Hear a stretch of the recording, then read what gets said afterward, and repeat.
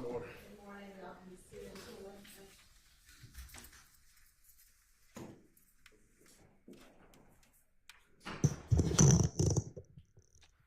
Laura, you can go ahead. All right. Good morning, Mr. Floyd. Haven't seen you here yet. Good morning, Your Honor. It's nice to see you. You too.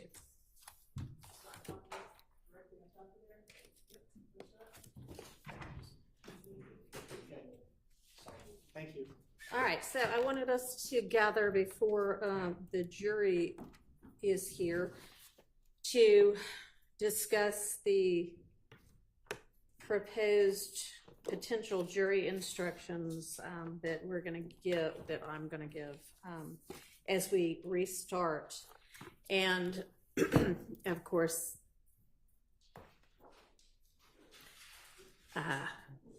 some of them got sent over last night, Sunday at 8 or so, they did not get seen and then forwarded to me until this morning.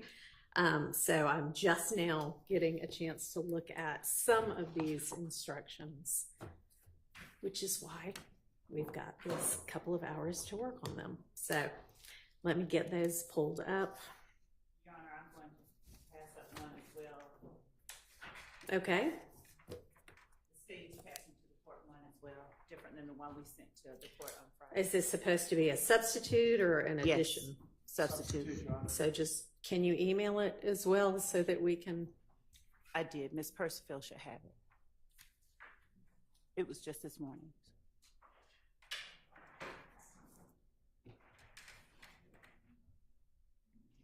If you don't, please. And did you provide it to the defense as well? Yes, Your Honor, of course. Okay. And Your Honor, apologies for the late delivery. This issue came up while I was out of the country. I turned to it as soon as I got back. Okay. Everybody make sure you try to talk into your mics and also speak loudly so that everybody throughout the room can hear what's being said. Thank you. I'll just repeat it because someone said they couldn't hear. I apologize for the 11th hour delivery. This issue came up while I was out of the country, and I turned to it as soon as I returned early Saturday morning.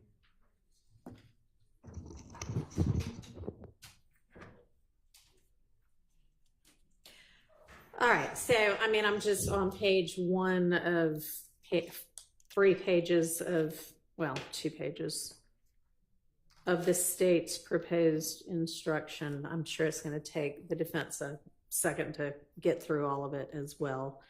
I'm not sure, just on first blush, I'm not sure that I want to be this detailed in telling them all of the intricacies of RICO. What I'm trying to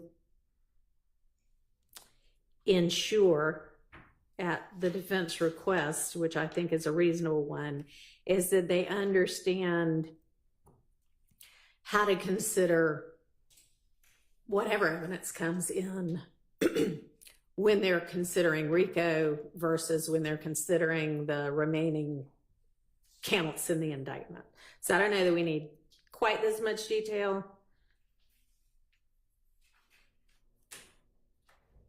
But I think between Mr. Harvey's and the state's, we can cull something valuable from each and formulate an instruction that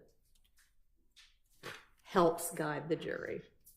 Your Honor, I erred on the side of inclusion because given the time frame you're under, I thought it'd be easier to delete than to try to craft. Absolutely, new yeah. things. I mean, it's no problem. Yep. All right.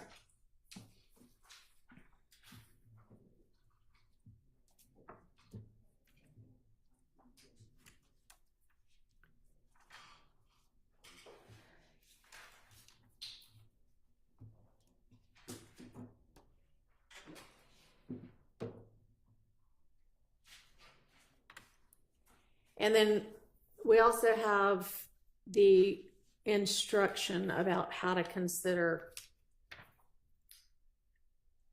in what what part or parts of Mr. Copeland's testimony not to consider if he does end up testifying.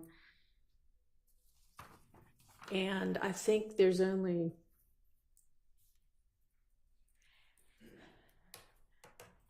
have y'all come to any agreement about that? Your Honor, I think the state submitted, after Mr. Steele submitted his proposed instruction, we submitted one that sort of altered it a little bit. We haven't yet, after that, we haven't agreed on anything beyond that. I think he just disagreed with. Okay, so no.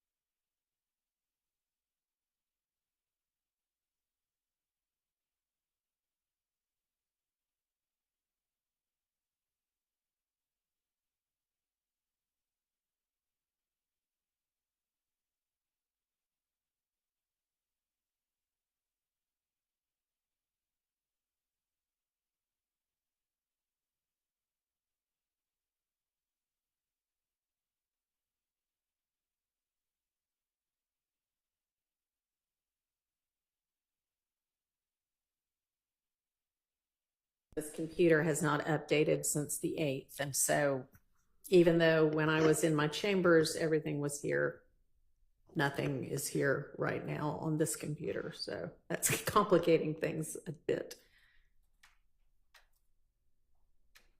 So I think I may just have to,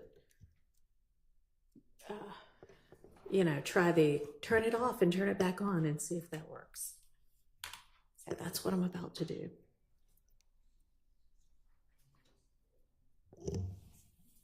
In the meantime, y'all can be looking at what each other has submitted, and somebody wants to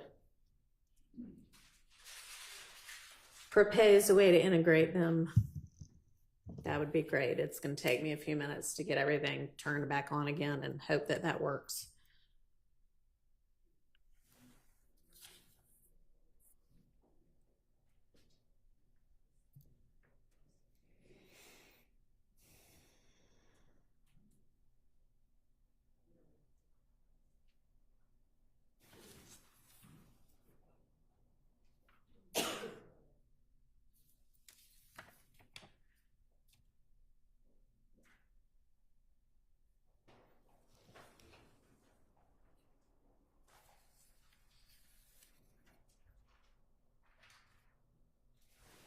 Thank you.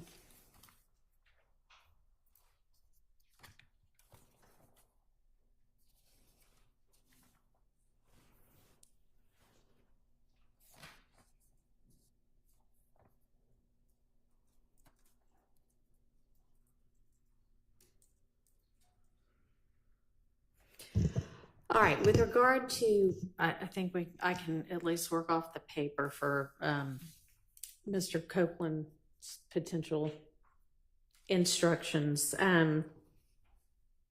Y'all agree about the time after which his testimony and evidence that came in during that testimony isn't to be considered. And it was like 3 p.m., whatever date. Do y'all know whether that happened to be the last break for that day? Because I'm just thinking when I'm telling them, okay, disregard everything after this point in time, it would help if they have a kind of a reference, not to 3 p.m., but to, you know, it's the final break of whatever day it was, Thursday, or, you know, we'll also have to figure out which day it was, because that probably will tell them more than June 12th. So what was June 12th? Wednesday. Okay, thank you. Anybody know whether 3 p.m. was the last break of the day for the jury, at least? Because that's when y'all argued the motion to recuse, right? Yes, Your Honor. Okay. So you did that, and then the jury came back and had a couple more hours of testimony that they heard, right? Yeah, I presented the motion to the judge. He stepped off the bench and considered and came back. I don't know, though, whether we had an additional break after that point. Okay. I mean, I know I looked at it as well, but I haven't looked at it, you know, in the last couple of days. 3 p.m. If so. Okay, that's fine.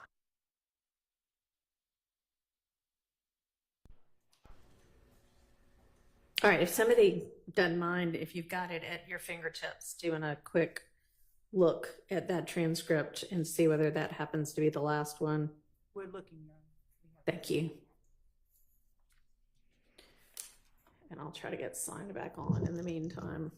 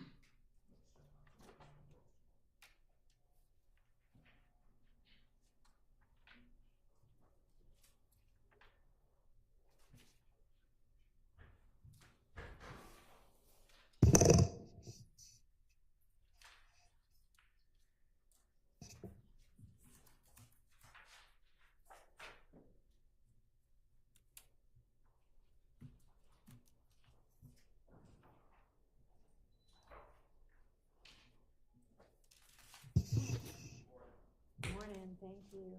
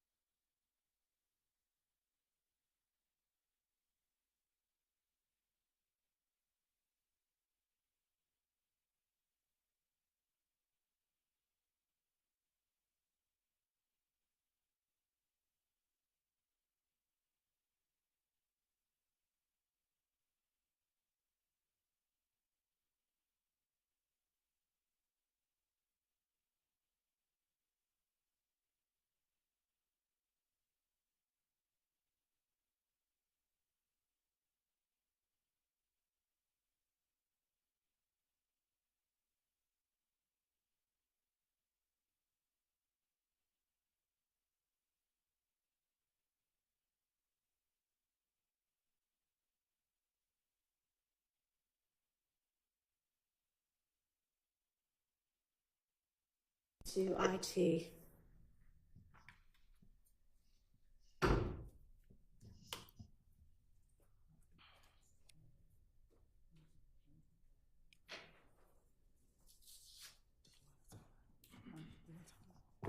Your Honor, we were able to determine that it was the last break of the day. Oh, great, thanks.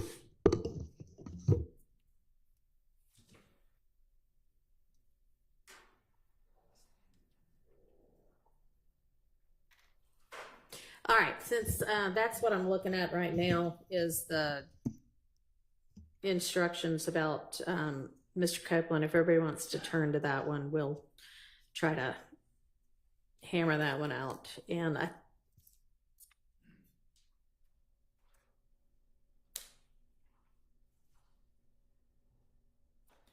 think I'm maybe looking at the states, and y'all had the two different proposed instructions. I guess one of them is if he doesn't testify at all, is the top one.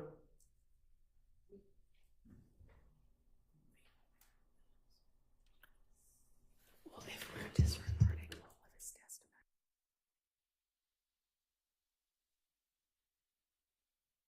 testimony. Hurstfield put together, if he decides he's not going to testify, then obviously we're going to tell him or tell the jury disregard everything about his testimony and any evidence that was introduced during his testimony.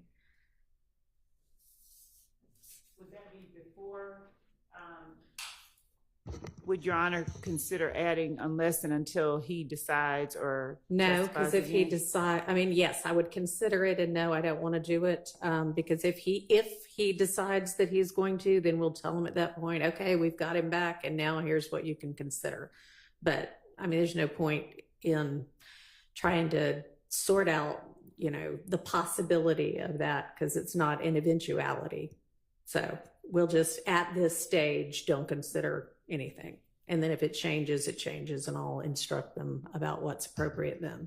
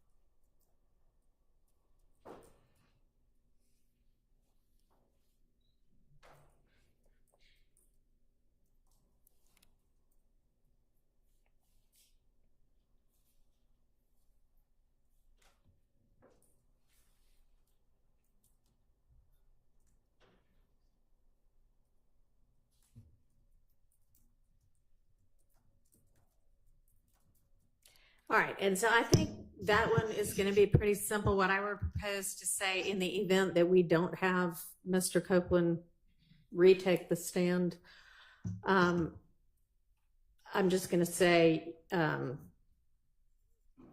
know, before the break, witness Kenneth Copeland was testifying. I instructed and admonish you now that you must disregard any and all of Mr. Copeland's testimony and any evidence introduced during his testimony. And then if he decides he wants to come back later and testify, we'll tell him the details about what parts they can and can't consider. Anybody have an objection to that?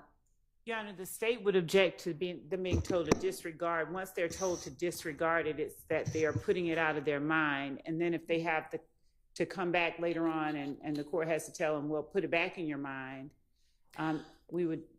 Okay, I understand the objection and I overrule it. And in fact, I think I'll borrow your language about put it out of your minds completely.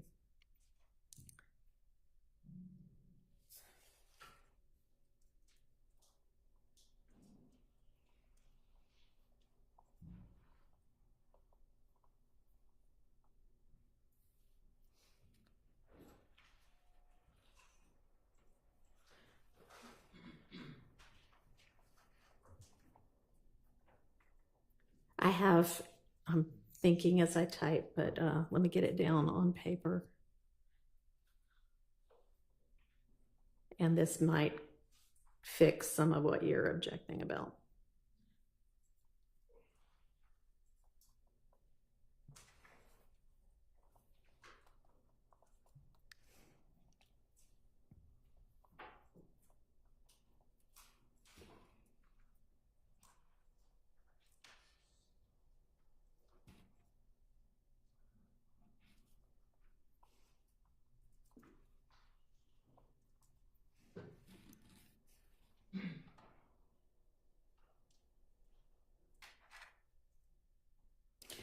All right. I instruct you and admonish you now that you must disregard any and all of Mr. Copeland's testimony and any evidence introduced during his testimony. Unless you are later instructed differently, you may not consider this evidence at all in your deliberations and in reaching your verdict. No objection on behalf of Mr. Williams. Thank you. I'm going to take the silence as no objection from anybody else. No objection on behalf of Mr. Thank Stillman. you. No objection on behalf of Mr. Hughes. All right. All right. Silence. Okay, state. Unless you are instructed differently, if the court is not inclined to instruct as we requested regarding unless and until you hear from him again, then if that's the closest we can get to it, then. All right. That's the closest we're going to get to it. Okay. Sounds good. All right. Now, with regard to if he does take the stand, we're basically restarting the post 3 p.m. June 12th testimony. So we have to sort out. I think that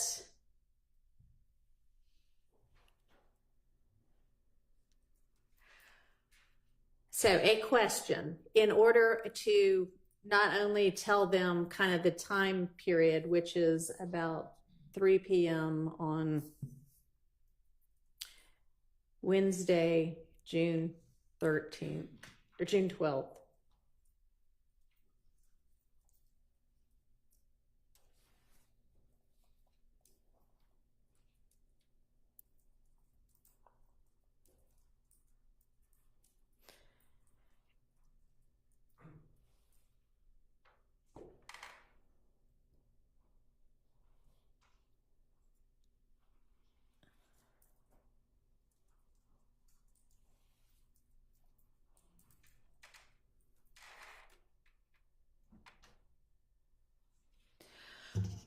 So that would start, I'm now going to instruct you and admonish you that you are to disregard any and all of Mr. Copeland's testimony and any evidence introduced during that testimony.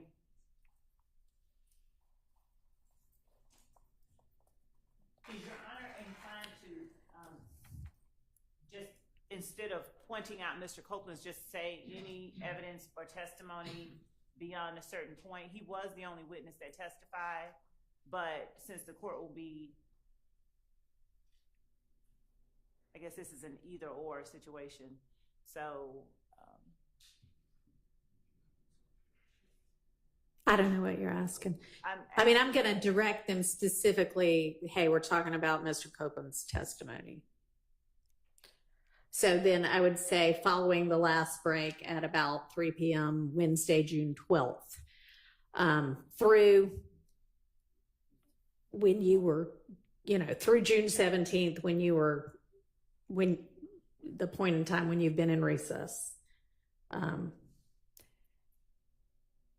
So my question then is, after I say that gives them sort of the time, thoughts as to, so the last thing that he was,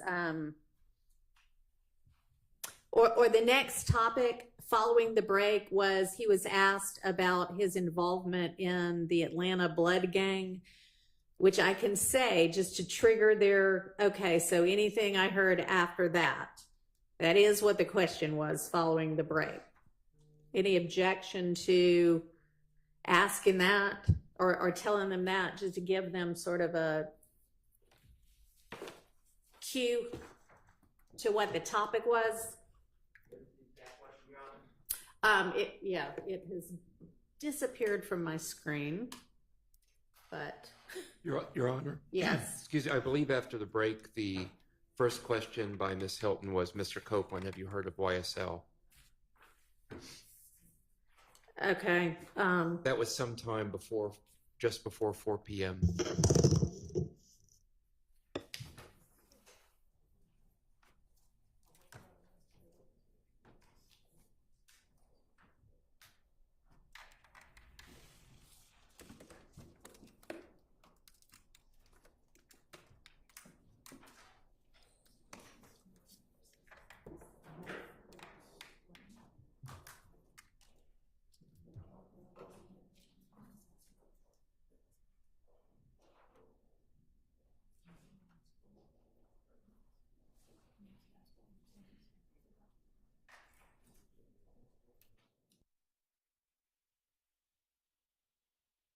Any objection to?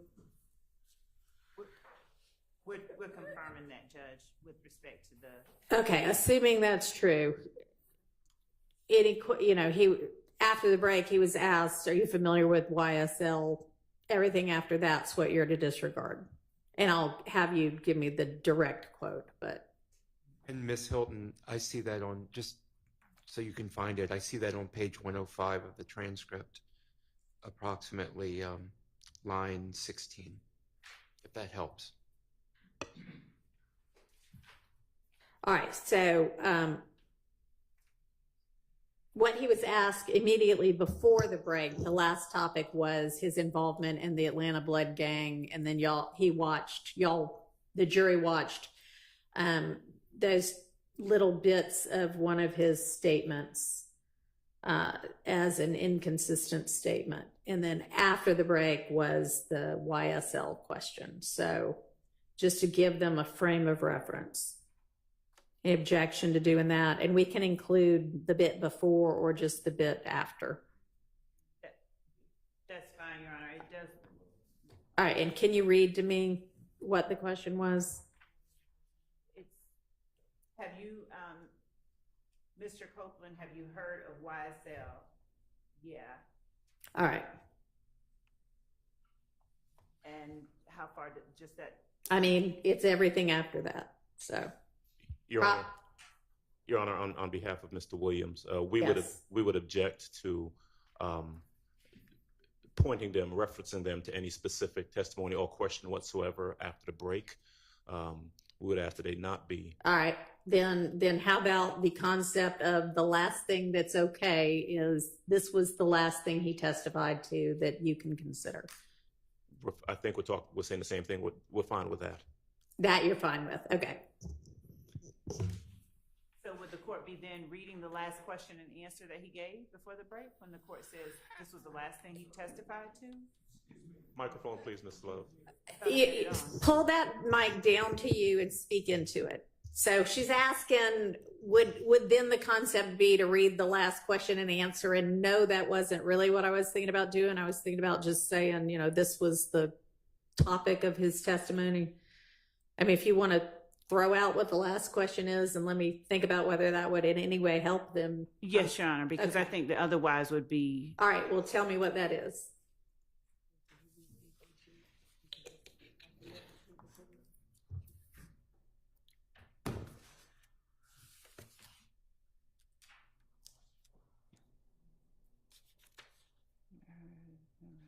To hear when he asked you, this was you.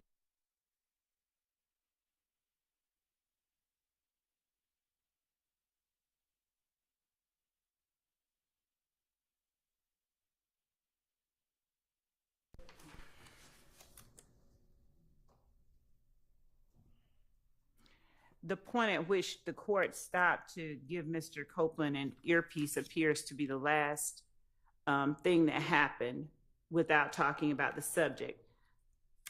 Okay, but I want to talk about the subject so that they'll have some concept of what's the last thing they can, and also y'all are wanting me rightfully to take their notes. And so they're going to have to figure out what part of their notes The last Or question. somebody's going to have to figure out what part of their notes are being taken.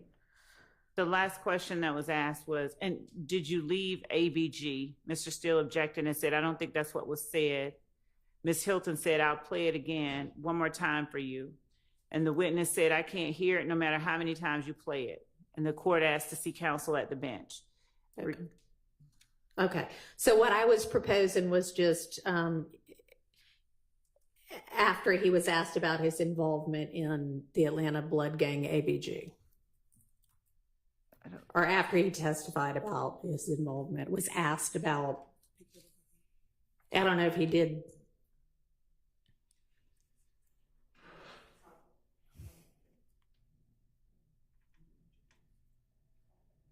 So, Your Honor, on page Yeah. 97,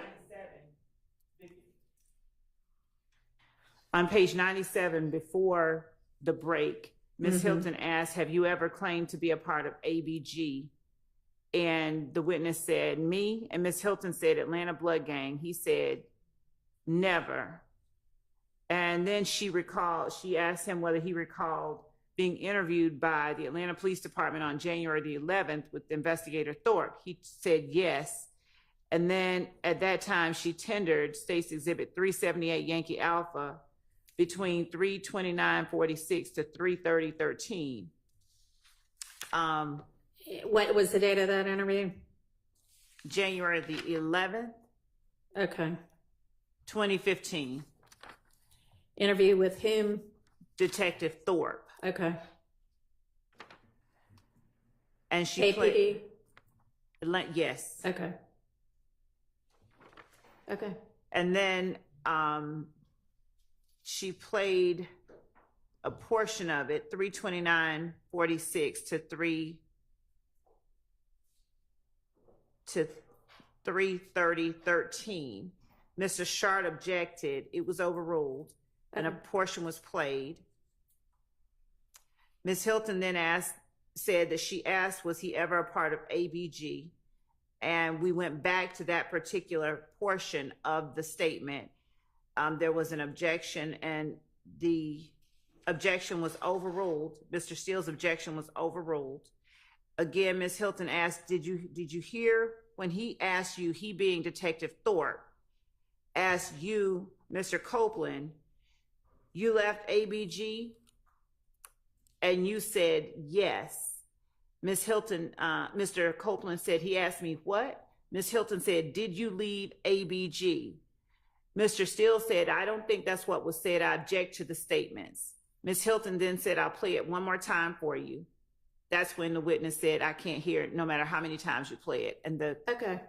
All right. So then what I would propose is I'm now going to instruct you and admonish you to disregard any and all of Mr. Copeland's testimony and any evidence introduced during that testimony that came after the 3 p.m. break on Wednesday, June 12, 2024, which was the last break for that day. That is, you are to disregard any and all testimony and evidence that came, that came after the questioning and answers about Mr. Copeland's involvement in the Atlanta blood gang ABG and his January 11th, 2015 interview with Detective Thorpe of the Atlanta Police Department. okay. That's All fine right. with us. And All right, thank you. And also, Your Honor, the court did mention the notes. I know previously someone suggested storing them, ripping them up, whatever, but if they ever have to re-refer to them, I was curious how the court intended to handle the taking up and storing of those. Okay, so the notes that they are never, ever going to consider, even if he ends up testifying and completing his testimony, is everything that occurred post 3 p.m. June 12th through the end of June 17th. So I won't rip them up at this point. We can decide all of that later, but they'll never get those back to consider, even if he does testify. Right. Okay. I meant the ones that, If he doesn't testify at all this time around, if he Then I'll take does them all. testify, if he does testify, there's a portion that the court would then, you're telling him the jury to disregard right now unless they hear something different from you later. That's if he doesn't testify. Right. He Okay. gets to make a new decision, a decision anew about whether he wants to testify or be held in contempt. If he wants to be held in contempt or is fine, satisfied with that outcome, then every bit of his testimony gets disregarded. If he comes in and says, yeah, I don't want to, but I will go ahead and testify pursuant to the subpoena and the immunity grant, then they disregard post 3 p.m. the 12th through the 17th. All right. And so then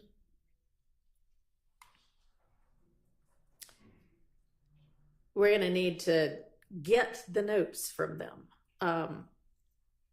Anybody have some suggestion as to the best way to do that?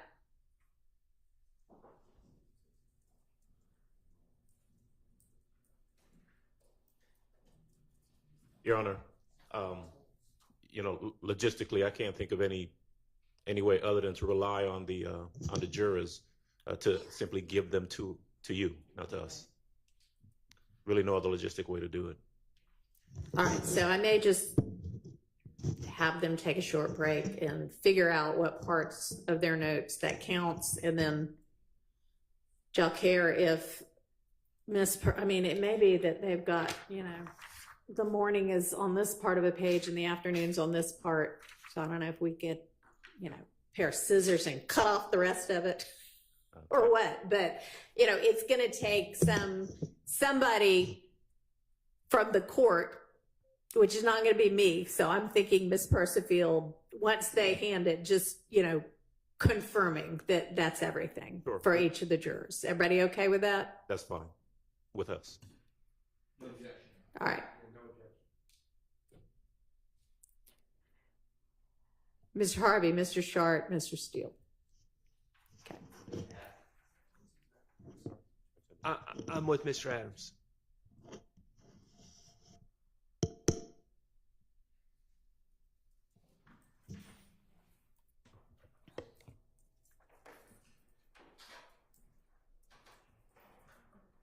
And Mr. Harvey, you still thinking about it? Or are you okay with that? All right. I didn't. You must have said that silently. Objection for Mr. Ryan. All right. Thank you.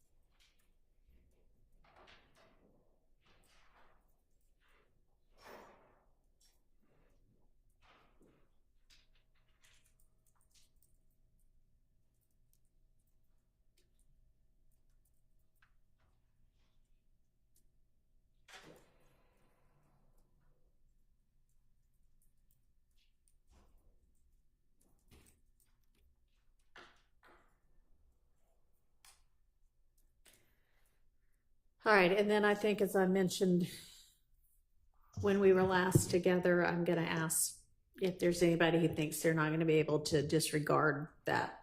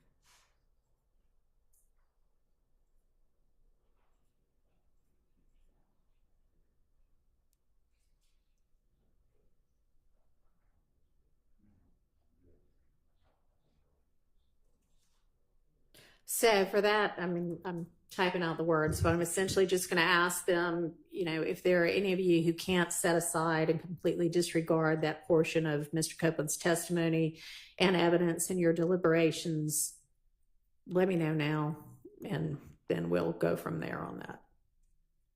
Would you give us one moment, please? Sure.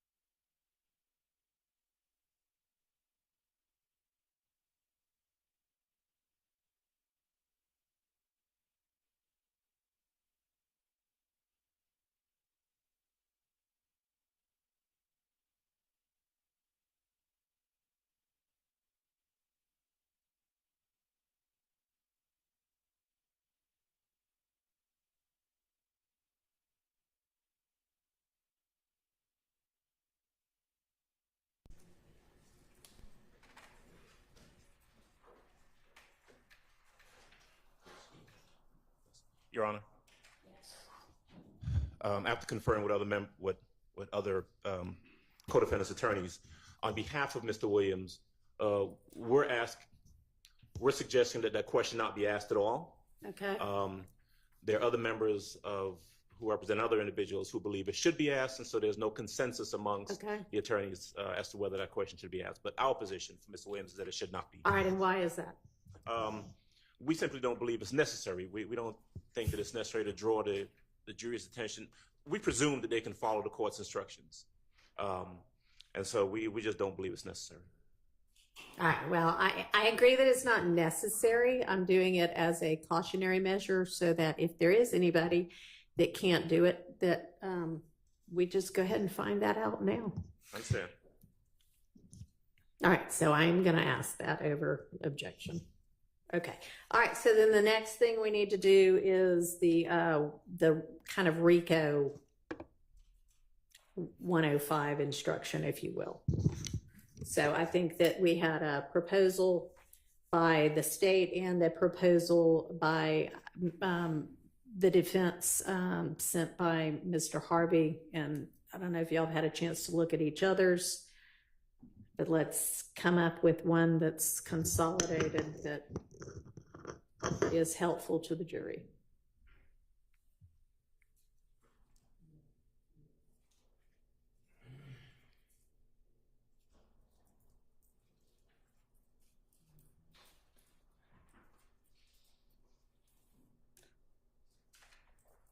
Your Honor, for the state, we do not agree to Mr.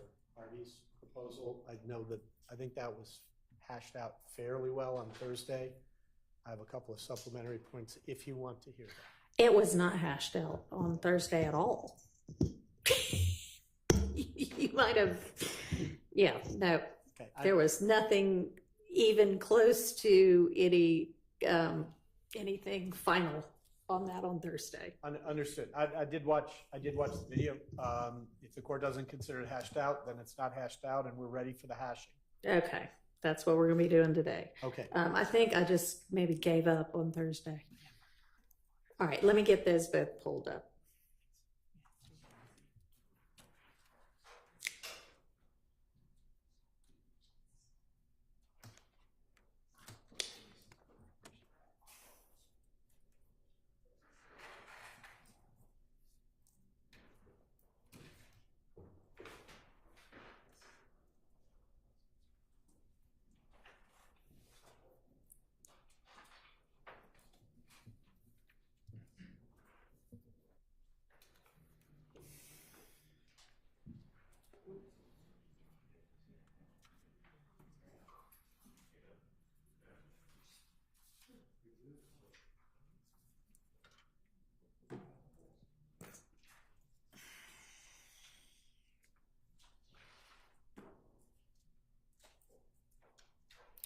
In fact, I don't even think we got Mr. Harvey's proposed instruction until, or at least the one I'm looking at now, until over the weekend.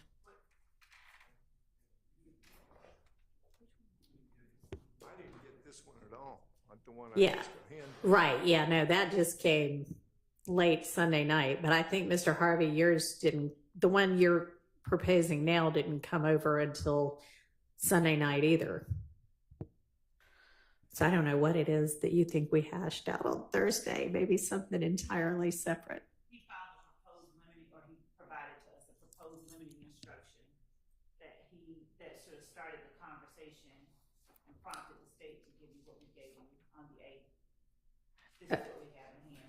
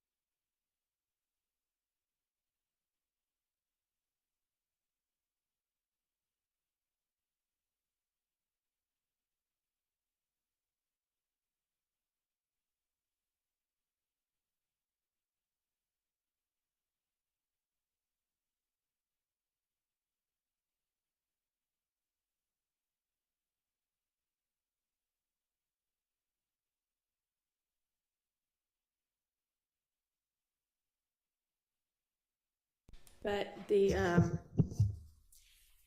is Mr. Floyd, the copy that you handed up this morning, has that been emailed in any way? Okay. That I can have a hard time finding that even on email. I can send it again.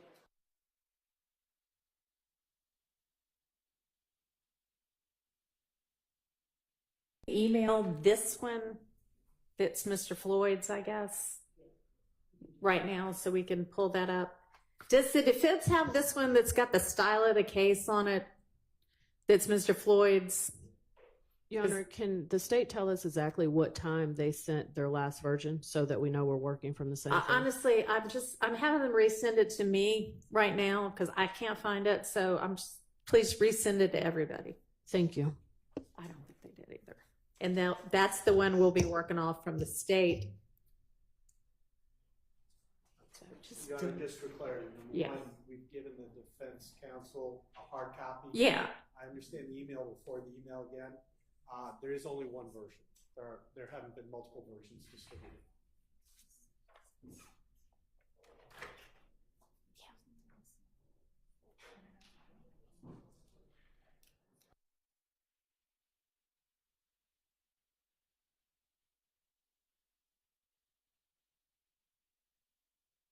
That is the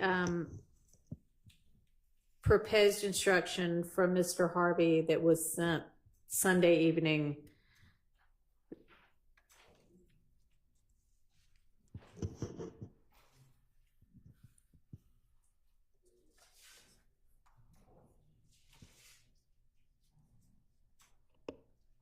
I just reported to Ms. Percival. Okay. Only sent at 7:38 a.m. It does not have the style of the case. It's the exact. Okay. And we are.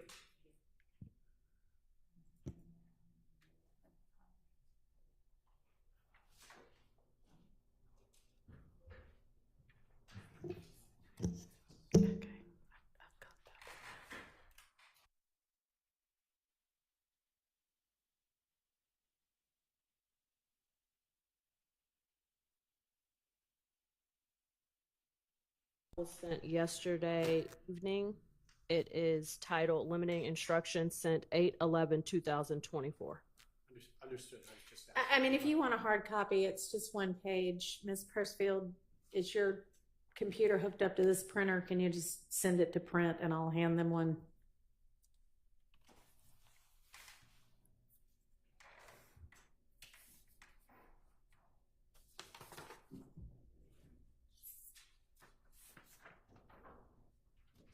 No.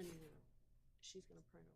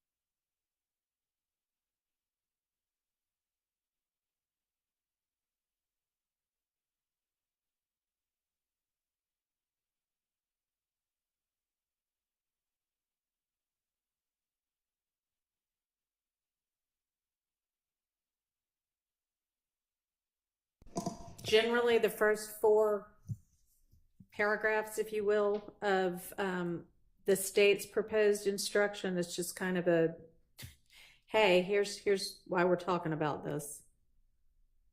First 4 paragraphs. Yes. On behalf of Mr. Williams, we have some comments on every paragraph, I believe, except paragraph 4 and 5. We do not oppose 4 and 5, but if I can say what the problems are in 1, 2, and 3, since you... Gonna need you to speak up a little bit more or pick that mic up. Okay. Paragraph 1. I don't think that that's appropriate to just start out with that instruction without talking about what the indictment is, not just a charging document, but that there's a presumption of innocence. It's not evidence at all. All right, let me pause, and I have requested from Judge Glanville's court reporter a copy of the preliminary instructions he gave the jury so that I know what got told to the jury and what didn't. I would have said that at the beginning of a trial, but I'm not sure. I haven't reviewed yet what he told the jury. He did. He did? Okay. So, I mean, I am not going to re-give all of the preliminary instructions. What I'm trying to do is just call the attention. So, I mean, if you want to ditch the part about an indictment, that's fine. Okay. And then We'll strike that. And then on second paragraph, Yeah. it's sometimes referred to as RICO. It really is sometimes referred to as a conspiracy to violate the RICO Act. It's not just this is a RICO conspiracy, not a RICO violation. Oh, yeah. No, I think that when it says, which is sometimes referred to as RICO, I think they mean the Georgia Racketeer Influence and Corrupt Organizations Act. Okay. Paragraph 3, I did not have an objection for. All right. I did not have an objection. Okay. I have objections to others, but Okay, I hadn't gotten that far either. All right, so taking a little bit from Mr. Harvey's too to open it up. I'm thinking generally, ladies and gentlemen of the jury, the instructions that I'm about to give you apply to the evidence that has already been admitted in this trial and to all of the evidence yet to be admitted during the remainder of the trial, because that would be nice for them to know.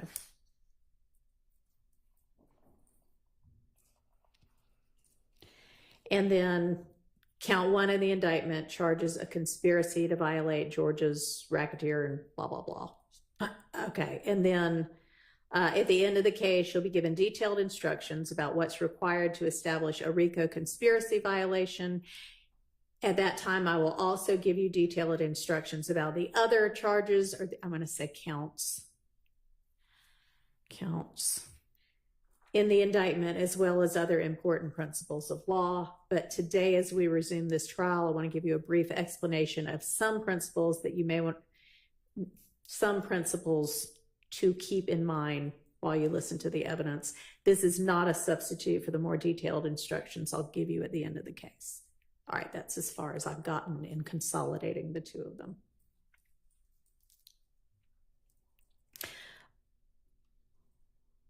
All right, so I would think maybe the next thing to say is sometimes evidence is admitted for a limited purpose against some defendants, but not others, or for some counts of the indictment, but not others, just to kind of give them generally, hey, this is what I'm about to tell you all about. Thoughts on that? I think that's an accurate statement, Your Honor. All right.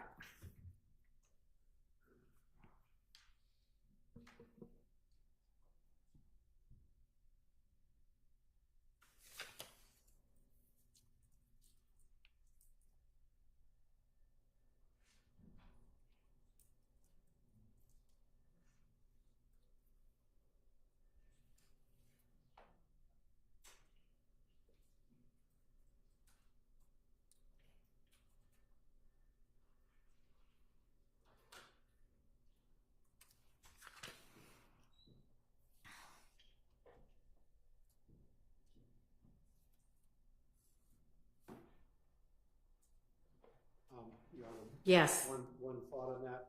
Yes. I think the statement you summarized is accurate.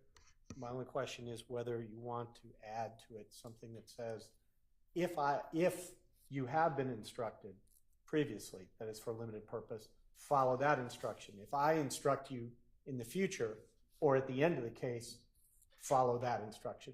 It just moors them a little bit to how Okay. this works. That's all. Your Honor, we object to that. We think that it complicates it. Where are you, the person? Okay. Your All Honor, right. Westmoreland, we object to that. We think that it complicates it and it's unnecessary. I also believe, unless Mr. Floyd can refresh my memory, that there were no instructions given like this at all. Okay. I think what you propose would be true. I don't know that there's been any limiting instruction given. I don't think that there has been. Somebody can correct me, but and I'm about to hone them in on for this particular purpose. So I think that it's probably cleaner without that. I appreciate the thought, though. Understood. And I assume then that if you decide to give such a specific instruction, you'll just tell them at that time, follow by Here's one of those instruction, examples. and that would work fine for us. Yeah, okay. Thank you. All right, so I am thinking that with regard to the remainder of the state's proposed instructions, this is more detailed than I want to give them at this point in time. This is not the purpose of this set of instructions. So I may kind of move to Mr. Harvey's for most of what else I say, and then if the state thinks something else really needs to be added, I'll listen to y'all. But I'm thinking something to the effect of, and this is not final, this is me doing it on the fly right now, but I'm thinking something like, in this trial, count 1 charges each of the defendants with the crime of conspiracy to violate the RICO Act.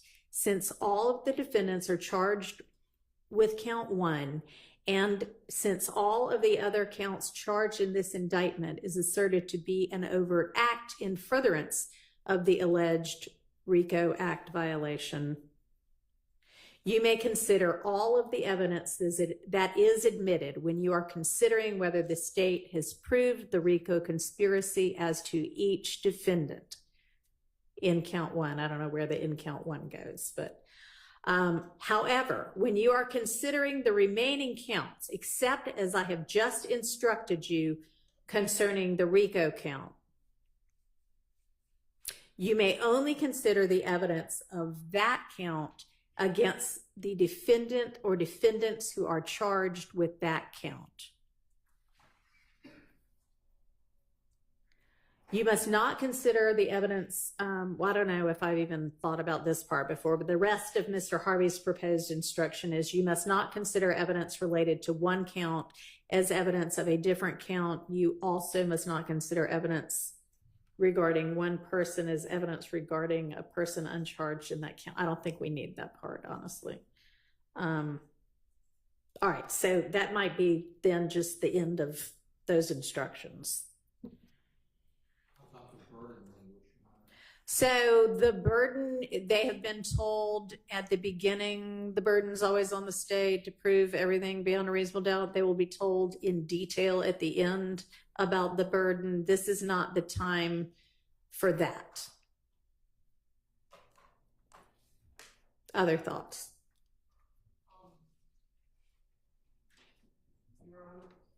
Yes. Regarding the last part that you thought was not necessary. Yeah. I'm just going to draw your attention. Mr. Zachary has asserted in his prior statements that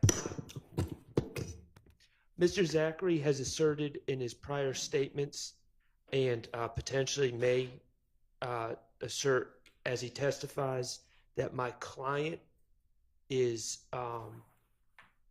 a part of shooting up some houses as alleged as an overt act in this indictment.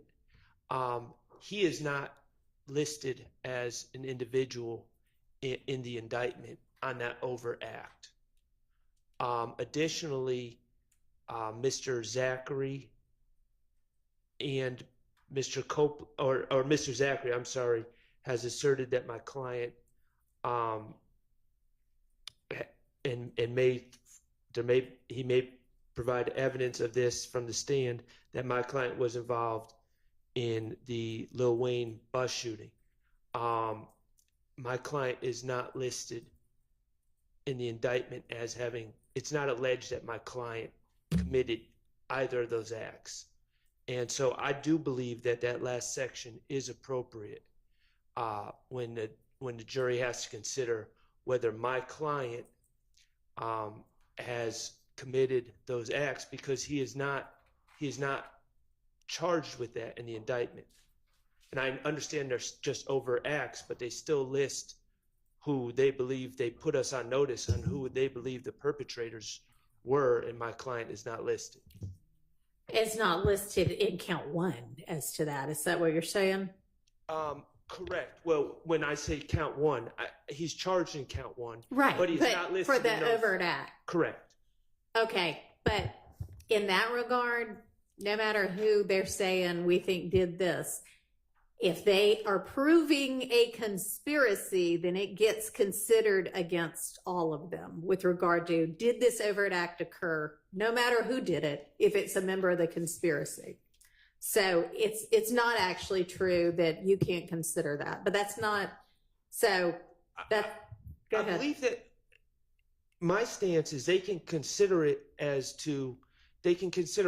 all evidence as to whether there is in fact a RICO organization or if people are charged, but ultimately the burden of proof is on them proving it as they alleged it in the indictment. They alleged in the indictment in at least one overt act. And I agree. And I do think that I'm going to give a special verdict that sets forth each of the overt acts and has the jury find them. And Mr. Floyd's looking at me and he may have something to say about that. And we're probably a long way away from what the final jury instructions are going to be and what the verdict's going to look like. But I do know that we are going to have some sort of a way to determine that the jury found at least one overt act within the RICO statute of limitations in order for them to find it. And I'm not sure of another way to ensure that that was their actual finding, but that's an argument for another day. I appreciate your objection and I'm considering it, but I don't think that part of it is necessary. Just a brief response, Your Honor. I agree. We're not there yet, and that's the tension in all of this is trying to have the porridge be neither too hot nor too cold. If you don't go, if you only go into use the most superficial terminology and it's not contextualized, they'll be confused, not helped. If we do the whole thing now, we'll end up almost inevitably giving different instructions at the end and they'll conflict. Right. Pasha v. State is the case on the point Mr. Sharp was making, and it makes it very clear that any one overt act by any member of the conspiracy satisfies the statute, so they don't have to all be alleged against each one, and we don't have to prove more than one. Going back to where you were prior to the objection, and you may not want to address this now, but there's a kind of middle ground here because we have gang act charges. Right. And in this case, and I think you recognize this on Thursday, the gang YSL is YSL, the enterprise is YSL. Right. They're the same thing. And of course, the definitions under the two statutes are very similar. So evidence that comes in as to count one that would tend to show YSL as a gang would be admissible under any gang act provision, because we don't have to prove the specific defendant was a gang. We just have to prove there was a gang. In that context, they will be, under the law, entitled to consider it. I don't know if you want to go that deep at this point in time. I think the most important thing is to not say something that has to be taken back later, because it's always harder. Okay. It's always harder to do it twice than it is to do it once. But I wouldn't That's just an issue for all of us to grapple with and be aware of. And, I don't know if you want to create an exception that says, unless I otherwise instruct you during the course of the case, or at the end of the case. No, but Okay. thank you.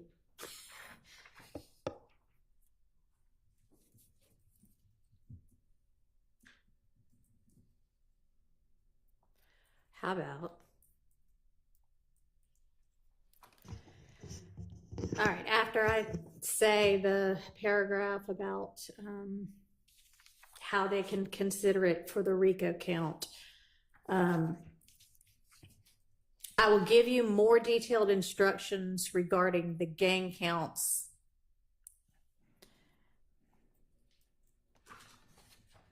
later. Your Honor. Yes. Yes. We would object to that. You cover that to the jury that you're going to give them further instructions as we go along at the end of the case. So we would object to specifying. I was about to add at every other count later. Just typing, thinking as I go. Appreciate that. All right. I will give you more detailed instruction regarding the gang counts and every other count later. However, generally, when you are considering the remaining counts, blah, blah, blah.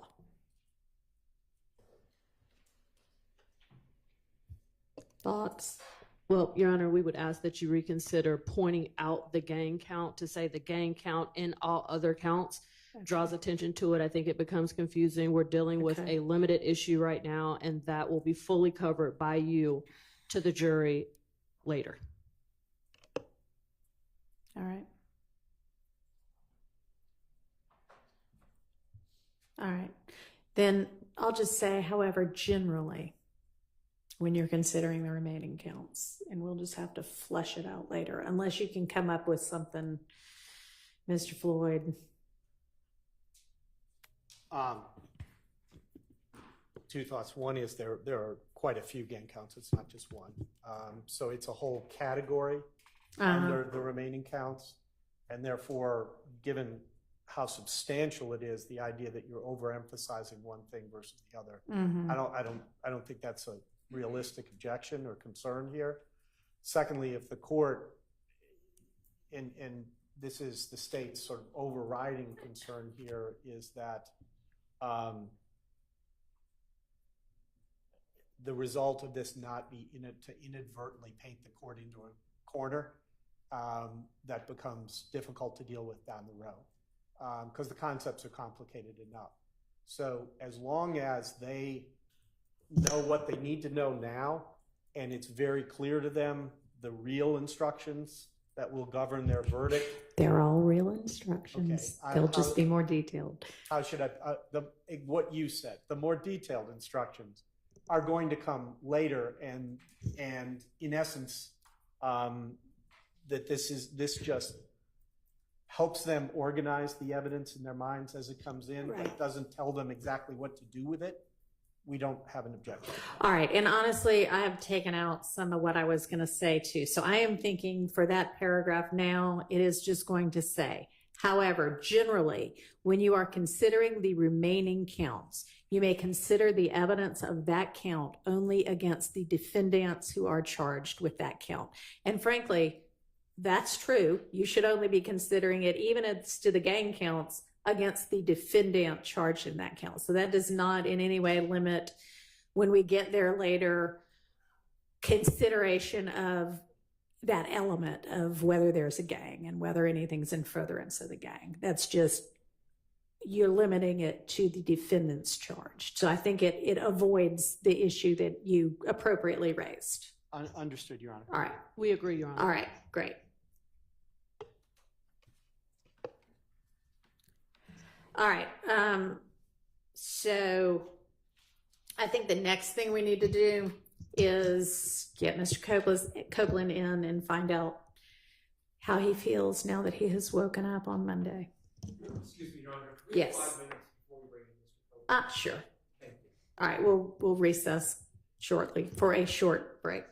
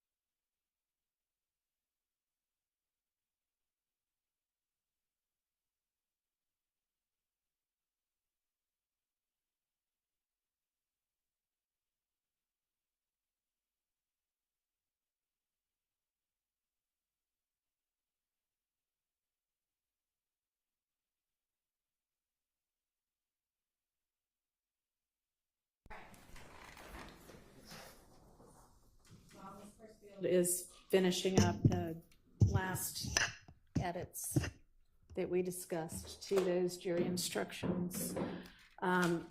Anything else before we get Mr. Copeland in and find out his intentions? May I briefly address the court, Your Honor? Sure. Thank you.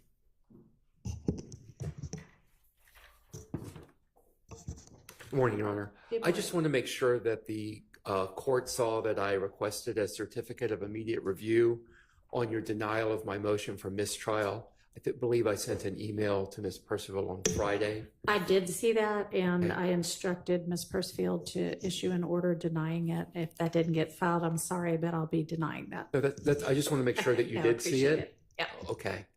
I would encourage you to grant it, Your Honor. I'm sure that you would, but I'm denying it. All right, thank you. Thank I won't you. continue to argue then. Anything else?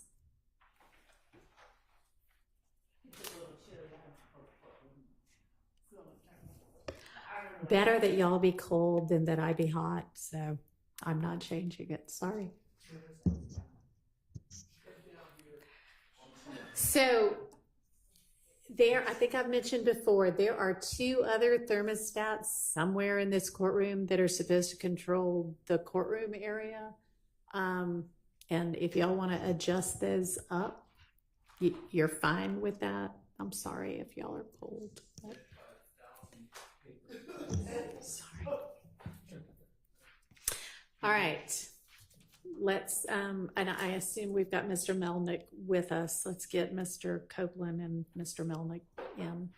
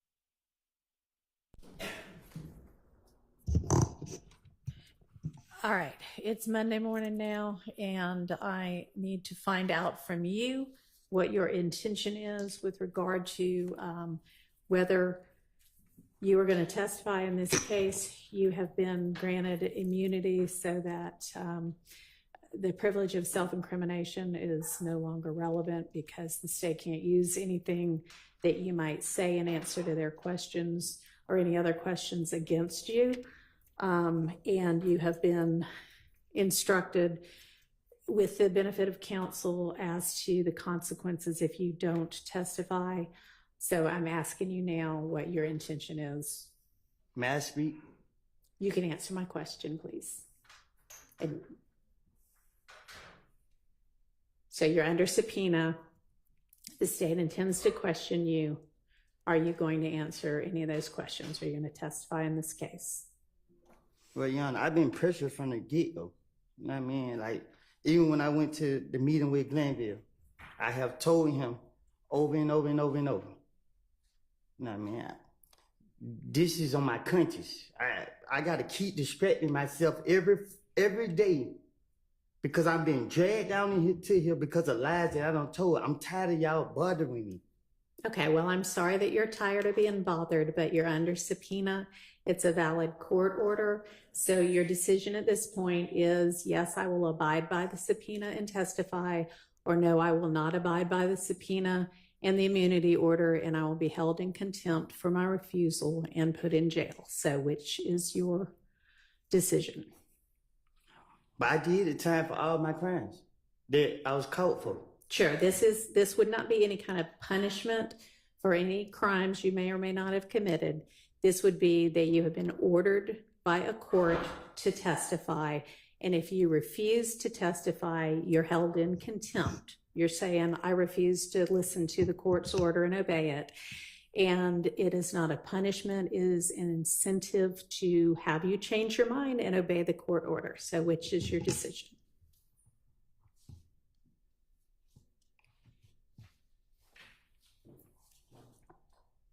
Can you explain that to me? So we talked about it. It's the same thing that Glenville doing to me?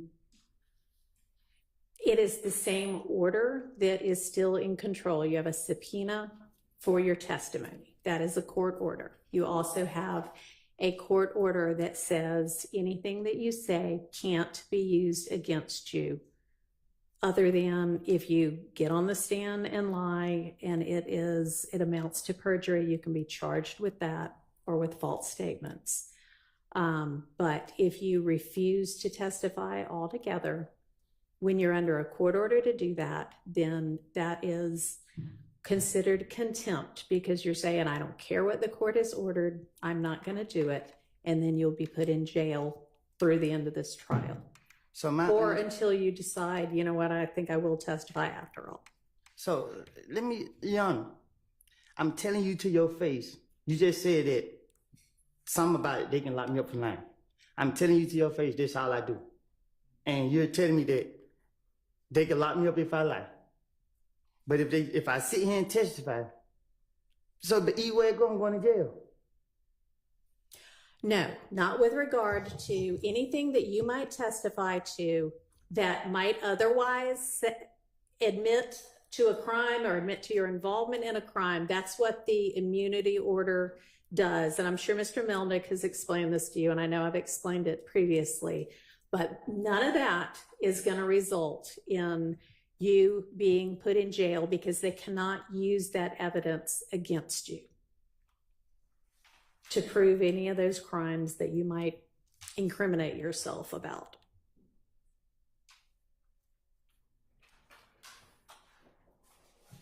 So are you going to testify or not?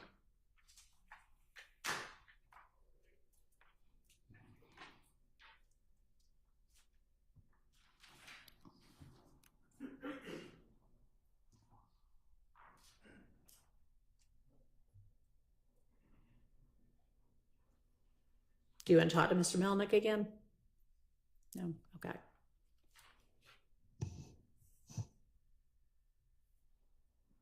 All right. Okay. All right. Thank you. All right. So I'm going to have you step out for just a minute while we get the jury in.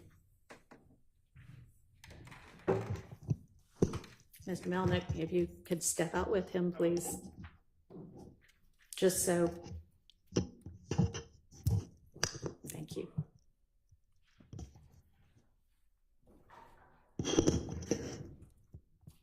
Yes, ma'am.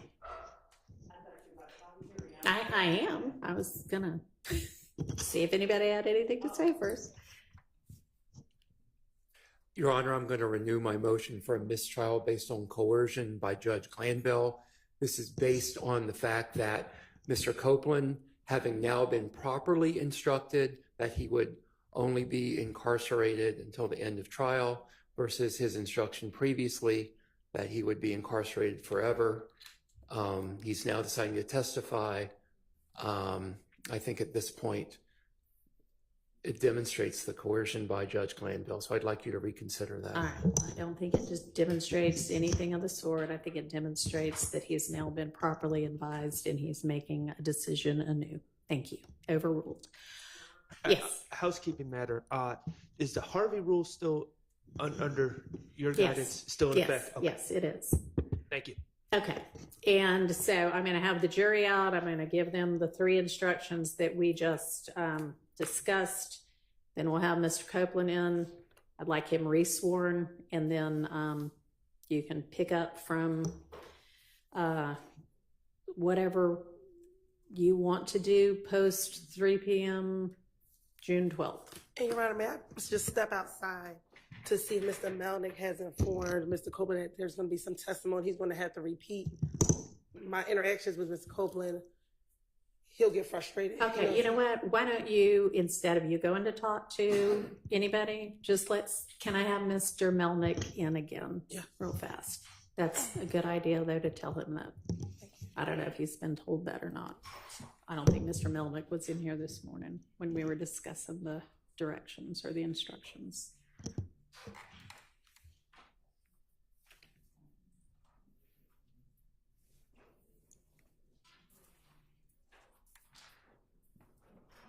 Just while we're waiting, you're going to bring him in after you give the instruction and be excused. Certainly.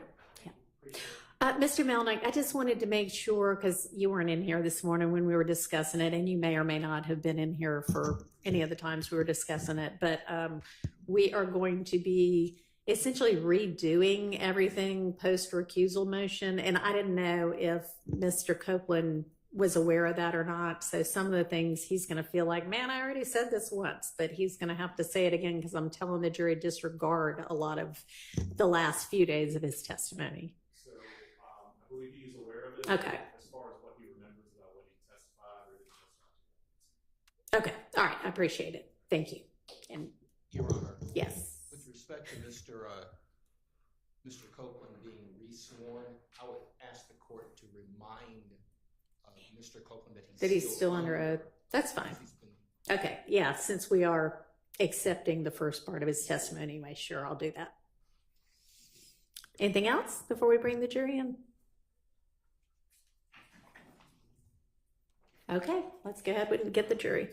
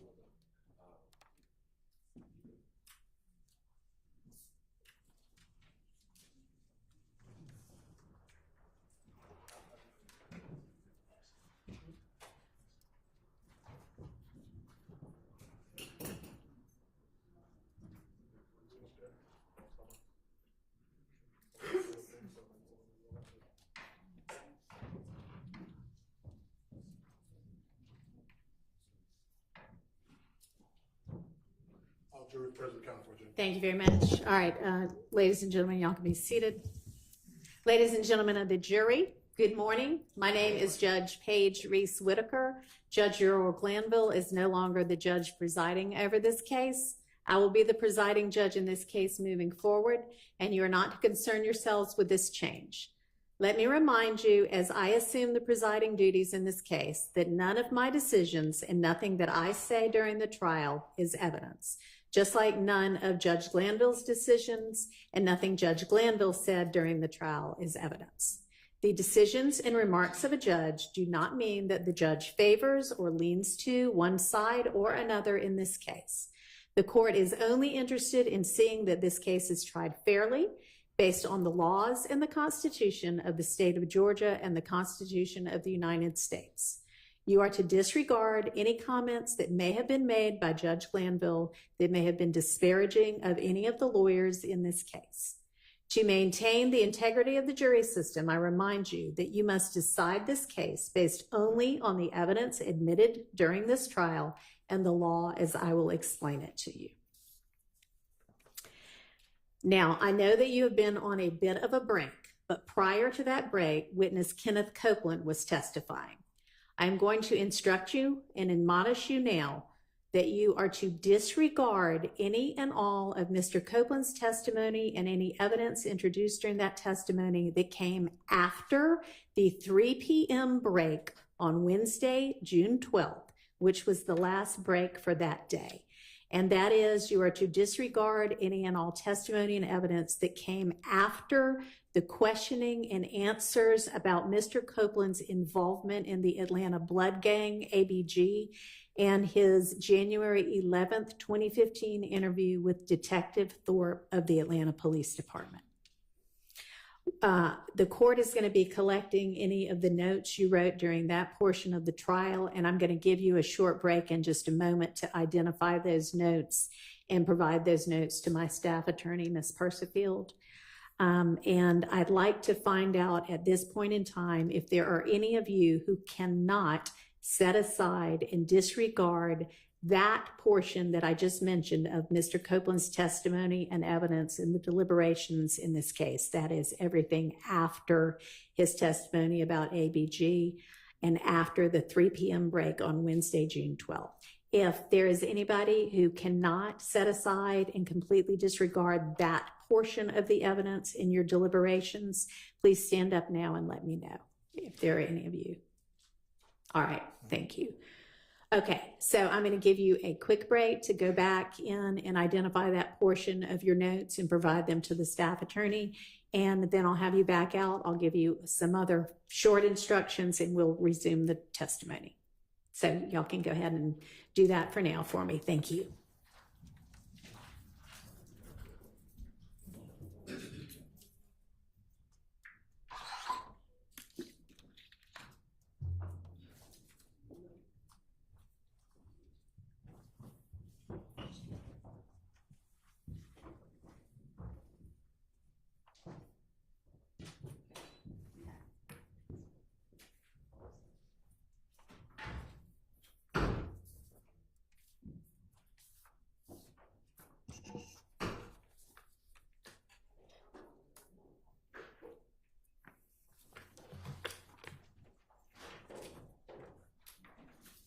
All right, y'all be seated. And while they're out doing that, let me just ask y'all what was the practice with regard to order of cross-examination? Is somebody just taking it as the team? Somebody will handle it?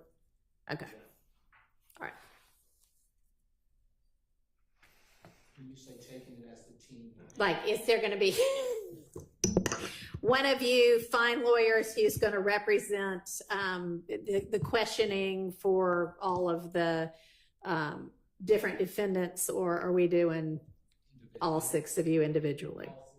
Okay. What order are y'all going in is what I was trying to. There's no particular order, Your Honor. Whoever gets up and starts.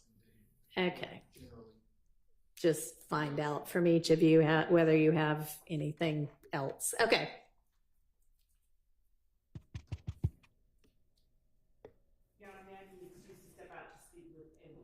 You may, but I'm not going to wait for you to get back to bring the jury back. Okay.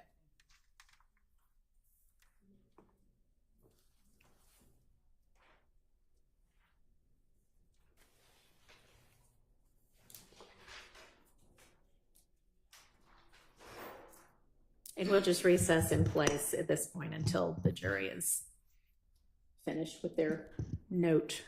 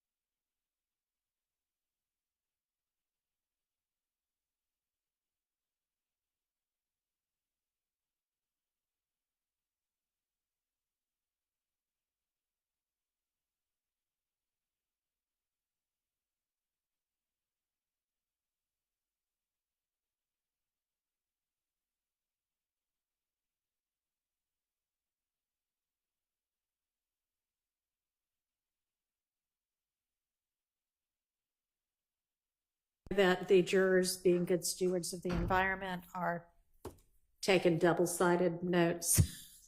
So it may be that something has to be erased from the first side, but they need it for the other side. So it's going to take just a minute because they're going to have to make copies and give back to them the parts that they can continue to utilize. So in the meantime, I believe, let's see, Miss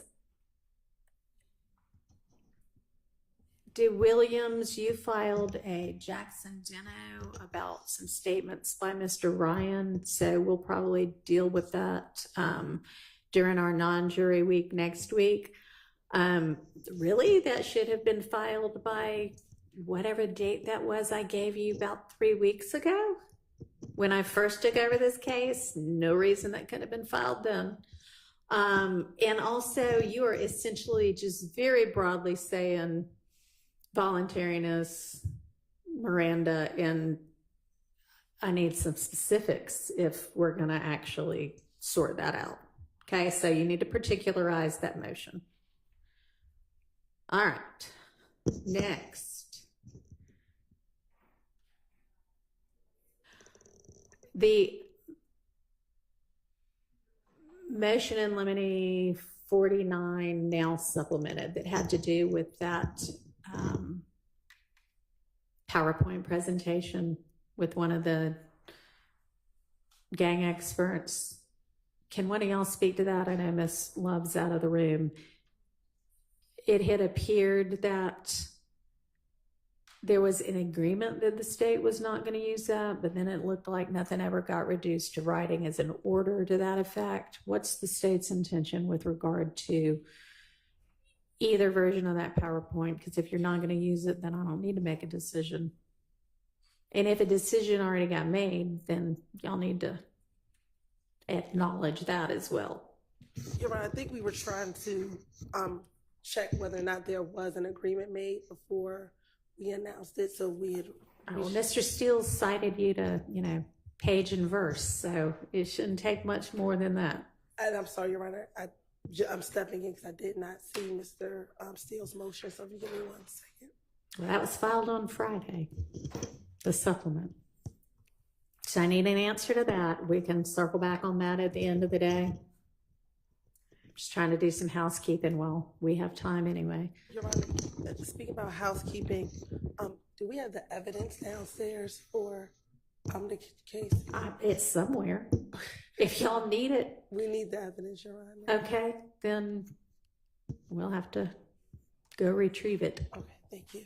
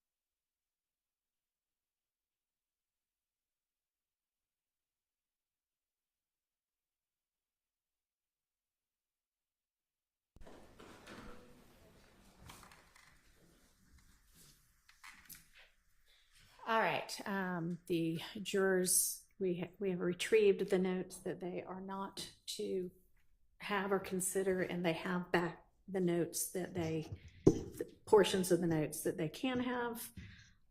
So we are ready on that front.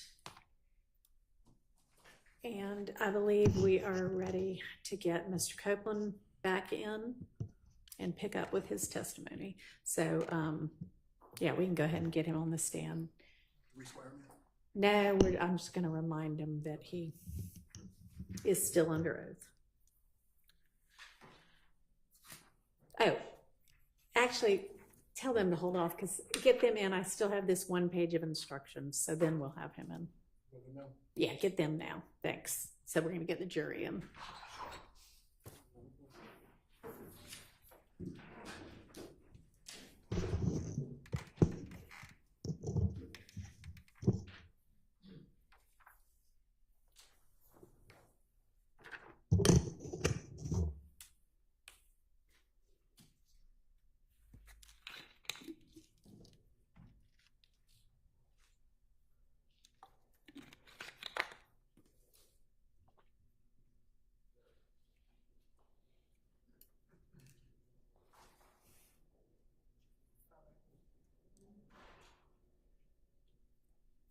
It's honestly fine either way if he's already on the way. He's not. Okay.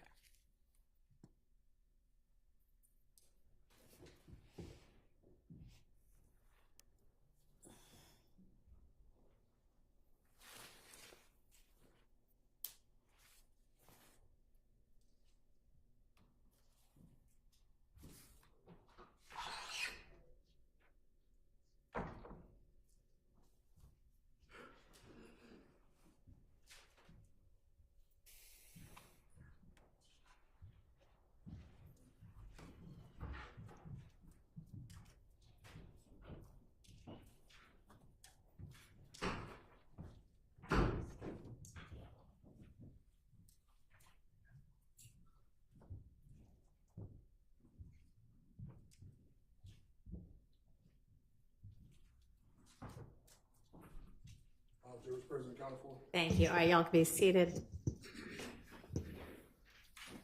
All right, ladies and gentlemen, the instructions that I'm about to give you apply to the evidence that has already been admitted during this trial and to all of the evidence yet to be admitted during the remainder of this trial.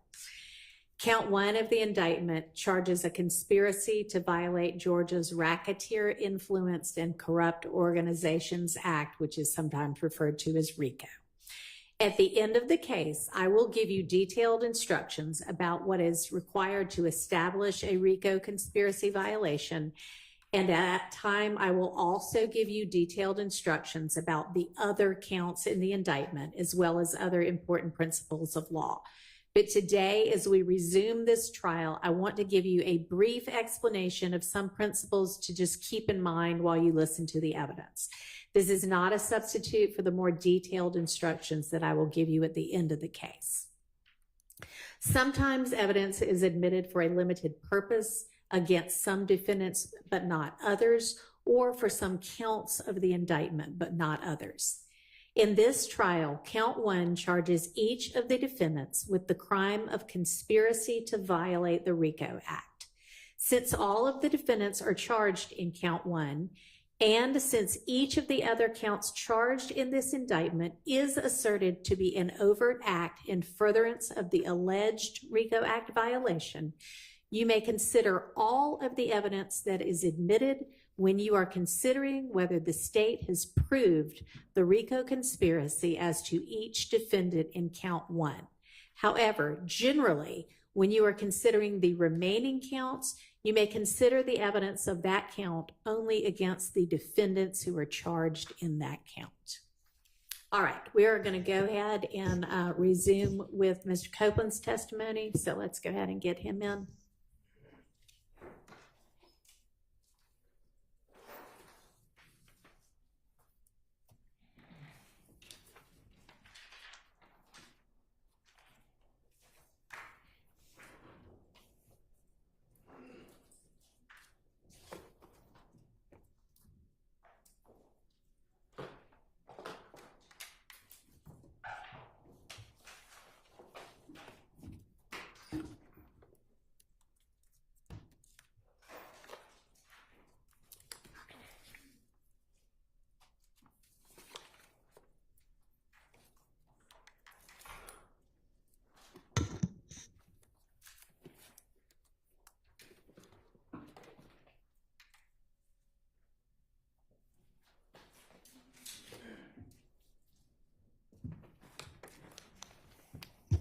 All right, Mr. Copeland, I'm going to remind you that you are still under oath.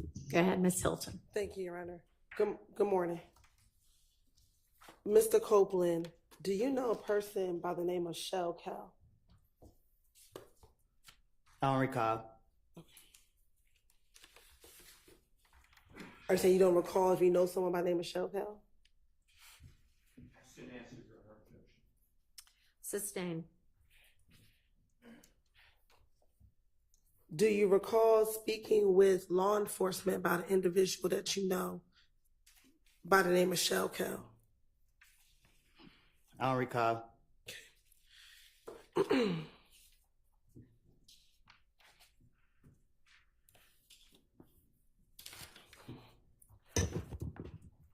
I want to go back to December of 2014 and into January of 2015. Were you present at a gambling house in Lakewood when the shooting occurred? I don't recall.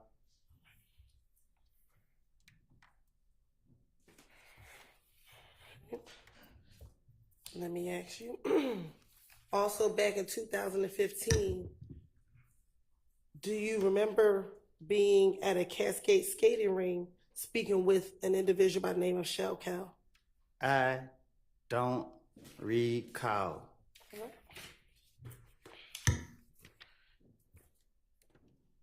Back in January of 2015, do you recall being at a Club Crucial and getting into a fight with an individual by the name of Shell Cal?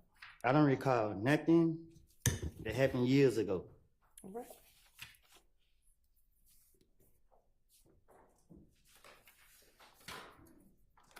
Do you recall in January of 2015 having to go to the Atlanta Police Department to talk about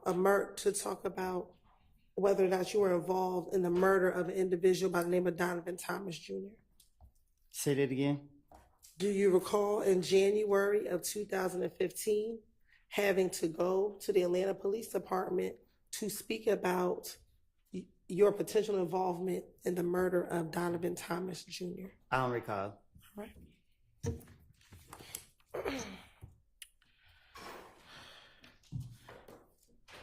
On January 11th, 2015, did you go to the Atlanta Police Department at about 3 o'clock in the morning?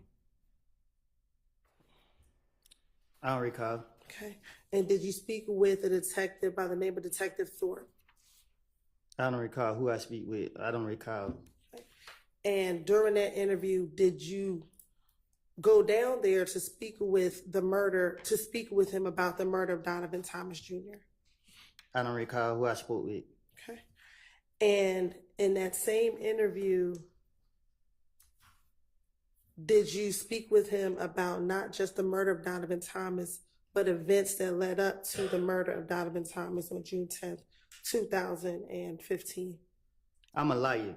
So you want me to remember something that I done lied about in the past? Like, I don't know. So my question for you is, did you go to the Atlanta Police Department? Is your response you don't recall? I don't recall. Okay. And during that interview with Detective Thorpe at the Atlanta Police Department, did you provide him your name and your date of birth?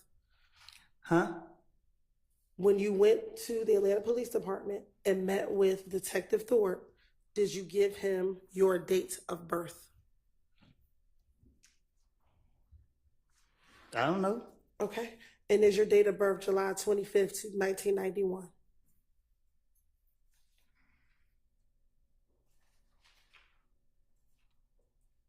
What?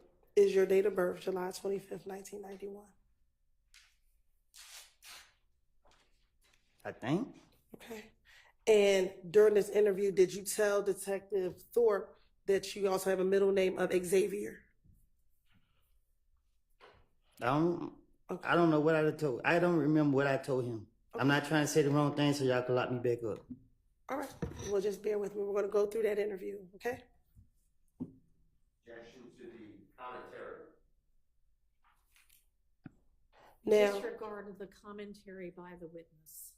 Now, during the interview, Did you speak with Detective Thorpe about the issues you had with a person by the name of Kel? I don't recall.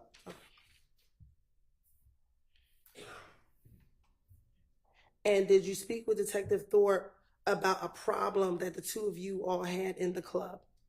I don't recall. Okay.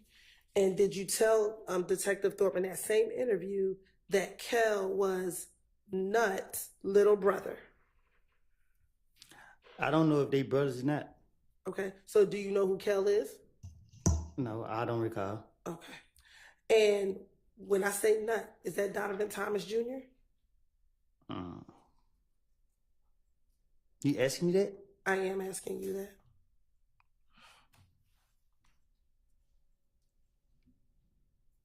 Say that again? Sure. Do you know a person that goes by the name of Nut? I don't recall. Okay. Now, in that same interview, did you tell Detective Thorpe about you and Kel getting into the fight at Club Crucial? I don't recall nothing from 2015, 14, 16, none of that. Okay. And during that same interview, did you tell Detective Thorpe that you and Kel had been in a beef for maybe about no longer than 4 months, and this was back in 2015? And he's still alive? My question is, did you tell Detective Thorpe that you, Michelle Kel, at that time in 2015, had a beef, and it was probably going on around 4 months at that time? I tell the detective whatever they want me to say, whatever they want to hear, whatever. So if I said it to him, I said it to him. I don't recall what I said to no police. Okay. And during that same interview, did you tell Detective Thorpe that whenever y'all were in the club, y'all would initially just throw up birds at each other? Huh? In this January 11, 2000 interview, did you tell Detective Thorpe that initially, when you and Michelle Kel were in the club, y'all never really fist fought, y'all just would throw up birds at each other? Like I told you, before y'all called me to trial, I have lied. I made things up. I told you this before y'all brought me in this courtroom. And I'm telling you now, you asked me about 2015, I have got my life together. Y'all trying to put this on my conscience. Y'all trying to put people's life in my hands. I don't lie on people. I don't want to be here. Y'all have pressured me. I'm tired of y'all, because y'all know y'all are wrong. And y'all black people doing this to us. And I understand that. Leave me alone. Let me leave. Man, y'all pissing me off. Listen, I don't recall nothing I said to no police. Stop asking me these questions. Okay. I'm telling you, I don't recall. I understand, but we're going to have to get through the questions. You can just continue to say you don't recall if that's what it is. That's what you want me to say? I want you to answer the question. question. For just a minute. Objection, improper instruction of the witness on how to testify. I don't think that you were instructing him how to testify. I hope not. No, But I don't am instruct him how to testify other than truthfully. Thank you. And Any other objection, or was that covered? All right, go ahead. If you can answer the questions truthfully, and we can move forward. Can we do that? I don't recall. All right. Now, going back to 2015, did you tell Detective Thorpe first about a meeting that you had with Michelle Kel at the Cascade skating rink? I don't recall. Have you ever been to the Cascade skating rink? I don't recall. Is the Cascade skating rink in Atlanta? I don't recall. Right. Did you tell Detective Thorpe that while at the Cascade skating rink that you met and that you talked to Michelle Kel about all the beef that you had with each other? I want to talk I'm going to be doing with my gun. Okay. Back in 2015, did you tell Detective Thorpe that you had a gun at the Cascade skating rink? I would never tell the police nothing I did. Okay. Now, back in 2015, did you meet with Atlanta Police Department detectives on at least 5 occasions after the murder of Nutt? I met with them a lot of times. Okay. And during each of those times, did you talk to them about what was happening between YSL and If Gang? I was telling them whatever I think that get them off of me. Okay. Did you go and talk to the police after your car was shot up on the highway? It's called finessing. Okay, but did your car get shot up while you were on the highway? I don't recall. Okay. Did you, your child, and your child's mother get shot at while you were leaving your home? They got shot at. Okay, were you with them? Not my kids and my child, mama. Were you coming out of the house with you, your child, and your child's mother? Did that occur? I don't recall. Okay. Did your girlfriend's father's home get shot up after Donovan Thomas got murdered? I don't recall.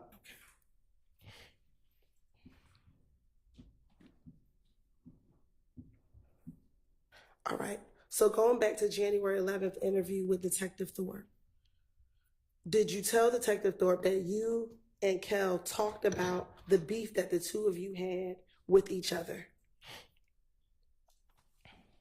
I don't recall. Okay. And during that, when you and Kel spoke, Kel asked you to call Thug on the telephone. It's effect on the listener, I know. It's a what? I'm sorry. Effect on the listener, Your Honor, not whether or not he called, but what he did in response to being asked that. All right. Overruled. So, did you tell Detective Thorpe that when you met with Kel at the Cascade skating ring, he asked you to call Thug? Okay, so this what happened. Okay. The police kept locking me up for whatever they could. Every time I came out the door, the police was on me. And they keep bringing up Thug's name.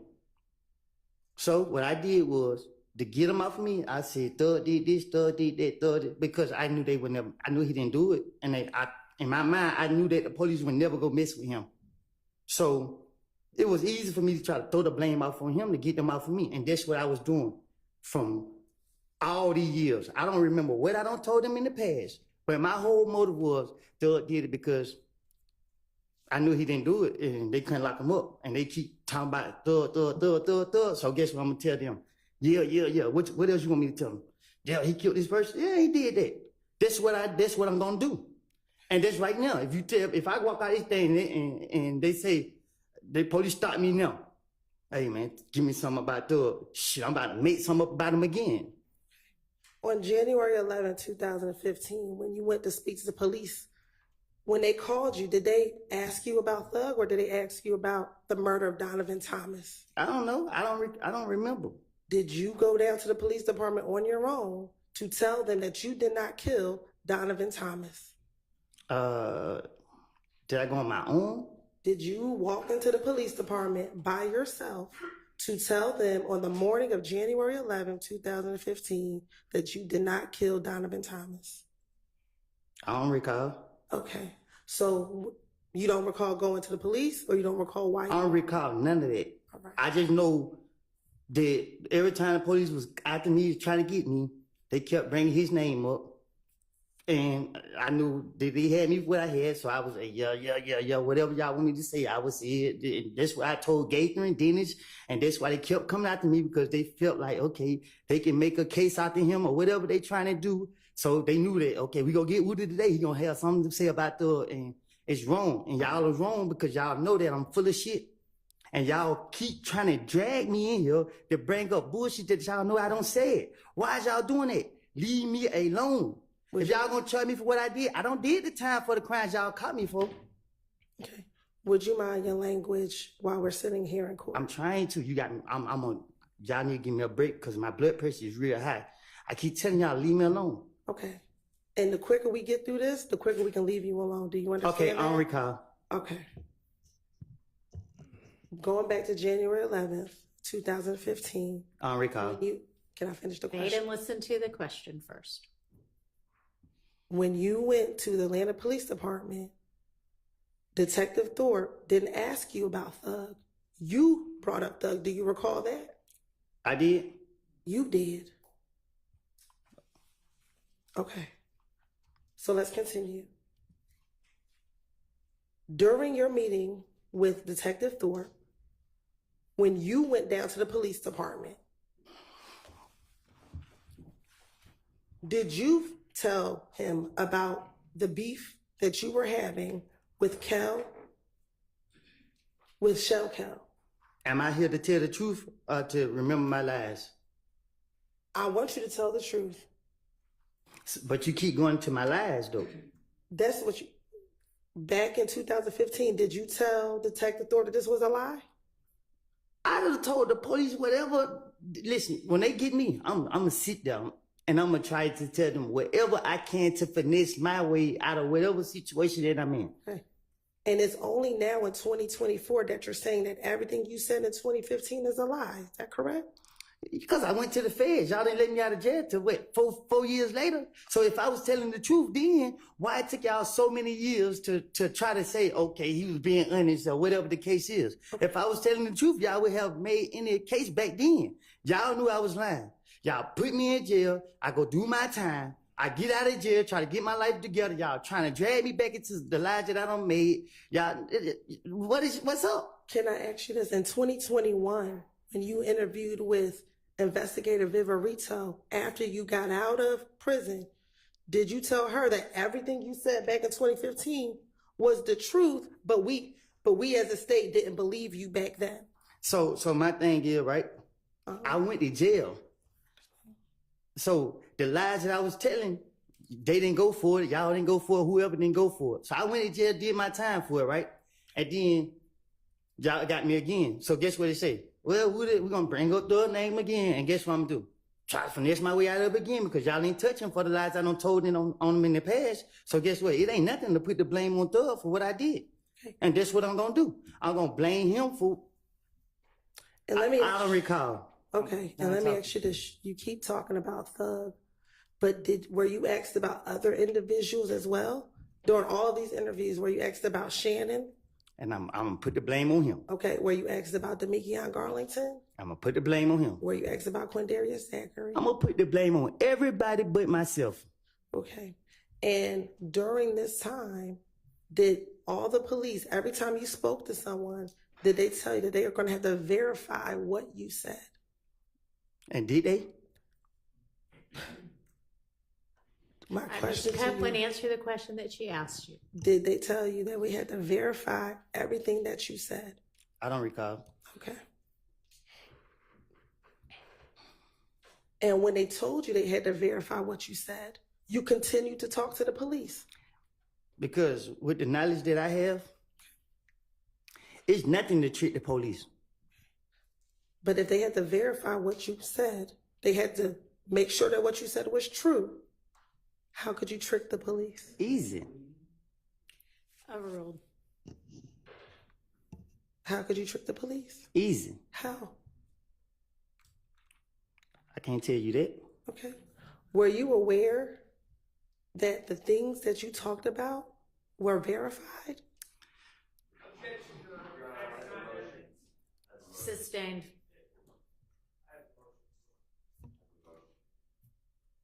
All right, we're gonna take a quick break.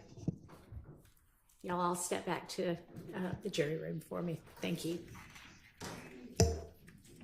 All right, for the jury.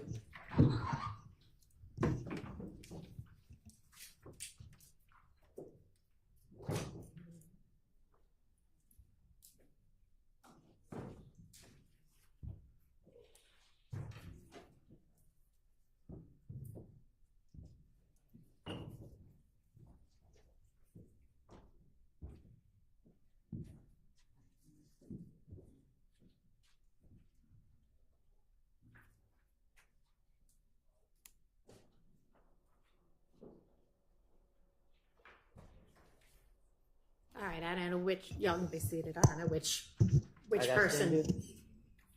go out. You can go out. Thank you. You say go out? Yeah, just stick very close. Mr. Melnick, you're going to go out there with him. All right, thank you. I don't know who voiced the objection first, but I mean the motion. Who said they had a motion first? But go ahead. Your Honor, the way I wrote down in my notes is that the prosecutor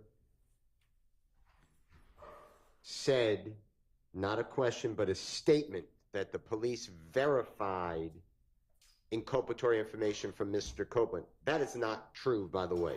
It is questionable whether anything's verified, but obviously jurors make that determination. That is testifying by the prosecution, that is bolstering by the prosecution, that is putting the prosecution's thumb on the scale of the justice, which none of this can be done. This is not the first time that the prosecutors have put themselves in as giving facts before the jury rather than just trying to obtain facts. So I am moving for a mistrial. If your honorable court denies it, I need curative instructions to strike it, and respectfully, if it happens again, it will not be the second time. It's a continuum. So I would ask the court, I know you weren't here, but to keep that in mind as we go forward as well. I'm not moving off my mistrial. I'm just anticipating. No one wants a mistrial. I didn't want a mistrial, but why say that to a witness?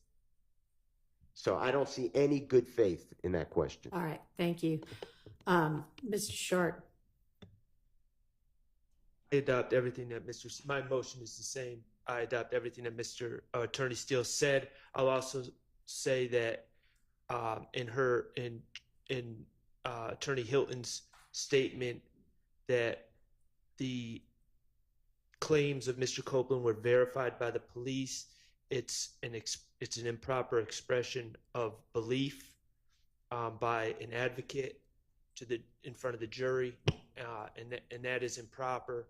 And I'll also add, Your Honor, not only do I not believe it to be true, but also there has been absolutely no evidence presented that any of this has been verified.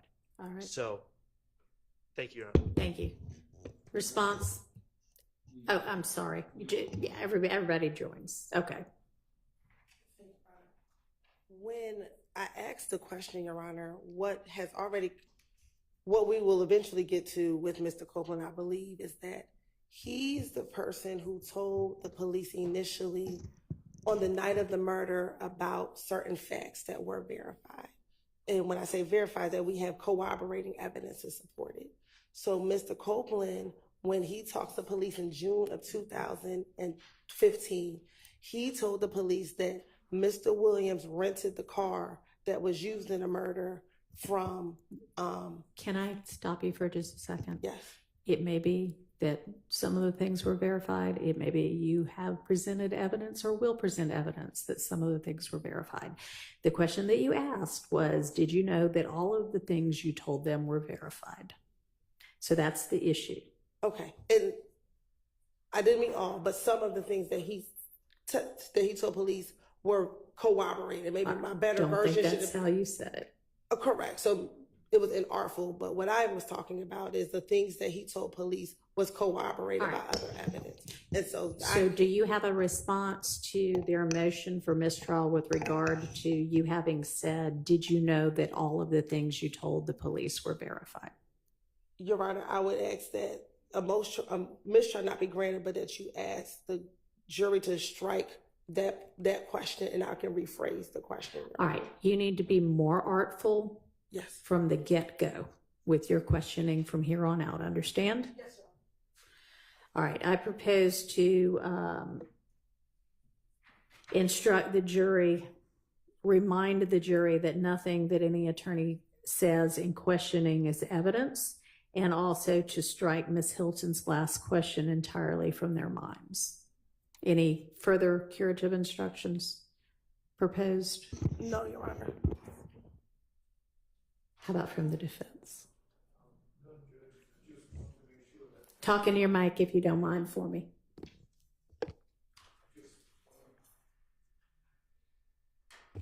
make sure that after the court gives that instruction, we do not abandon the motions that have been joined in by everybody, so I don't have to get back up and say, that's not good enough. No.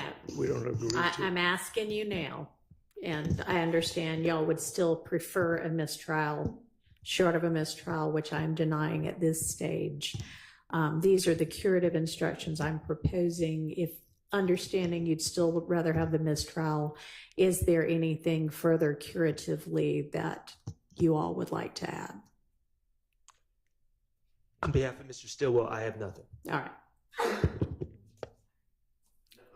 All right. Nothing from anybody else. No, Your Honor, just the same thing. The rule is that before the next question is posed, we have to again ask for a mistrial, but you just said that that's preserved, so nothing further. Understood. All right. Thank you. All right. We're ready to get the jury back in and Mr. Copeland back on the stand. You can do that first.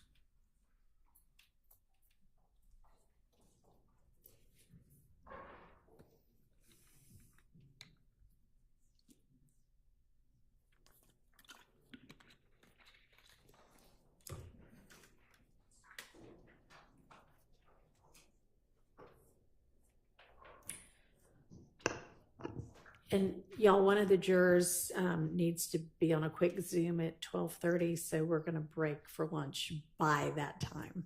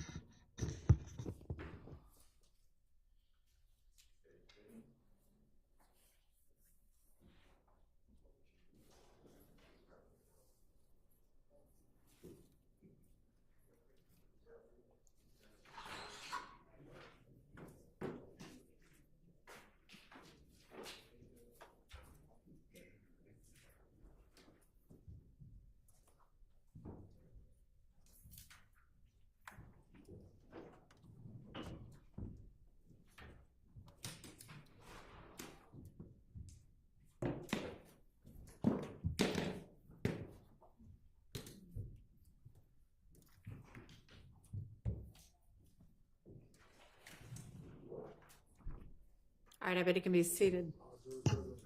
Thank you. Actually, I'm not sure they are. Almost all jurors are present and accounted for.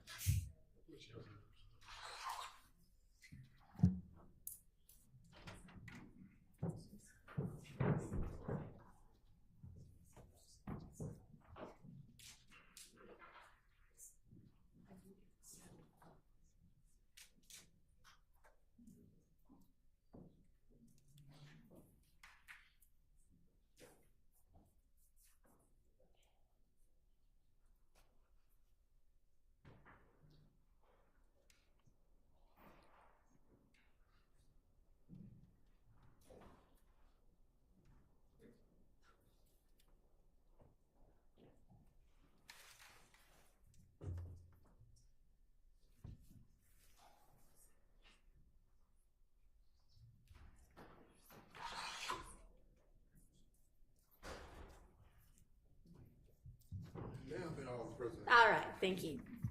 All right, y'all be seated.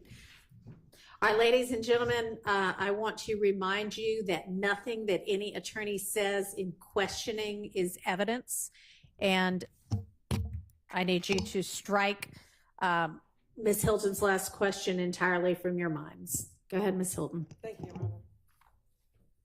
Going back to this January 11, 2015 interview, did you tell Detective Thorpe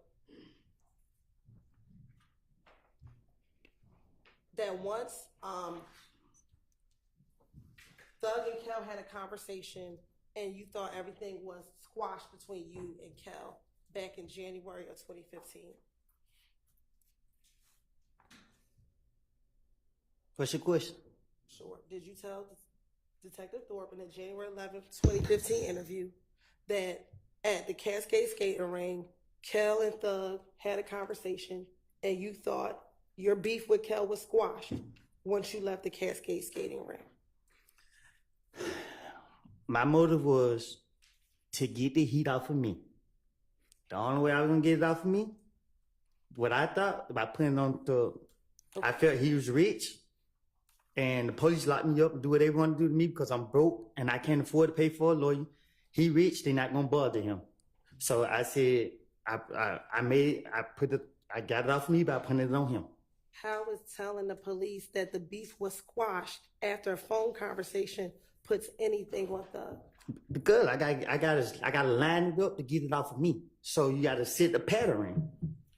Okay. Next, did you tell Detective Thorpe that you, on Monday, you all went to Club Crucial on the Monday before Donovan Thomas passed away? I don't know what you're asking. Okay. Going back to January 11th of 2015, did you speak with Detective Thorpe about going to Club Crucial on the Monday before Donovan Thomas passed away? I told the detectives, I don't know none by their name, but everyone they talked to me, as long as they sit in front of me, I was gonna put the blame off on everybody, anybody to convince them to get off of me. How is going to Club? I don't remember what I don't told the detectives. I don't have a clue what I don't told them. That's why I can't tell you exactly what I don't told them, because I can't remember what I said. Okay. Did you go to Club Crucial the Monday before Donovan Thomas was killed? I probably did. All right. And at Club Crucial, did you get into a fight with Kel? I don't recall. Okay. Did you tell Detective Thorpe that you got into a fight with Kel at Club Crucial the Monday before Donovan Thomas got killed? I probably did. Okay. And did you tell them that was after you were flashing money while you were on the stage? I probably did. I know. I would. Detective Thorpe, his brain was the size of a squirrel brain. So you could just tell him anything, he gonna go for it. You're right. At this time, the state's gonna ask permission to treat Mr. Copeland as a hostile witness under pursuant to 24-6-611, Your Honor. Granted. Thank you. What that mean? Don't worry about it. That's just for her to understand how she can ask the questions. You just continue to answer them truthfully. Isn't it true that in this January 11, 2015 interview that you told Detective Thorpe that at Club Crucial on that Monday before Donovan Thomas was killed that Kel punched you in the back of your head? I don't recall what I told the detective. And isn't it all? I'm sorry. I don't want to cut you off. I don't recall what I told him specifically, however you pronounce it. Okay. And is it also true that after Kel punched you in the back of the head, then other people came and began jumping on you as well?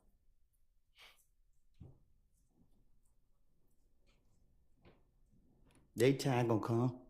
That's not the question I asked you. Is it true that you told Detective Thorpe during this January 11, 2000 interview that after Kel punched you in your head, that other individuals also began to jump on you as well? I don't recall what I done told the police. And also in that same interview, isn't it true that you told Detective Thorpe that after they jumped on you, you ran outside of the club? To get what? Is it true that you told Detective Thorpe that after they jumped on you, you ran outside of the club? I ain't doing no running. Okay. And is it true that after you ran outside of the club, that you told Detective Thorpe? I ain't doing no running, Miss Hilton. Okay. Well, is that what you told Detective Thorpe? I told you I'd tell him anything. Okay. You want the truth though, but I ain't doing no running. I'm gonna make other people run. All right. And once you went outside of the club, you saw an individual by the name of Bloody J. Did I do something to him? Once you went out the club, did you tell Detective Thorpe that you saw an individual by the name of Bloody J? I don't recall. Okay. And when you saw Bloody J outside, you asked them what was up. Like, why did they beat you up? I don't recall. Okay. And that one of your friends ended up beating up Bloody J. I don't recall. Okay. Then you also told Detective Thorpe that after this incident on Club Crucial, the Monday before Donovan Thomas was killed, you told him about a meeting that you were aware of involving an individual by the name of Mo. Do you recall telling Detective Thorpe about this meeting with a person by the name of Mo? I don't recall.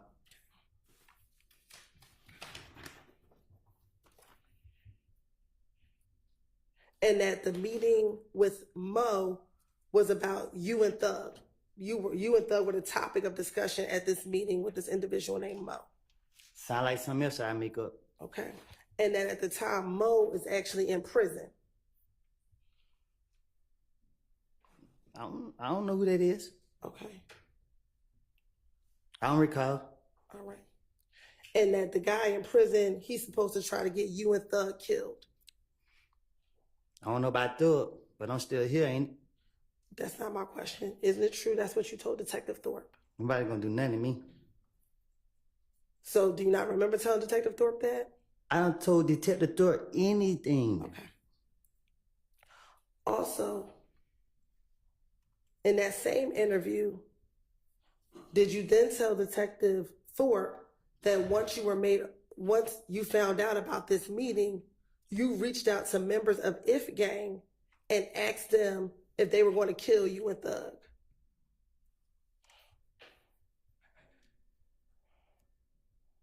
You sound copping deuces?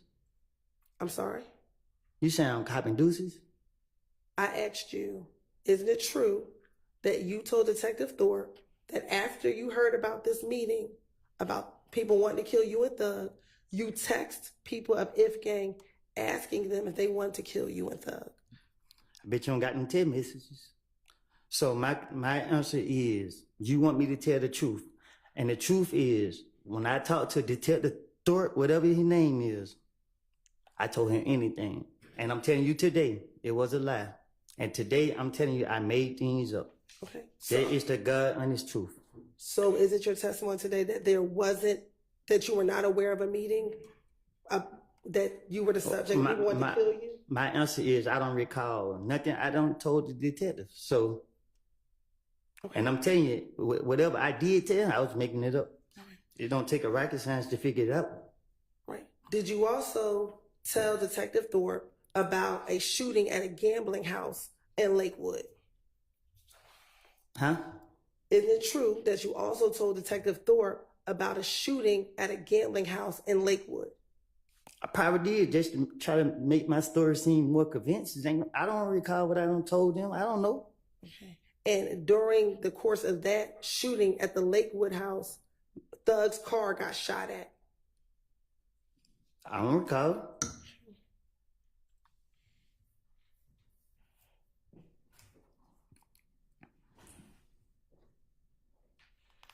Now, did you also speak with, isn't it true that you spoke with Detective Thorpe about the night before Donovan Thomas got murdered? So it may seem like I'm trying to help Thug out.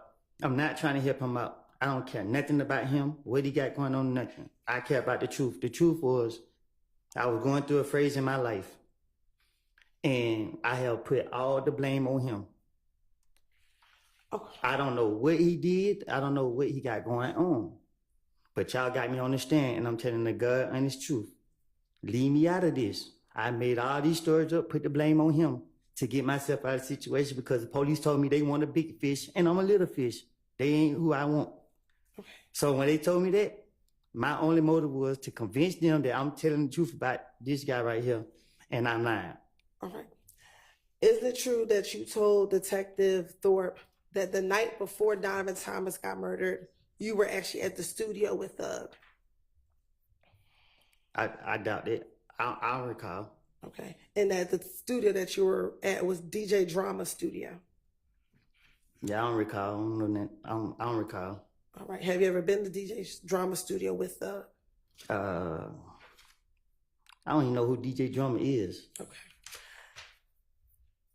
Did you also tell Detective Thorpe that on the morning of Donovan Thompson's murder, you actually went to your girlfriend's house early in the morning, around 5 or 6 o'clock a.m. after you left the studio with? Can you say it again? Sure. Is it true that you told Detective Thorpe that after you left the studio on Friday night, the night before Donovan Thomas was murdered, you went to your girlfriend's house at about 5 or 6 o'clock in the morning, and that would be on Saturday, January 10th? I don't know. I can't remember what I told it. I don't recall what I told that man. Okay. And is it true that in that same interview on January 11th, that you told Detective Thorpe that you stayed at your girlfriend's house until about 7 p.m. at night, and that's when you left your girlfriend's home? I'm single. Back in 2015, did you have a girlfriend by the name of Deshawn Quarterman? You didn't have to say her name like that. Okay. Did you have a girlfriend back in 2015? My daughter mama, yes. Okay. And was she your girlfriend in 2015? She's my daughter mama. In 2015, was she your girlfriend? We had a child together in 2015. All right.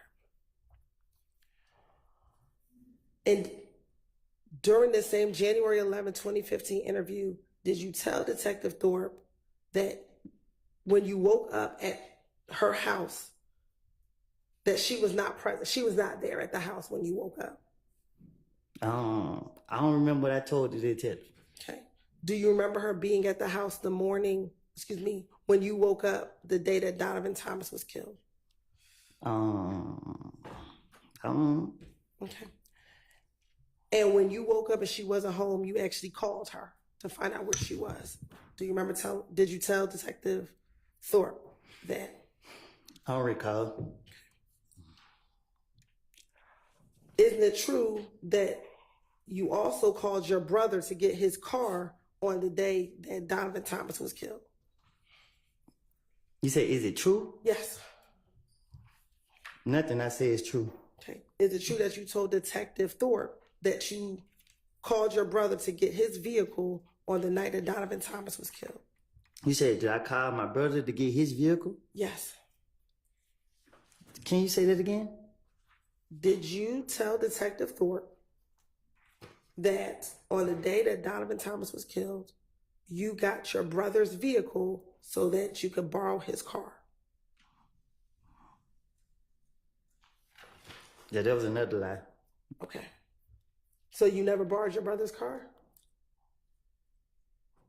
No, that was my car.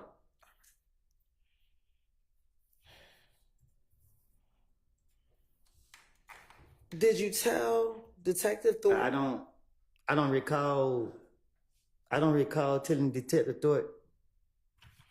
No, I mean, like, my brother never let me drive his car. Okay. Is it true that your brother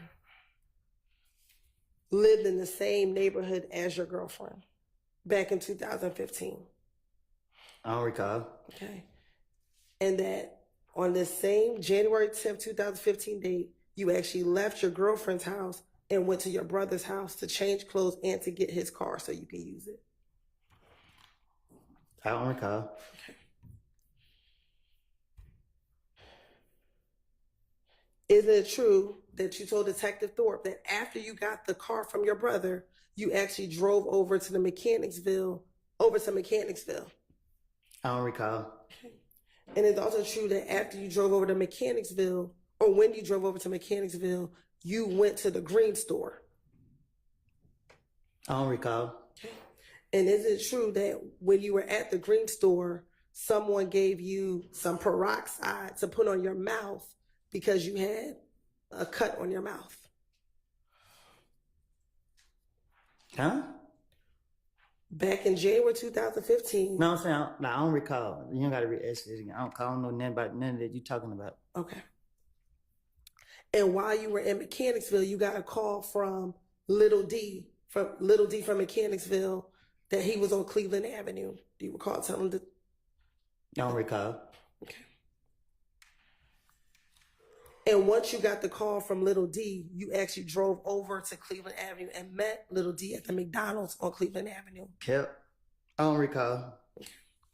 And is it true that you told Detective Thorpe that when you got to the McDonald's at Cleveland Avenue, Little D got into the car with you and just told you that Nut just got killed, bro? Detective Thorpe is a person that you could just tell anything to. And that's what I did. I do not recall what I said to that man. Okay. Is it true that you then told...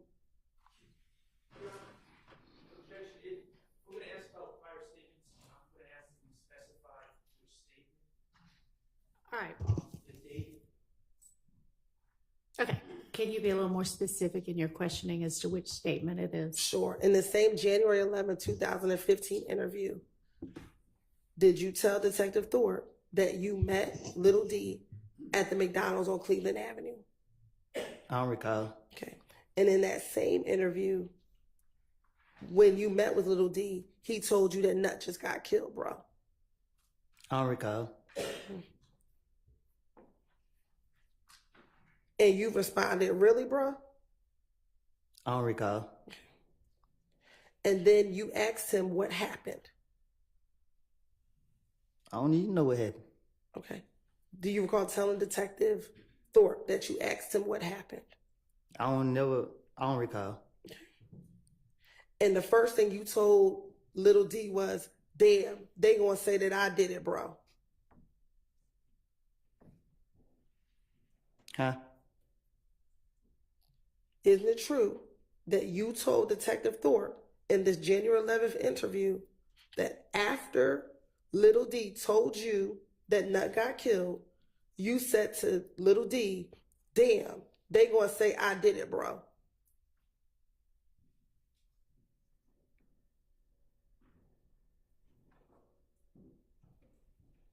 Okay. Okay. Isn't it true you told Detective Thorpe that? I don't recall. All right. And he responded to you, shit, before I know you ain't do it. Who responded to me? Little D, that's what Little D said to you. He said what? Shit, but I know you ain't do it. That what he said? That's what you said to Detective Thorpe. I don't know. Okay. I don't recall. Then is it true that you also told Detective Thorpe that as you were leaving the McDonald's, Moontoon called you? I don't recall. Okay. Do you don't recall Moontoon called you that night? Okay. I don't know. All right. And that Moontoon called you on FaceTime? I don't recall. And Moontoon, for the record, is MOONKTOONK.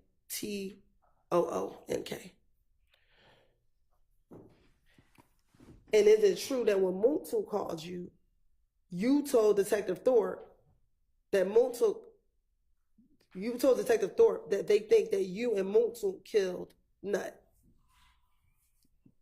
I don't recall. And at that time, Detective Thorpe asked you for a number for Moontoon. He did? Do you remember him asking you for a phone number for Moontoon? I don't recall. I don't remember what we talked about in the interview. Okay. And also during that interview, you told Detective Thorpe that Moontoon actually FaceTimed you. Told you could tell the Thorpe anything, he'll go for it.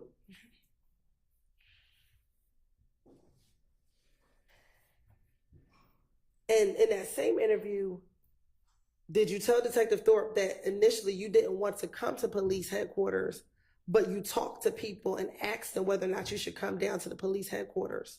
Can't nobody give me, I would not listen to nobody, not even you. Okay. Isn't it true that you told Detective Thorpe? So at first I asked like, hey bro, they saying I did it. I need to go to headquarters. And he's like, nah, we need them to call you. And I told everybody I didn't have nothing to do with it. So I called. I was trying to get the best advice I can. Then the next, they was like, oh, I called my girl's mama I was talking to her before they shot her house up. Me and her was talking on the phone. You put me here to tell the truth. The truth is I made it up. I'm gonna have to keep telling you this. So the police can't get me. Man, we got you. You put a gun out on us, man. Just give us your boy Thug. Shit, what y'all want me to say? On January 11th, did you pull the gun out on anybody? On January 11th, 2015, did you pull the gun out on anybody? I ain't did nothing. Okay, so you went down to the police department on your own, correct?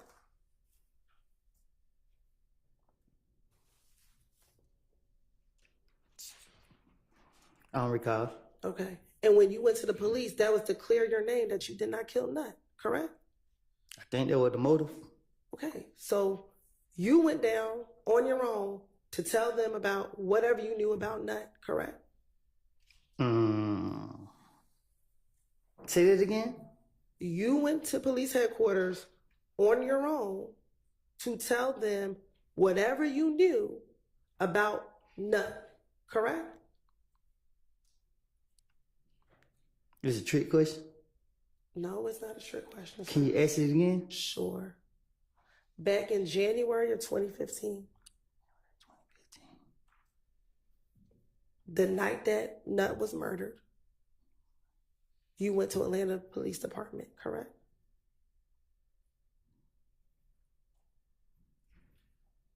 I don't recall. Okay. And when you went down there, that was to clear your name that you did not kill Nut, correct? You gonna lock me up? Did you get locked up on January 11th, 2015? I'm saying if I get my answer now. Did you go to clear your name about killing Donovan Thomas? I don't recall.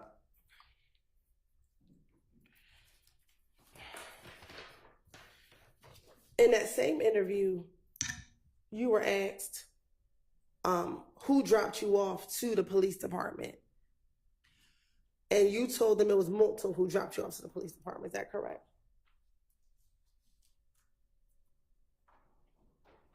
I thought you said Multum called me.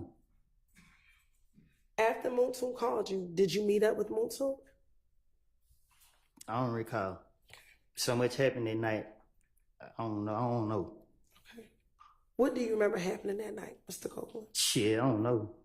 Okay. I ain't telling myself. All right.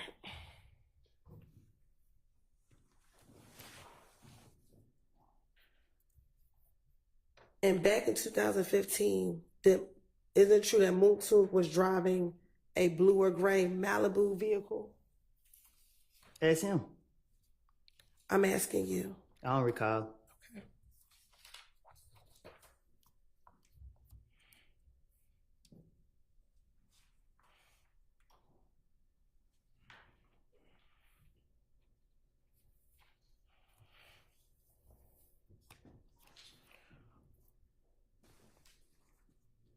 In the same January 11th interview,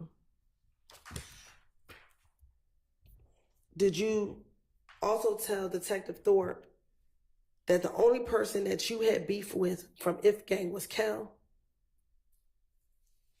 I don't recall.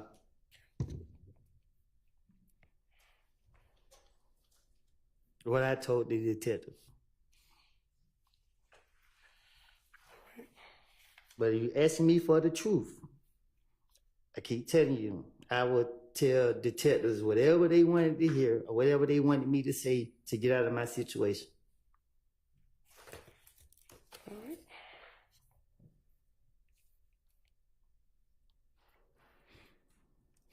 Now, during this interview with the January 11th interview with Detective Thorpe,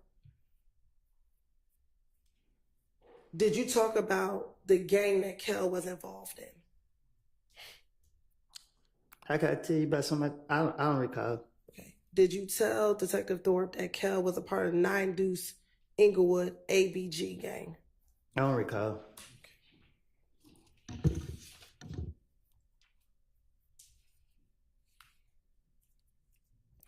Did you also tell Detective Thorpe that that was the same gang that Bloody J was a part of? I don't recall.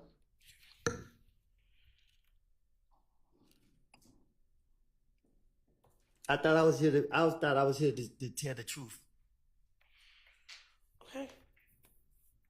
And what's your new version? What's your truth today? That I lied. And that you lied about everything back in 2015? My truth today is I lied and put the blame on others for a lot of activities. I ain't telling on myself. I ain't got nothing else to say. I don't recall. Okay. Now, did you also talk to Detective Thorpe about you at one time being cool with Bloody J or being friends with Bloody J? I don't recall what I told detective, investigator, what deputy, whatever you want to call them. Okay. And then you stopped being cool with Bloody J and ABG once you started hanging around Thug. I don't hang around other people. Okay. Isn't that true that you told Detective Thorpe in this January 11, 2015, that when Thug started letting me hang around him, that's when you were no longer cool? I'm from McKinneyville. I do what I want to do. I understand what you're saying. Okay. I'm asking you what you told Detective Thorpe. I tell Detective Thorpe anything to get him off of me.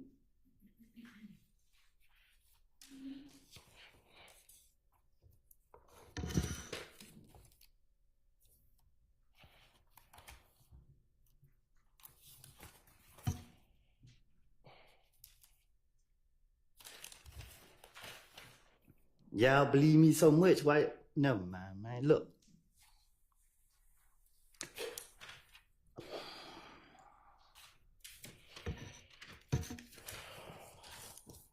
After Donovan Thomas was killed, did Deshaun's mom's house get shot up?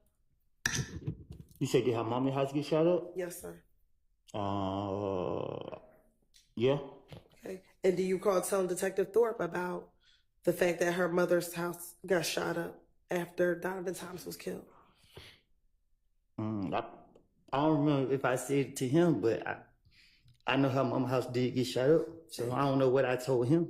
So if you told him that her house did get shot up, that would have been the truth and not a lie, correct? Look, y'all had 50 police investigators questioning me different times.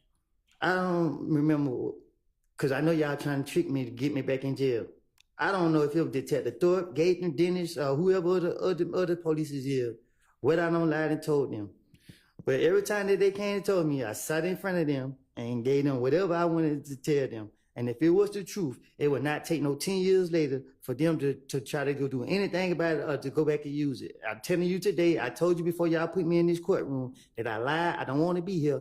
I'm not scared of nobody. I'm not in here trying to work in nobody's favor. Y'all is not fit to put it on my conscience that I don't sat up here and lied on these boys for stuff that I don't did. Not what I did, but for stuff that I'm not fit to sit up here and lie on them. And no, I don't care. Stop asking me questions. I'm not fit to lie on them. Okay. All right, Mr. Copeland, listen to the question that Ms. Hilton just asked you and see if you can answer that question. Just pay attention to what she's actually asking you and answer that. Yes, ma'am. So my question was, on January 11, 2015, you told Detective Thorpe about Deshaun's mother's house being shot up, correct? I told it to a police. I don't know which one to be specific. And that was not a lie, correct? Her house was been shot up. Okay, so that wasn't a lie when you told Detective Thorpe that, correct? I don't know if it was him I told it to. Okay. I don't think we've gotten a clear answer yet. Overruled. So that wasn't a lie, though, correct? If you told any police, whether you remember being Detective Thorpe or Gaither, was that a lie? That her house was shot up? Yes. Man. So was that a lie? What you mean? You just said so. When you finessing the police, this how you finesse the police. You take a little bit of the truth and you take the bullshit and you put it together. Okay. So that's how I outsmarted Detective Thorpe and Gaither and everybody else.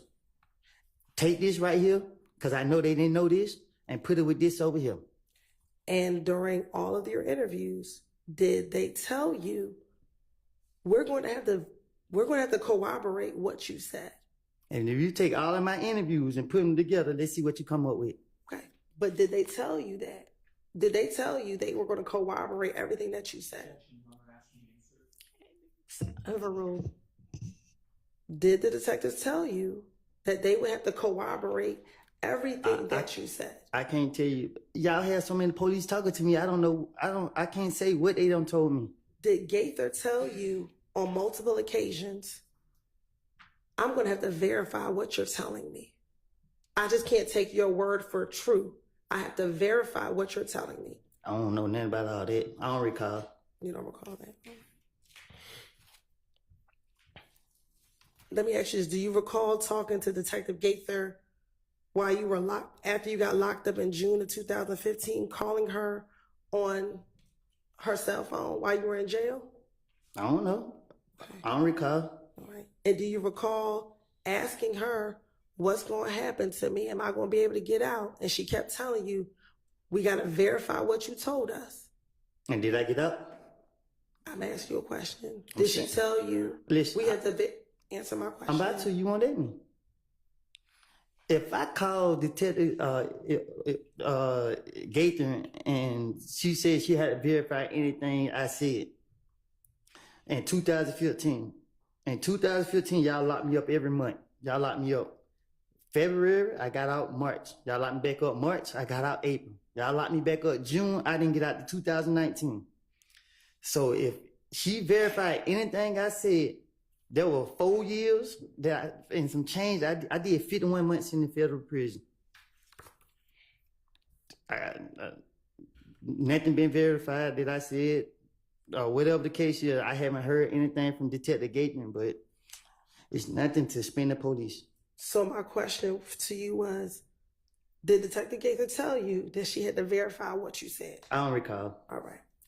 Now, going back to the January 11, 2015 interview, do you recall Detective Thorpe asking you about whether or not you ever rented or owned an Infinity vehicle? I don't recall.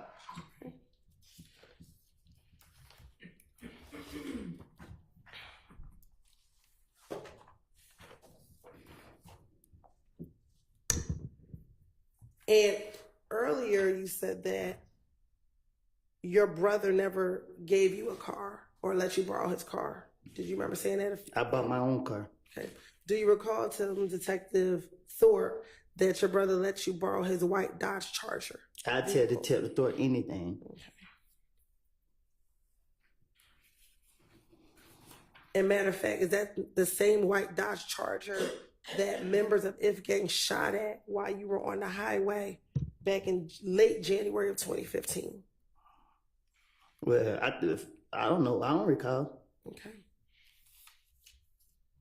And matter of fact, you told your brother to make the police report because it was his vehicle that you were driving when members of If Gang tried to shoot at you on the highway. I don't recall.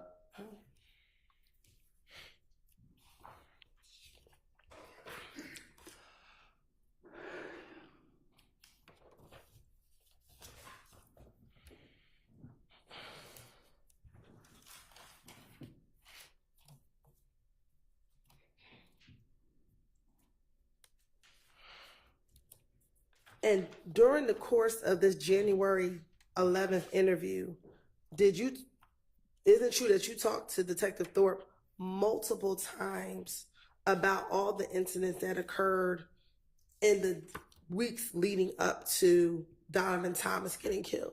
I better have a different story every time. Okay. Specifically, you told him a couple times about the incident at the Cascade skating ring. Isn't that true? I don't recall. Okay. And specifically what I said, I know if you take any time I talk to the Detective Thorpe, I bet you ain't none of my stories gonna be the same. Okay.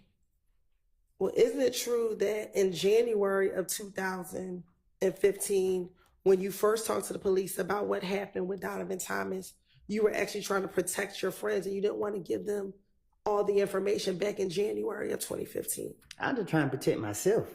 Okay. But then I got a family to protect. But by June of 2015, you finally disclosed everything that you knew about what happened the night of Donovan Thomas's murder and everything that happened leading up to Donovan Thomas's murder? No, sir. What y'all did was y'all kept locking me up and putting me in isolation, putting me in protected custody at the Fulton County Jail, where people putting feces all on the wall, locking me in the room, keeping me in there 23 hours a day, fucking up my mental, and keep dragging me back and forth, back and forth, back and forth, trying to make. Man, listen, man. So I ask you my question again. Isn't it true that in January of 2015, you were trying to protect your friends, so you didn't give the police a lot of details about what happened the night of Donovan Thomas's murder? I can't.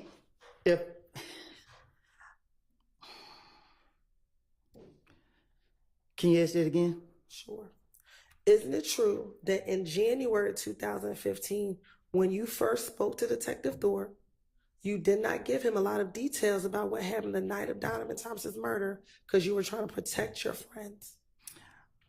No, I just had enough time to protect myself by getting my story together. Like, I'm only thinking about protecting myself. Why would I try to protect some people and then wait down the line and give them up? They don't make sense to me. Because isn't it true that in June of 2015, you thought that Thug was trying to kill you?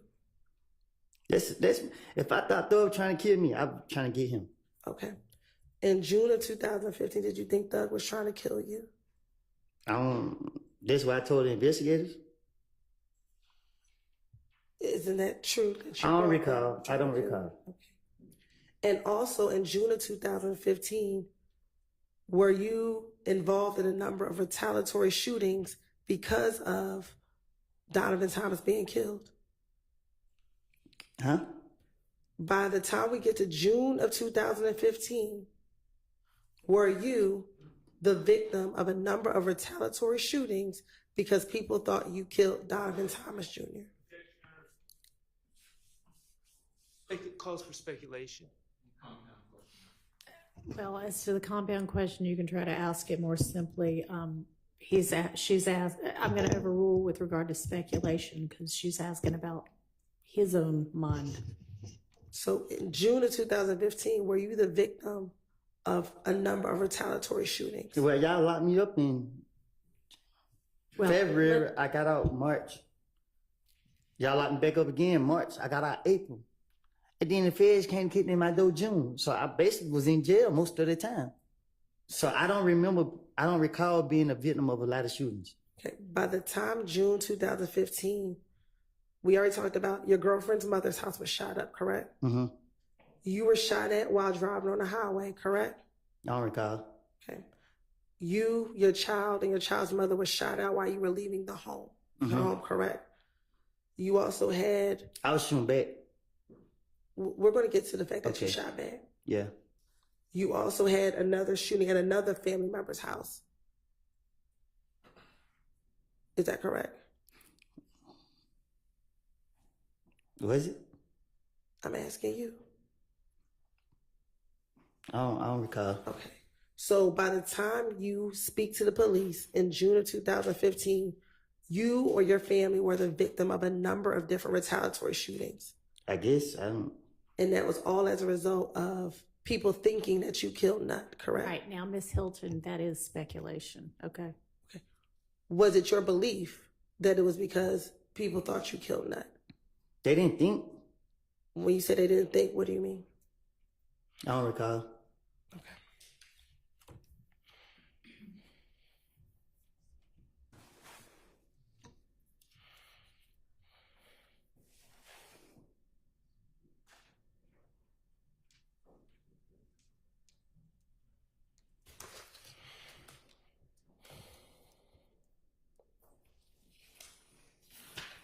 Now,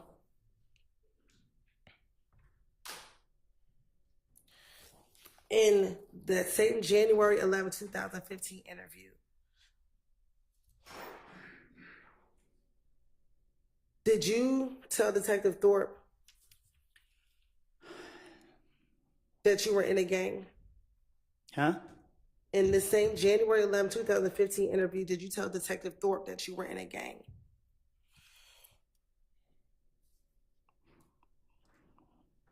I don't recall. Okay. And did you tell Detective Thorpe that some of the beef that you were having with Kel is because you were not down with ABG anymore? I'm from Mechanicsville. We never liked it them. Okay. I'm asking, did you tell Detective Thorpe that the reason this beef is because you were no longer down with ABG anymore? I'm from Mechanicsville. My neighborhood is known for killing them. That's not my question. I would never be part of their game. Okay. Do you recall telling Detective Thorpe or Detective Thorpe asking you, okay, so you left ABG, and your response to that question, yes, but that was in about 2013. I went to jail in 2013 or 12. I went to jail in 2012. I did a year. But when I went to jail in 2012, I didn't get down with the gang no more. I told him I wasn't in it. Do you recall telling Detective Thorpe that? Being questioned by the police, the main goal is to be a victim. And that's what my motive, to play a victim. So if Detective Thorpe asks me any question, I'm going to play a victim. So I'm going to say whatever that come to my mind to make myself look innocent and to be a victim. Okay. And then you also told Detective Thorpe that when you got out in 2013, you just stopped going around and you just wasn't claiming it anymore. Did you recall telling him that? Can you say that again?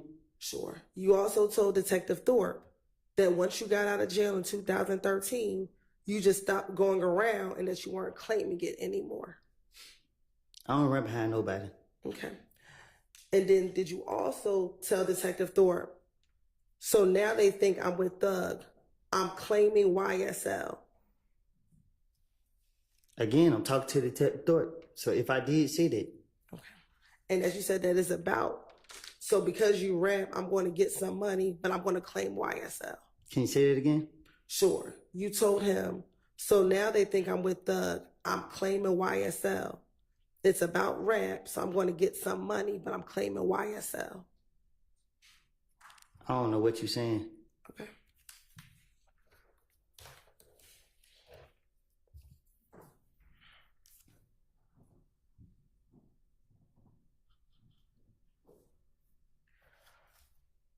Now, you keep saying that you told Detective Thorpe whatever it is that you wanted to say, that you were finessing him. Correct. Do you recall telling Detective Thorpe, I'm not trying to go to jail.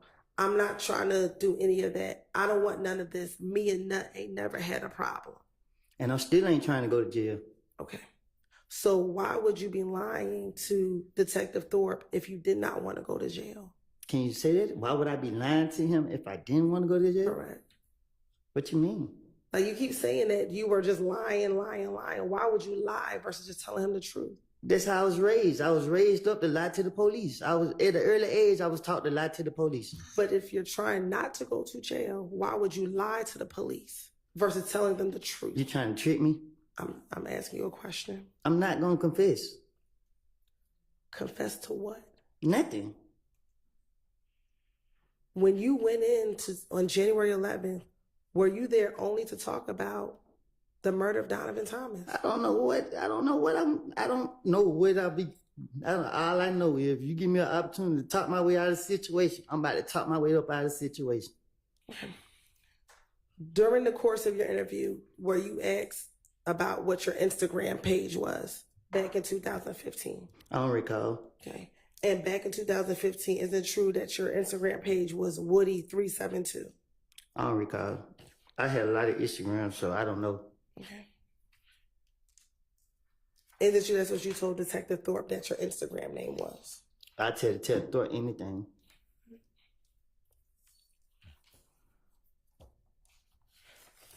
Do you also recall telling Detective Thorpe that because people thought you killed Nut, that you were getting a lot of threats on your social media page? I think I was throwing people back. Okay. Do you recall telling Detective Thorpe that you were getting threats on your social media page? I don't know. Detective Thorpe talked to me, and I can't remember what I said to him because I was making it up. And you asking me right now, and I'm telling you to your face. Can you look me in my eyes? I'm telling you to your face, I made it up. Okay. Isn't it true that you told Detective Thorpe that someone posted on your page, "I'm going to die tonight," but then she deleted the comment, but you screenshotted it? I'm still here, ain't it? Okay. Is that what you told Detective Thorpe? I don't recall what I told Detective Thorpe. And you actually showed him the screenshot on your phone. I told you, What play she a, said. play a victim. That's the key.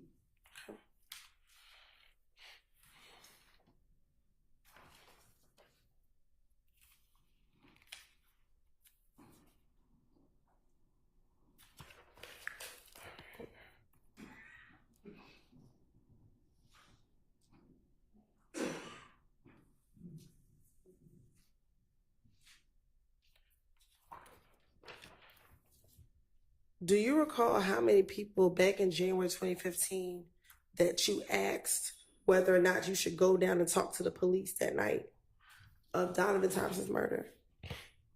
I never take people advice. Okay. Do you recall, or is it true that you told Detective Thorpe that you spoke to Deshaun's dad about whether or not you should go down and talk to the police? I never had Deshaun's dad number that I recall.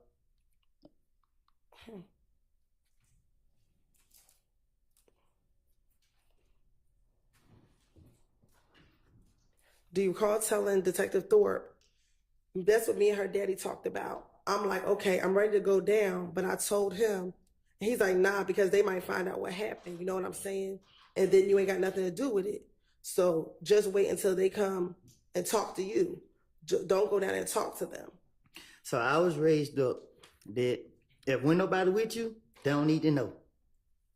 So I ain't on all that what you talking about. It was a lie what I told Investigator Thorpe.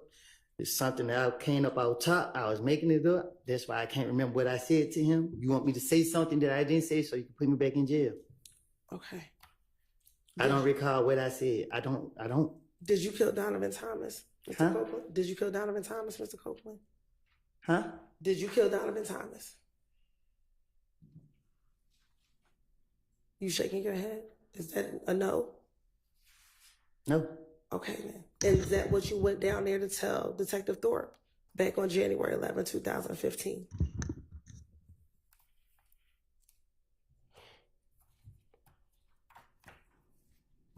What? Is that what you went down there to tell Detective Thorpe, that you did not kill Donovan Thomas?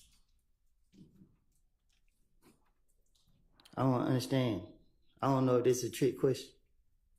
When you went down there, did you go down there to tell Detective Thorpe where you were the entire day and that you did not kill Donovan Thomas?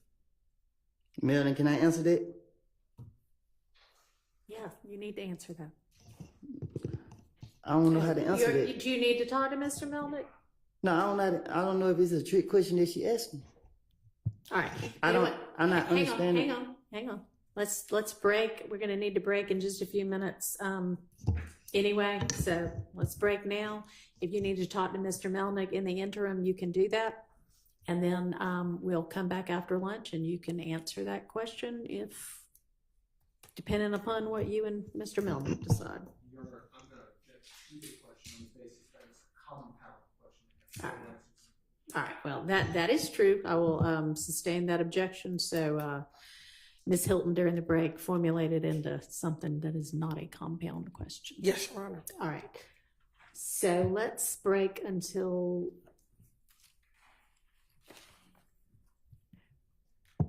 will 1:30 be enough time for everybody? All right. We'll see everybody back in your seats, ready to go at 1:30.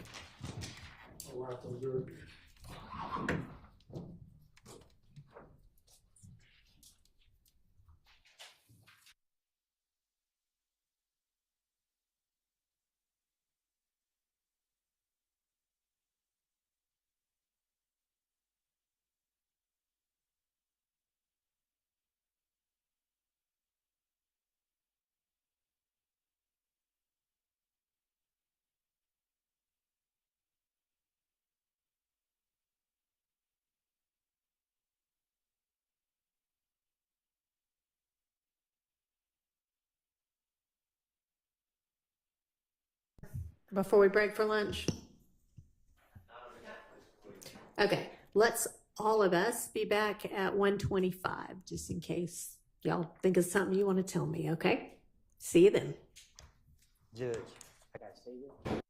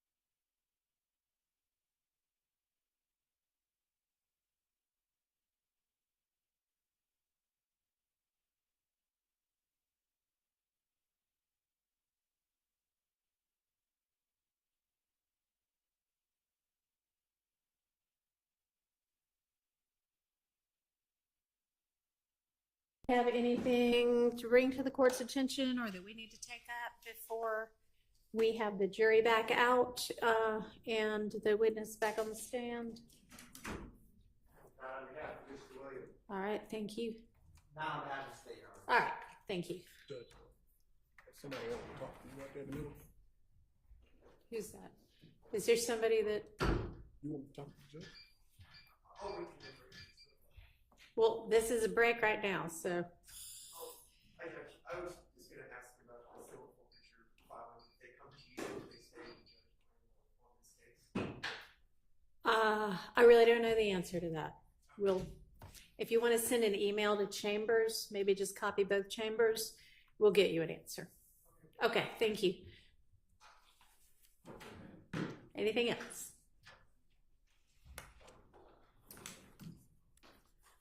All right, we have the jury ready.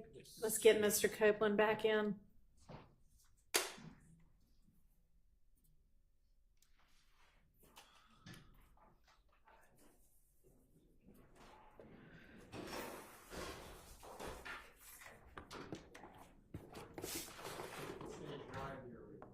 Hmm?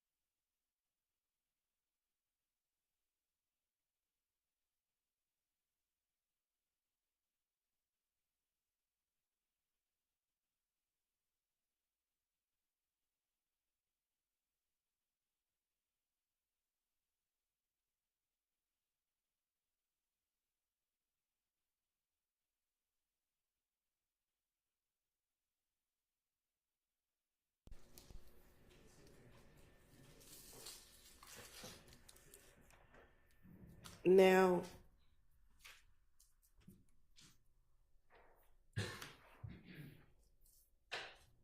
isn't it true that after Nut was killed, that you thought the whole If gang was going to be after you?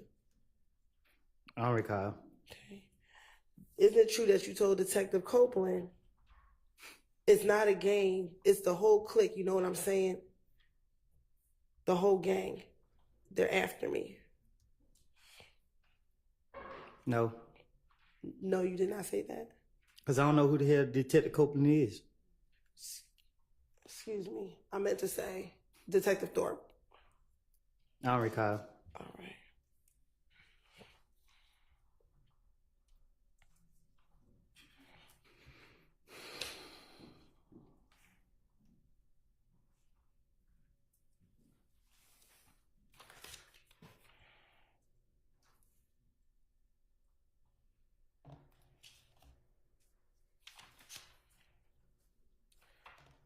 Now, we talked earlier about the gambling house in Lakewood.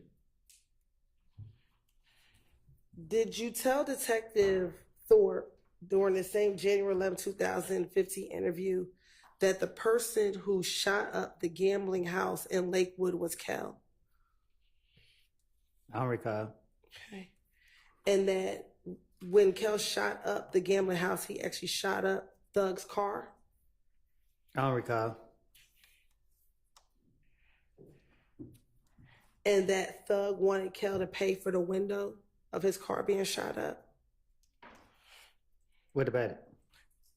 Did you tell Detective Thorpe during your January 11, 2015 interview that Thug wanted Kel to pay for the window that was shot up?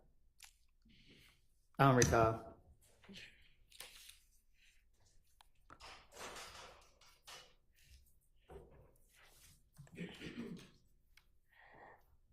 Also, in that January 11th interview, didn't you tell, excuse me, strike that, let me ask.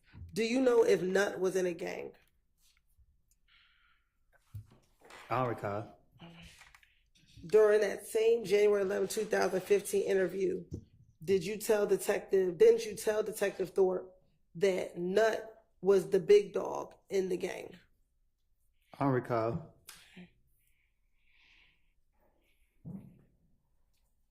Specifically, didn't you tell Detective Thorpe, Nut, he wasn't the big dog, but he was they big dog. Like Nut ain't the big dog, but he's still a big dog. But he's not over the whole gang, but he's a big dog in the gang. I don't recall what I told no detective.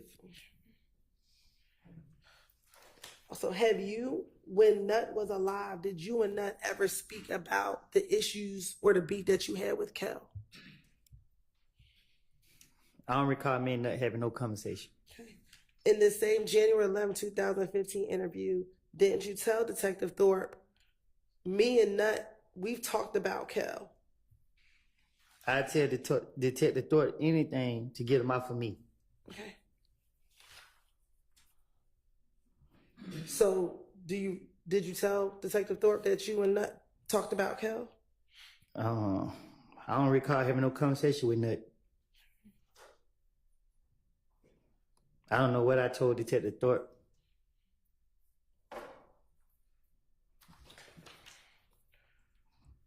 When you went and spoke with Detective Thorpe on January 11, 2015, were you concerned about If gang harming your family members? It's been so long, I don't recall. Hey, didn't you tell Detective Thorpe in that same interview, I don't know what to say. What can I do? Where can I go? When I leave here, what can I do? Because I have a lot of brothers and sisters. My mama had 10 kids at the house. Yes, my sister, I got an older sister on Boulevard in Oakland City. I got a grandmother in Oakland City. My girls stay in Carver Homes. My other brothers stay in Carver Homes. But I'm afraid they might know she's down in Boulevard. I know they know where she stay. Wait. Isn't it true that you told Detective Thorpe you were concerned about If gang retaliating against your family members?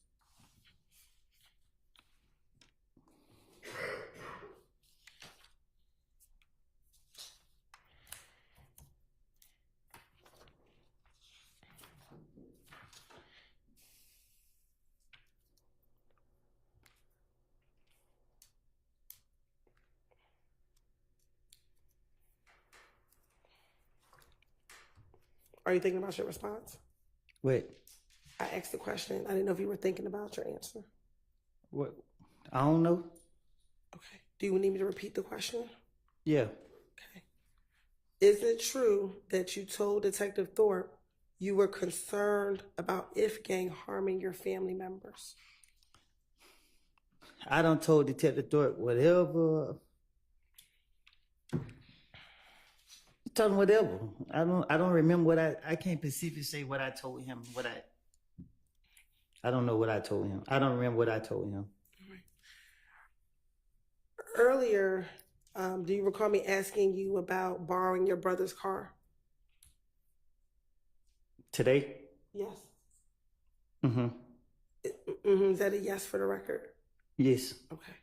And you told me that you never borrowed your brother's car? I paid for it, so it's my car. Okay.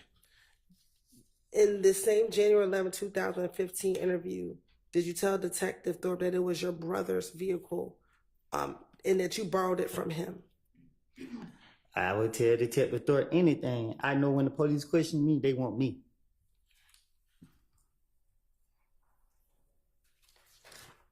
In your January 11, 2015 interview, you did not go there as a suspect, did you? That's what I was told. But when you went there, you were never arrested, correct? On January 11, 2015? I don't recall. Okay. Did you leave the precinct after you interviewed with Detective Thorpe on January 11, 2015? Yeah, I think. Okay. So you were never arrested, correct? I don't recall. I don't know. And when you went there, did Detective Thorpe ever accuse you of killing Nut?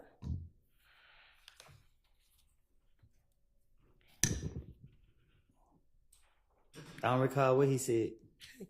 Did Detective Thorpe in that entire interview give you an opportunity to tell him what happened the night of the murder?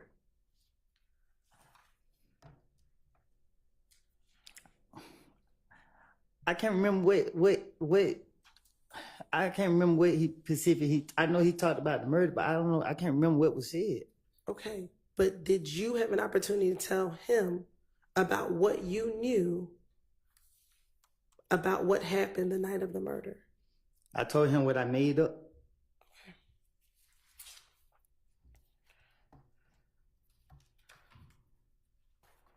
So you made up going to your girlfriend's house? I don't know if I told him that. Okay. I can't remember. I can't recall if I told him that. If you told him that you were at your girlfriend's house, would that be a lie? Okay. I don't recall. If you told him that you borrowed your brother's car, would that be a lie? That was my car. Okay, but if you told him that, would that be a lie? I don't recall. Okay. Why would you need to lie about your brother's car, about borrowing your brother's car? Because y'all were putting so much pressure on me that every time I was coming out the door, the police were getting me. So I knew that police was after me. But you keep saying the police were after you. On January 11th, were the police after you? The police were not after you. When Detective Third questioned me, I don't know when was it. Like, I don't know. So when you saying January 11th, from my understanding, I thought I walked in and walked right back out. I don't even remember sitting down having no discussion with Detective Thorpe. Okay. So I don't know. Detective Thorpe talked to me more than one time. I don't know which time, what he said at which time. I don't remember what was said. I just know that I was just saying whatever that came to my mind. I don't know. I was going to jail. I remember going to jail, trying to talk my way out of jail. Now, I think earlier you said you do recall speaking to police multiple times in 2015. Is that correct? Nah, I talked to them a million times. And isn't it true that when you spoke to them on the different times you spoke to them, you told them different stories? No, you told them the same stories each time you spoke with them. Do you recall that? I did. I don't know. Okay. Now, after January 11th, I know you don't remember the date. Do you remember speaking with police again after your car was shot at on the highway? You said my brother made a report. What I need to talk to them about? Did you speak to Detective Gaither and Detective Dennis after your car was shot up or shot at on the highway? Do you recall going to the police department and speaking to Detective Gaither I don't recall. and Detective Dennis? I'm sorry. I don't recall. Okay.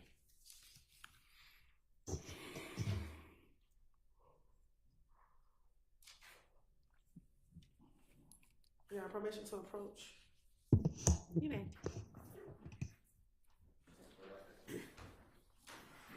You can come and look at them.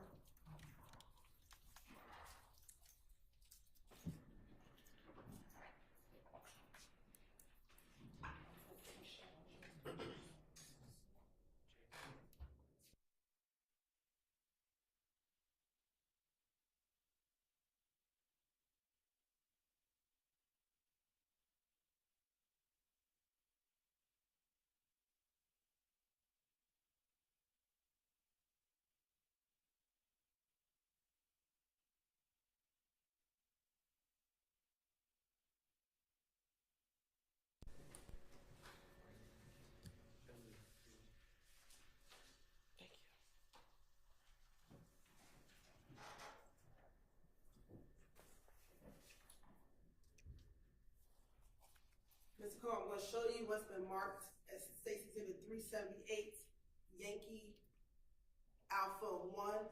Tell me, do you recognize, do you see yourself in that picture? Yes. And is there a date on that picture?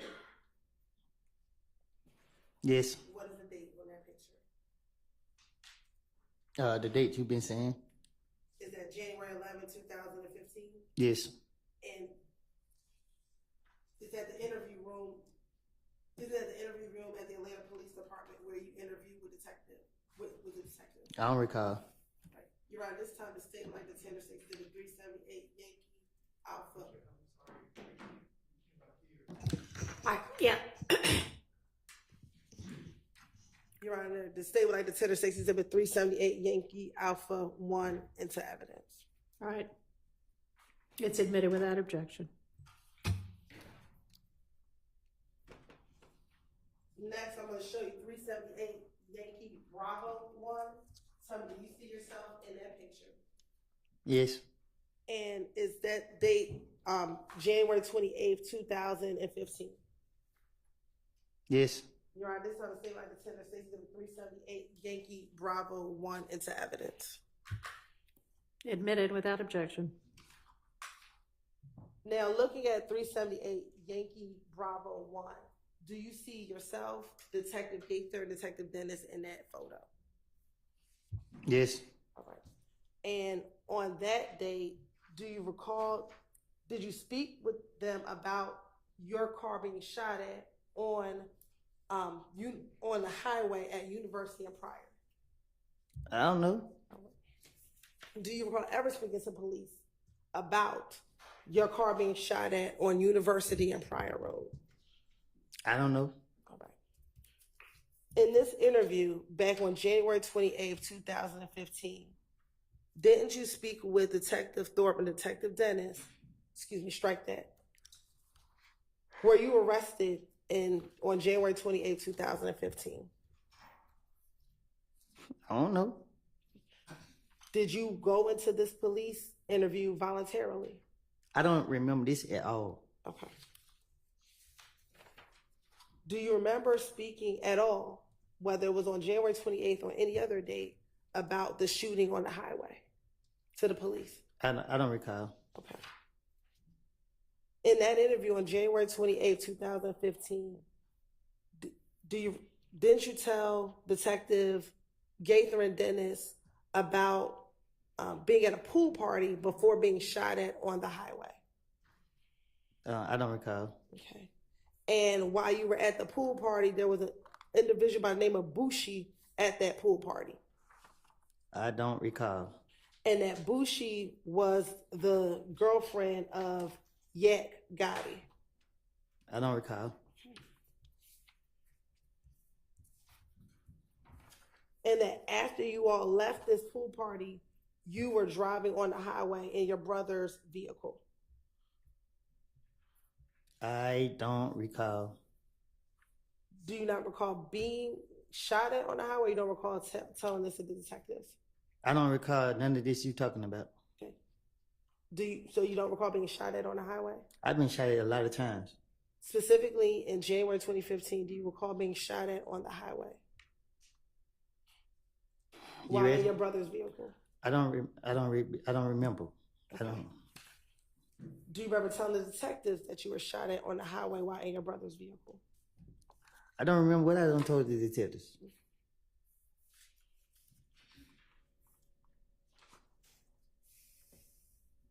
In the January 28, 2015 interview, didn't you tell the detectives that while you were driving on the highway, you had your radio up? I don't recall. Okay. And you also told them as you had your radio up, you heard pow, pow, pow. I don't recall. Okay. And did you also tell detectives that you then again heard another pow, pow, pow, and so you ducked down? I don't recall. And did you also tell detectives then the car stopped working and you tried to hit the gas, but it cut out and it stopped working? I do not recall. In the same interview, did you then tell detectives, so the dudes, they came up to you and you was concerned because your car didn't work, because the car wasn't working? I don't recall. And in the same interview, did you tell detectives that you then heard some more shots even after that? I don't recall.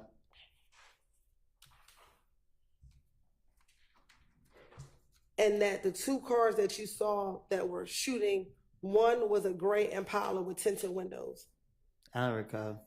And then you saw another car that was also shooting at your car. I don't recall.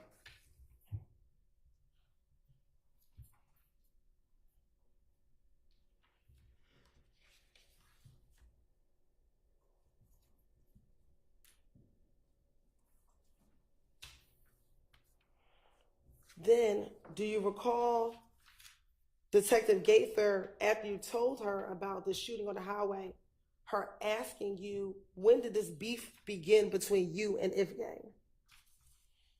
I don't recall. And you also told her the story about what happened at Club Crucial the Monday before Donovan Thomas was murdered. I don't recall.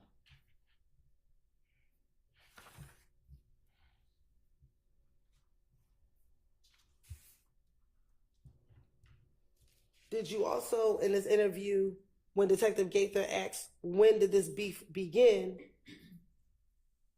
that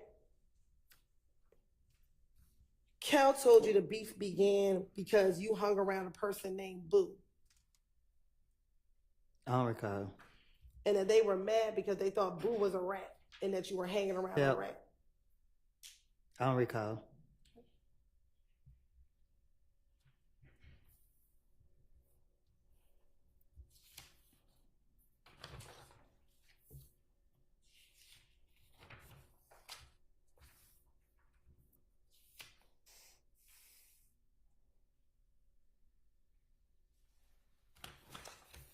Then do you also recall to telling Detective Gaither, again, with her asking about when did this beef begin, you also telling Detective Gaither in this now January 28th, 2015 interview about the shooting at the gambling house on Lakewood? I don't recall. And in this January 28th, 2015 interview, you actually told Detective Gaither that initially you thought another gang did the shooting at the gambling house. I don't recall. Okay. But then later you learned that it was Kel who did the shooting at the gambling house. And he's still alive? Do you recall telling Detective Gaither No, I don't recall. about the shooting? I don't recall. So now is it fair to say that both in January 11th of 2015, now in the second interview, that you told the same story about this gambling house shooting in Lakewood? You just confused me. What you say? Now for the second time, have you told another set of detectives about the gambling house shooting in Lakewood? I don't recall. Okay.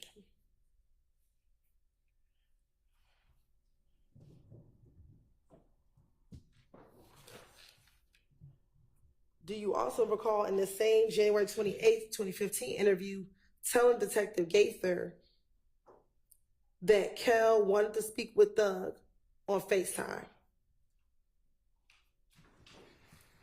I don't recall. Okay. And this is why you were at the Cascade skating ring. You told her about the Cascade skating ring incident as well. I don't recall. Okay.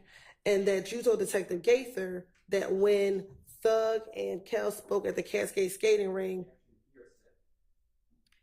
you're going to be a party opponent mission with what Thug said. Go ahead. Overruled. That Thug told Kel he wanted Kel to pay for the window that he shot up. The man rich, why would he? I don't recall. Okay. Do you recall telling Detective Gaither that that was the conversation that Thug and Kel had? I don't recall. And that Kel said that he wasn't going to pay for the window. I don't recall. Okay. And in the same January 28th interview, you also then told Detective Gaither and Detective Dennis about the fight at Club Crucial that Monday before Donovan Thomas was killed. I bet I was a victim in every interrogation, right? Did you tell Detective Gaither and Detective Dennis also about the Monday night fight at Club Crucial? I don't recall.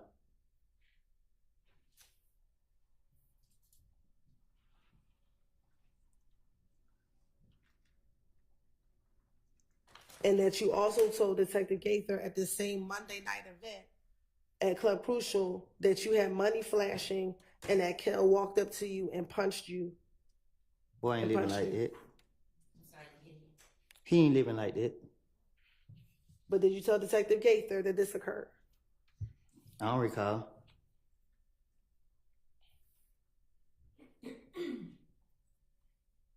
Also in the same January 28, 2015 interview, is it true that you also told Detective Gaither that after Kel beat you up, you ran out of the club and went outside of the club and saw Bloody J? I don't recall.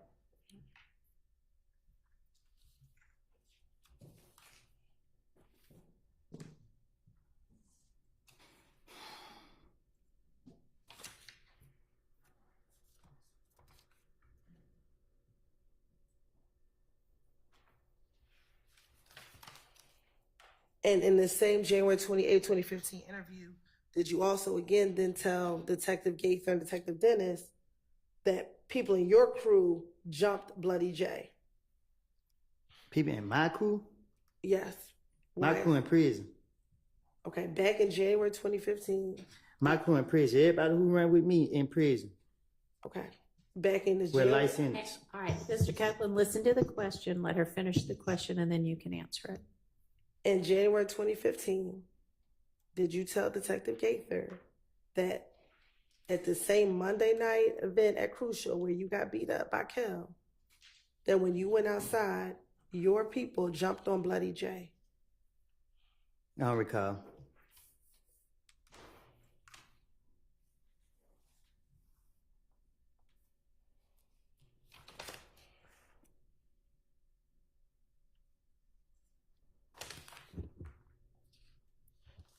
Now, also during this same interview with Detective Gaither and Detective Dennis, did you then also tell them your concern about people blaming you for Nut being killed? I don't recall. And matter of fact, you were concerned that you always get blamed for everything. Because I'm always into stuff. Okay.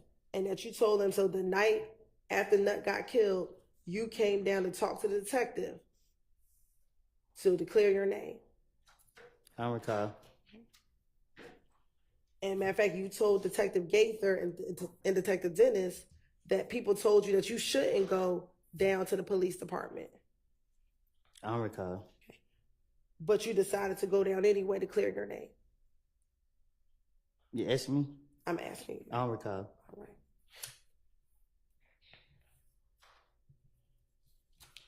did you also tell Detective Gaither and Detective Dennis that on the night of Donovan Thompson's murder, you actually told your girlfriend to call the police and tell them what was going on, tell them everything, because you again wanted to clear your name about being involved in Donovan Thompson's murder? I don't recall.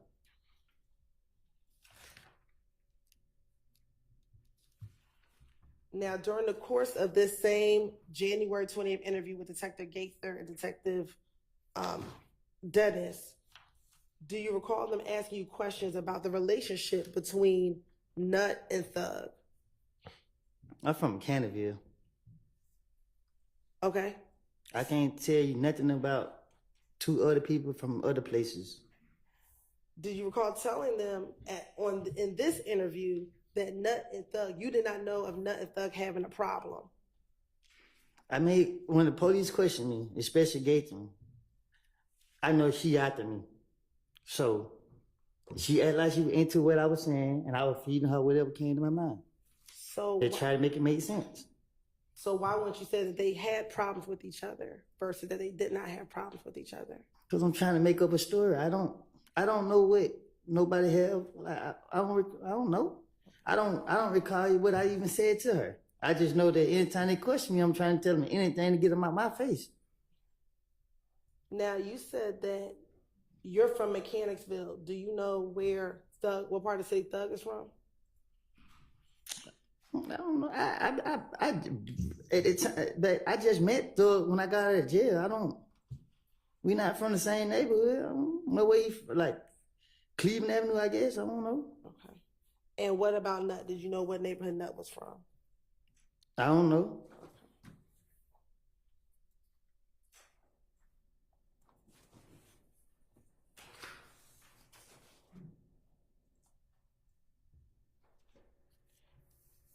Now, after Nut was killed, did you go to Miami? I don't recall. Do you recall telling Detective Gaither and Detective Dennis in the same interview that you went to Miami after Nut was killed? I tell the investigators anything. I don't recall what I told them. And when you were in Miami, were you there with Shannon Stillwell? I don't recall. Okay. What about Quindarius Zachary? Who? Little D from Cleveland. I don't think me and him ever traveled together. I don't recall. Do you recall him being in Miami while you were in Miami? I don't recall being in Miami. Okay. Do you recall telling Detective Gaither that you and your child's mother went to Miami to lay low after the shooting of Donovan Thomas? Back then, I tell so many lies. I tell 15 lies in 1 second. I don't recall what I said, and I'm not even trying to remember what I said either. Okay. Do you recall telling, or didn't you tell Detective Gaither Dennis that Thug actually told you to come down there with him to Miami to lay low? Thug can't tell me nothing.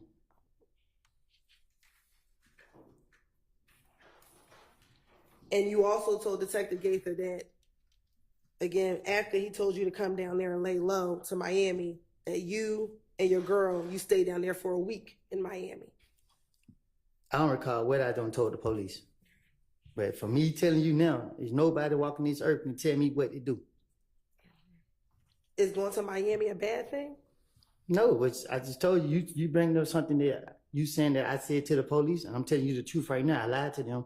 So I don't know what I don't know. Like, go ahead. So have you never been to Miami? I've been to Miami a lot. Okay. So back in 2015, did you ever go to Miami? I can't remember if it was 15 or 14. Let me make it more specific. After Donovan was killed, did you go to Miami? Man, I can't recall. Okay. And I honestly, God, can't recall.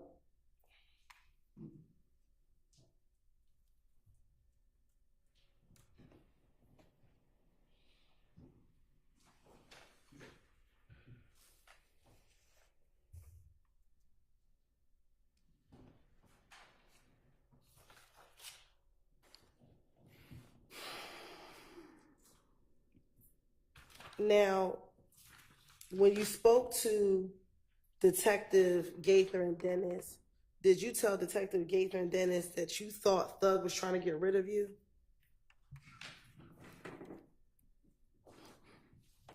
What you mean? Did you ever tell Detective Gaither and Detective Dennis that you thought Thug was trying to get rid of you? I don't think you heard me the first time when I told you. I don't run behind nobody. I'm from Mechanicsville. Okay. So I don't know. I don't know what you're talking about. Okay. So what does being from Mechanicsville have to do with my question? That mean I don't run behind nobody else. I didn't ask you about running behind anyone. Saying something about getting rid of me, like you can't get rid of me. Okay. So, is it your testimony that you did not tell Detective Gaither and Detective Dennis? I don't know what I done told the investigators, detectives, whatever you want to call them.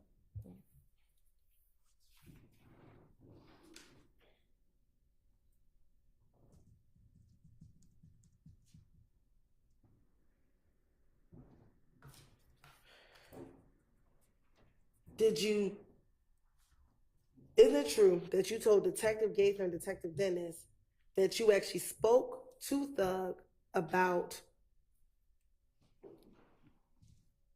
the fact that you thought he was trying to get rid of you? I could tell the investigator anything, because I know one thing, they talking to me. So they got to go with what I say. So I don't recall what I told them. I would tell them anything that come to my head. Okay. I don't recall what I said to them. Do you recall telling didn't you tell Detective Dennis and Detective Gaither that Thug called you and said, bruh, they say I got a hit out on your head, bruh? I told you, I'm a play a victim in everything. I'm a victim. Okay.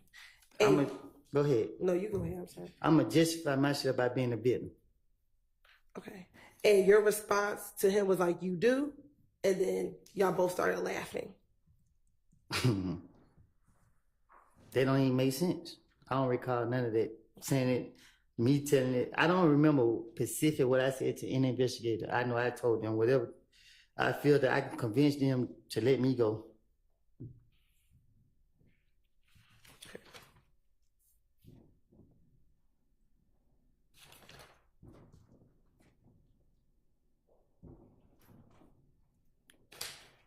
Now I want to go back to going to Miami after Donovan was killed.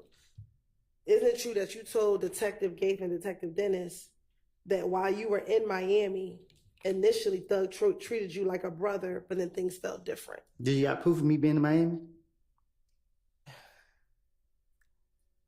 Did you provide us your phone number so we can get your phone records, Mr. Copeland? Which phone? The phone you had in 2015. Did you give police your phone number so we can get your phone records? I don't recall. Now you're talking about. Okay. Did you give police your phone number in any of these interviews so that we can get your phone records? Which phone? Your phone that you had back in 2015. I had more than one phone. Okay. So did you give any phone number to the detectives back in 2015 so we can get your phone records? Any phone you have? Shit. I don't know. I can't remember. I don't recall. Did you, matter of fact, tell the police to go get your phone records so that they can confirm where you were on the night of Donovan Thompson's murder and afterwards? I don't know. I probably did. Ain't no telling. Okay. And did Detective Gaither tell you that that was one of the things that she was going to have to verify was your phone records and where your phone put you? I don't remember. I don't recall.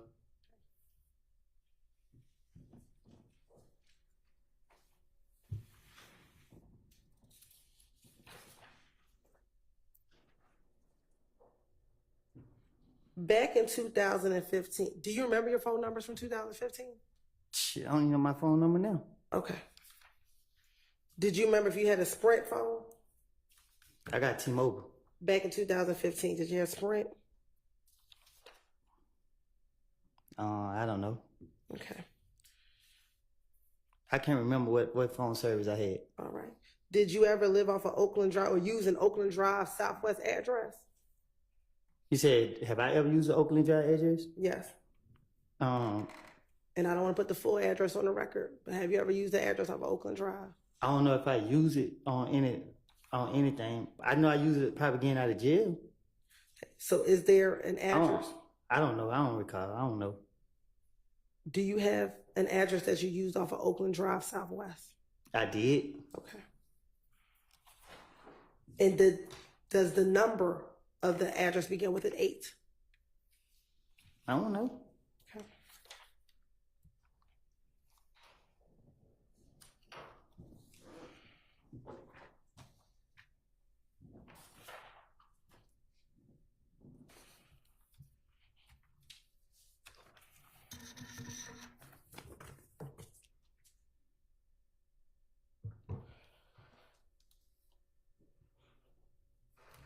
Okay. Going back to the January 2015 interview.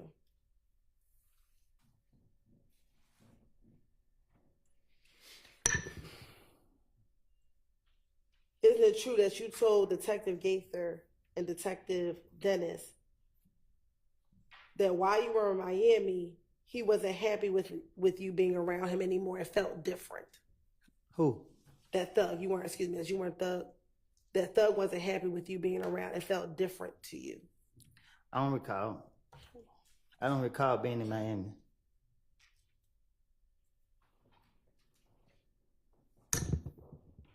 After Nut was killed. Bless you.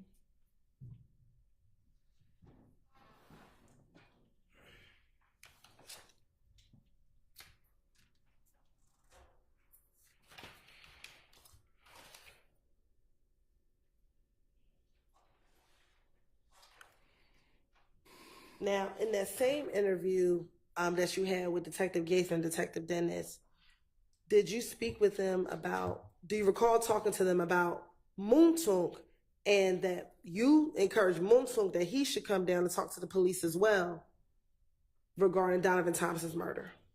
I don't recall what I told no investigators. Okay. Isn't it true that you told them that because people were calling his name in the murder, he should come down and speak to the police?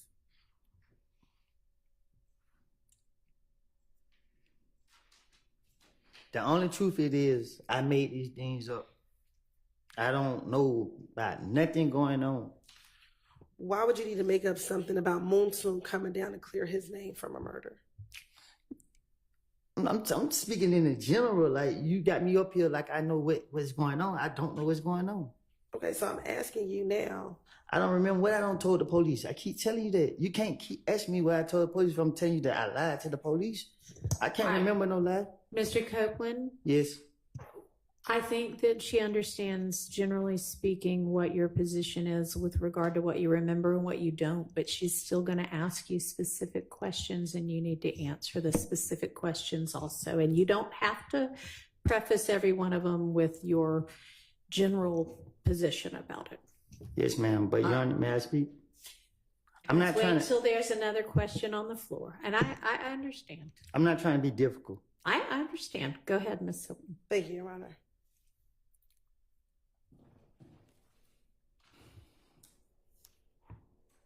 Now, earlier I asked you about an individual by the name of Bloody J. Do you know a Bloody J? I heard of him. Okay. Have you ever spoken to Bloody J? I doubt it. Okay.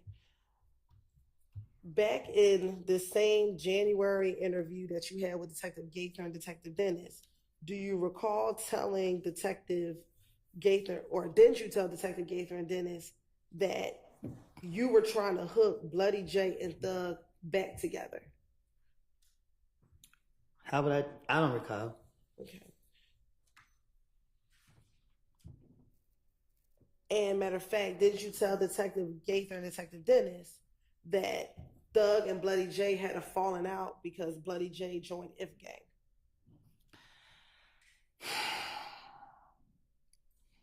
If you going off what I said in the past, do I told the investigators? That's crazy. I do not remember what I said. You can't get me up here to try to remember what I said to them. I don't remember what I said. You can ask me these step by step, but my response is my response. You want me to be honest? You want me to lie? I can't answer your question because I can't remember what I said. Okay. So I don't recall. So I'm going to ask you now. Did Bloody J and Thug stop being friends because Bloody J started messing with Ifgay? Thug behind you, ask him. I'm asking you. Huh? I'm asking you. I don't know. So why would you tell Detective Gates and Detective Dennis that? Ma'am? Why would you tell Detective Gates and Detective Dennis that?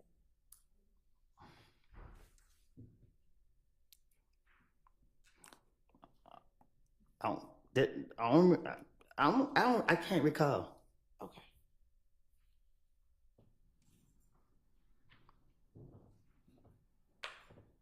Now,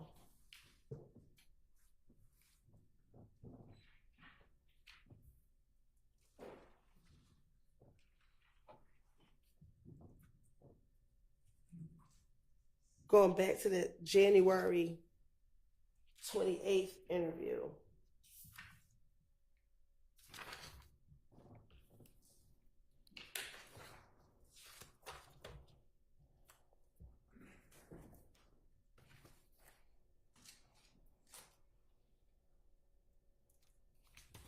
Course indulgence for one moment.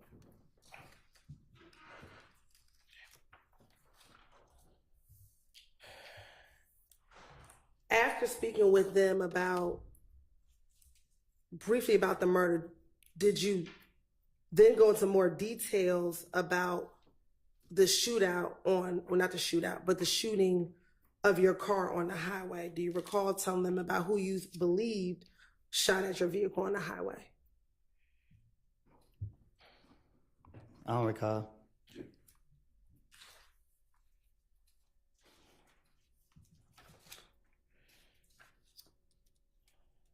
Can I tell you what I do remember?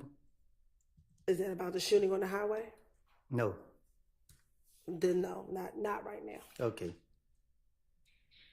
Or let me ask you this: do you remember what you told Detective Gaither in January of 2015? No, I was gonna tell you what I remember from when Nut was killed. Okay. Tell me what you remember the night that Nut was killed. I remember everybody said I killed him. That's all I remember. Then that's the only thing you remember? That's all I remember. I don't remember nothing that night. I don't remember where I was. I don't remember what I told the investigator. I thought that when they called me down there, I thought I walked in and he let me walk right back out. I don't remember sitting down talking to him. I don't remember him doing no ballistic. I don't remember him. I remember he said one thing and he left. He said, the man still on the street and everybody saying you did it. He like, man, I still got a bite on the street. That's all I remember. I thought I walked in and walked back out. I don't remember nothing. Like. Okay. And that was the first time when you went to go speak with Thorpe. I don't even know if it was. I know. Yeah, I think something happened with the mic. They all went out. With whose mic? All of us. Yeah. Of course. I don't have a way to fix it. Yeah.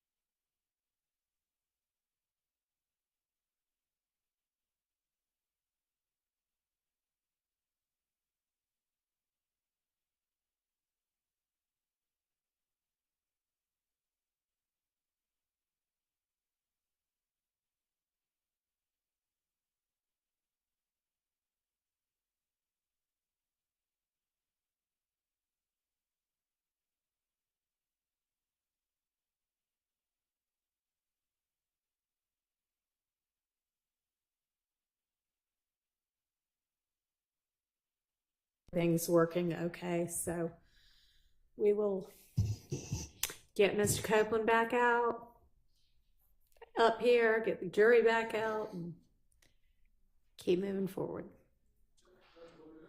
Yes.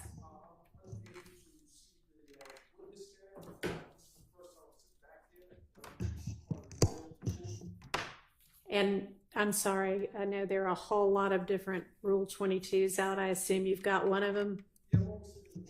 Okay. So, I guess that just means you're going to have to, we can't make the courtroom bigger than it is. You'll just have to get here earlier. You're I guess you're the odd man out today. Sorry. Just do the best you can. Just try not to be distracting, okay? Thank you. No, you cannot stand in the middle. Nobody needs to be standing in the middle. So just do the best you can from there, or any one of the media aisles you're welcome to be in. All right, thank you.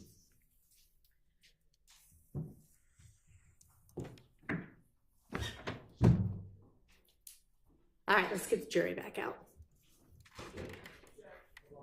Hang on, sorry.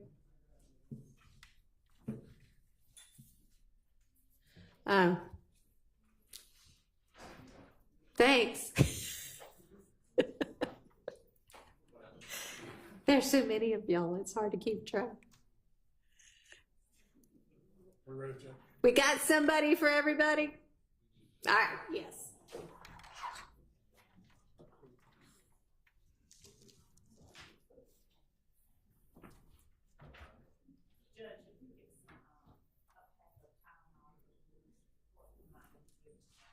I have it. Tylenol? Yeah, no, that's fine.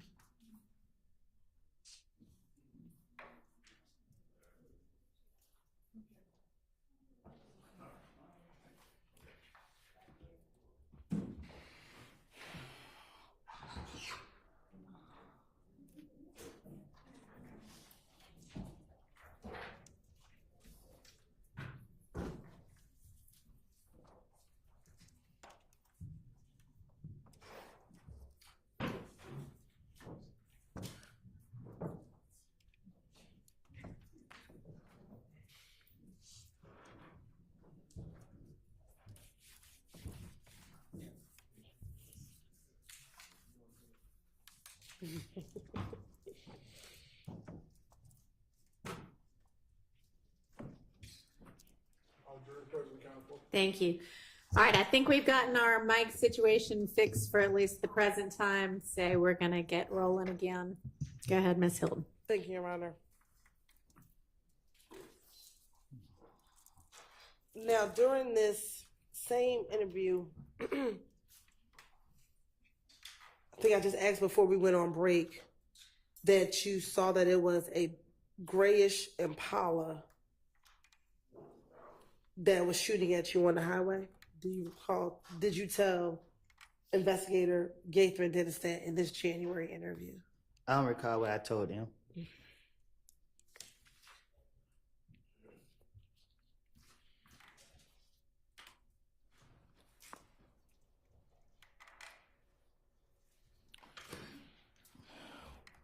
When you were shot at on the highway while in your brother's vehicle, was there anyone else with you? I don't recall. Was Demekion with you? I don't recall. What about Shannon? Who? Shannon. I don't recall.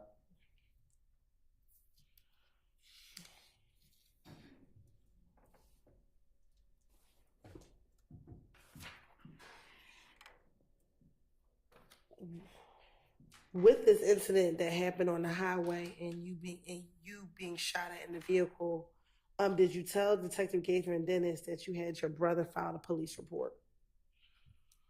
I don't recall.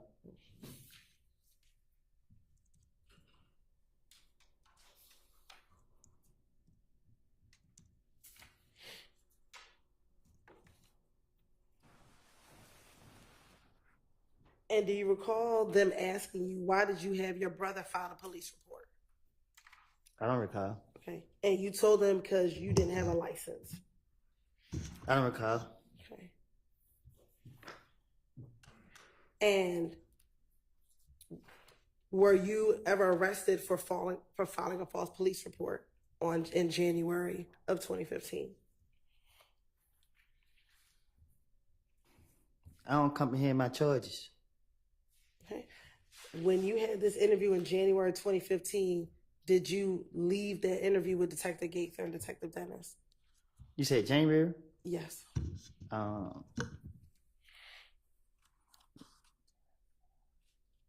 I went to jail in February, so I didn't go to jail in January. So is it fair to say that you did not get locked up for filing a false police report? I guess, I don't know.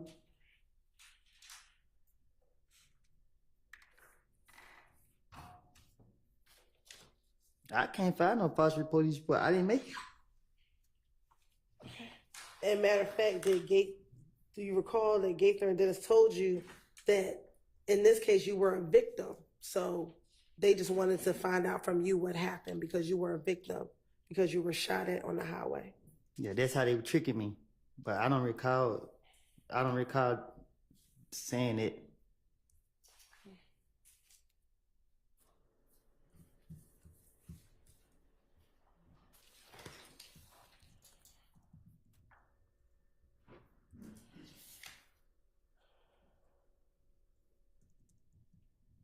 Now,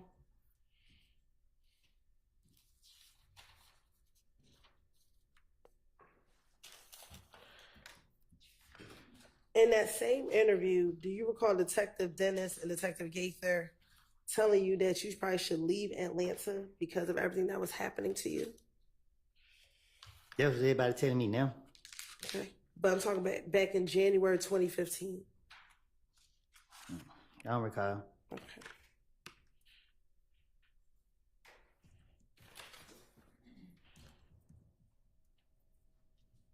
And you told me you didn't want to leave Atlanta. I'm still here.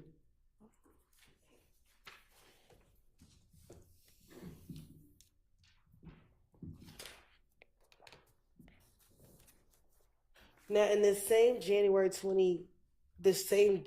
interview with Gaither and Dennis, again, do you tell them again that you had nothing to do with Nut being killed? I don't recall. Okay. And that you wanted to make sure that the police knew you had nothing to do with Nut getting killed? I don't recall what I told the police.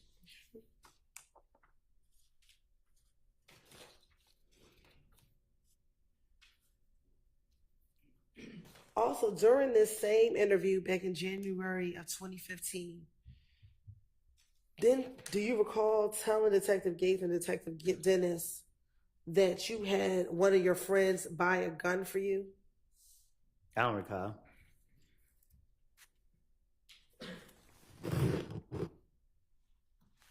And that your friend bought this gun in his name? I don't recall.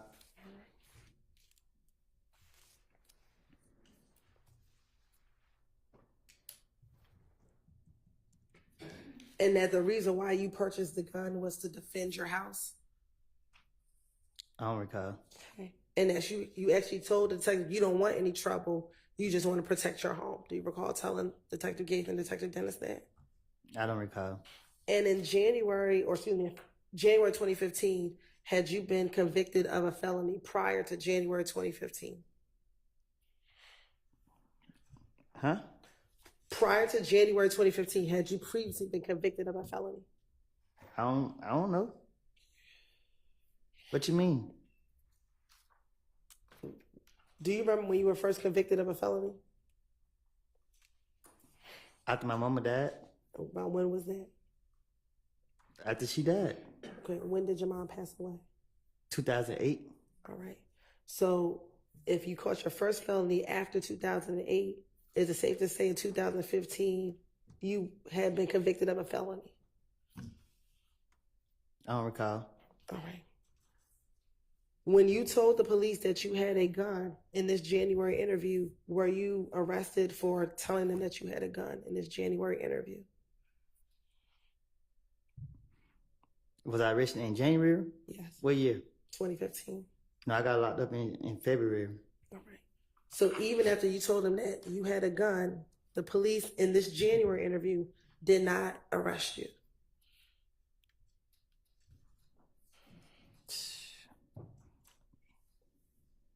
I ain't had no gun. Did you tell the detectives you had a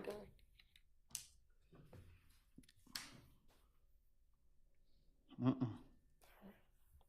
I don't know. You don't know. I don't think I'll tell them I had one.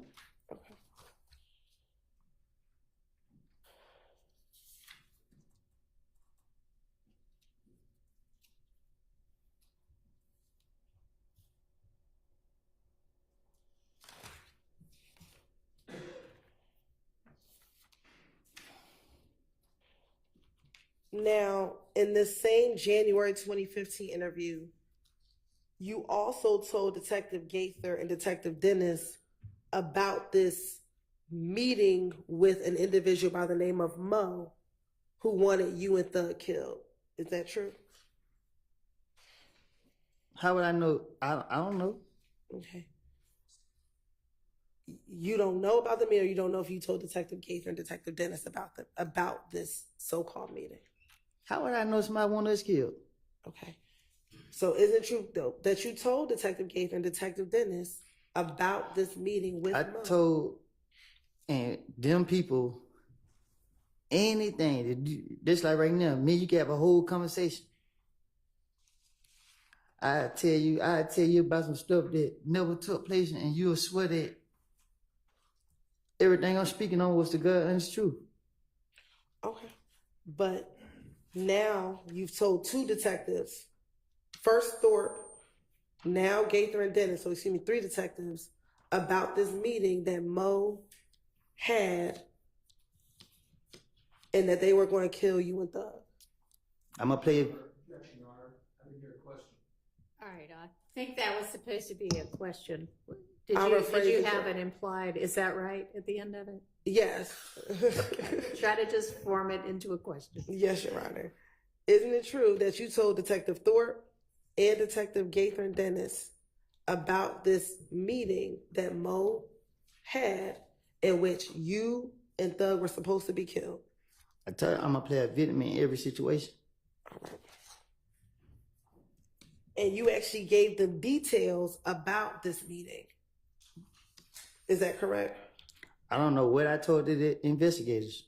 Matter of fact, you told the investigators somebody else that was in there that felt like I deserved to know.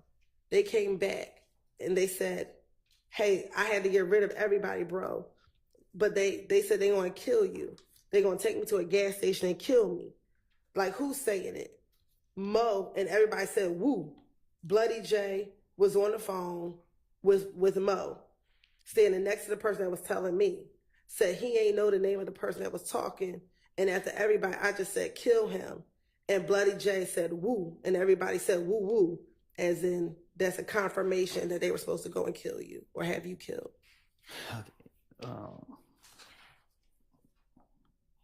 Things don't work that way. When you speaking on doing something like that, you don't be open about it. So this self-explanatory that it's a lie. You don't discuss killing people with multiple people. So you're gonna do it. You're not gonna be telling everybody you're gonna do it. I made it up. I keep telling you that. And did you tell the detective that occurred at a gang meeting that you were not at? So someone at the gang meeting told you about what happened at the gang meeting. I don't recall what I told the investigators, but I know that the things that anytime that they sat me down and they tried to question me, I knew I was about to go to jail. And even the times I didn't go to jail, I knew that I had done something stupid and I thought they was on to me. So I was trying to throw them off my trail. And that this meeting happened before Donovan was killed. Yeah, I don't know. Okay. And that the reason why they wanted to kill you is because they thought that you had Bloody J jumped. Huh? The reason why they wanted to kill you is because you had Bloody J jumped. I believe that if any gang wanted to kill me, I'd be dead by now.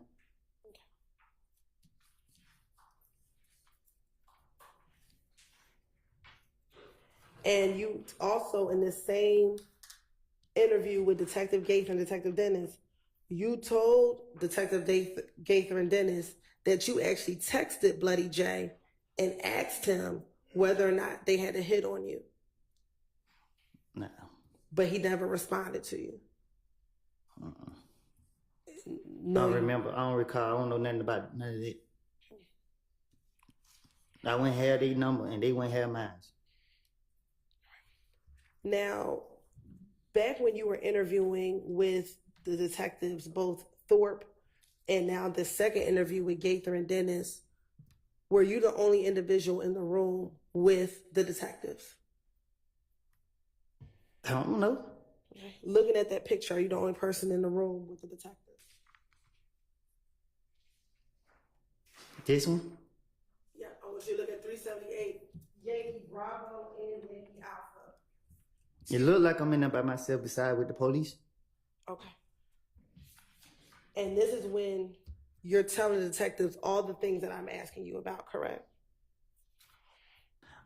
I don't recall what I done told them.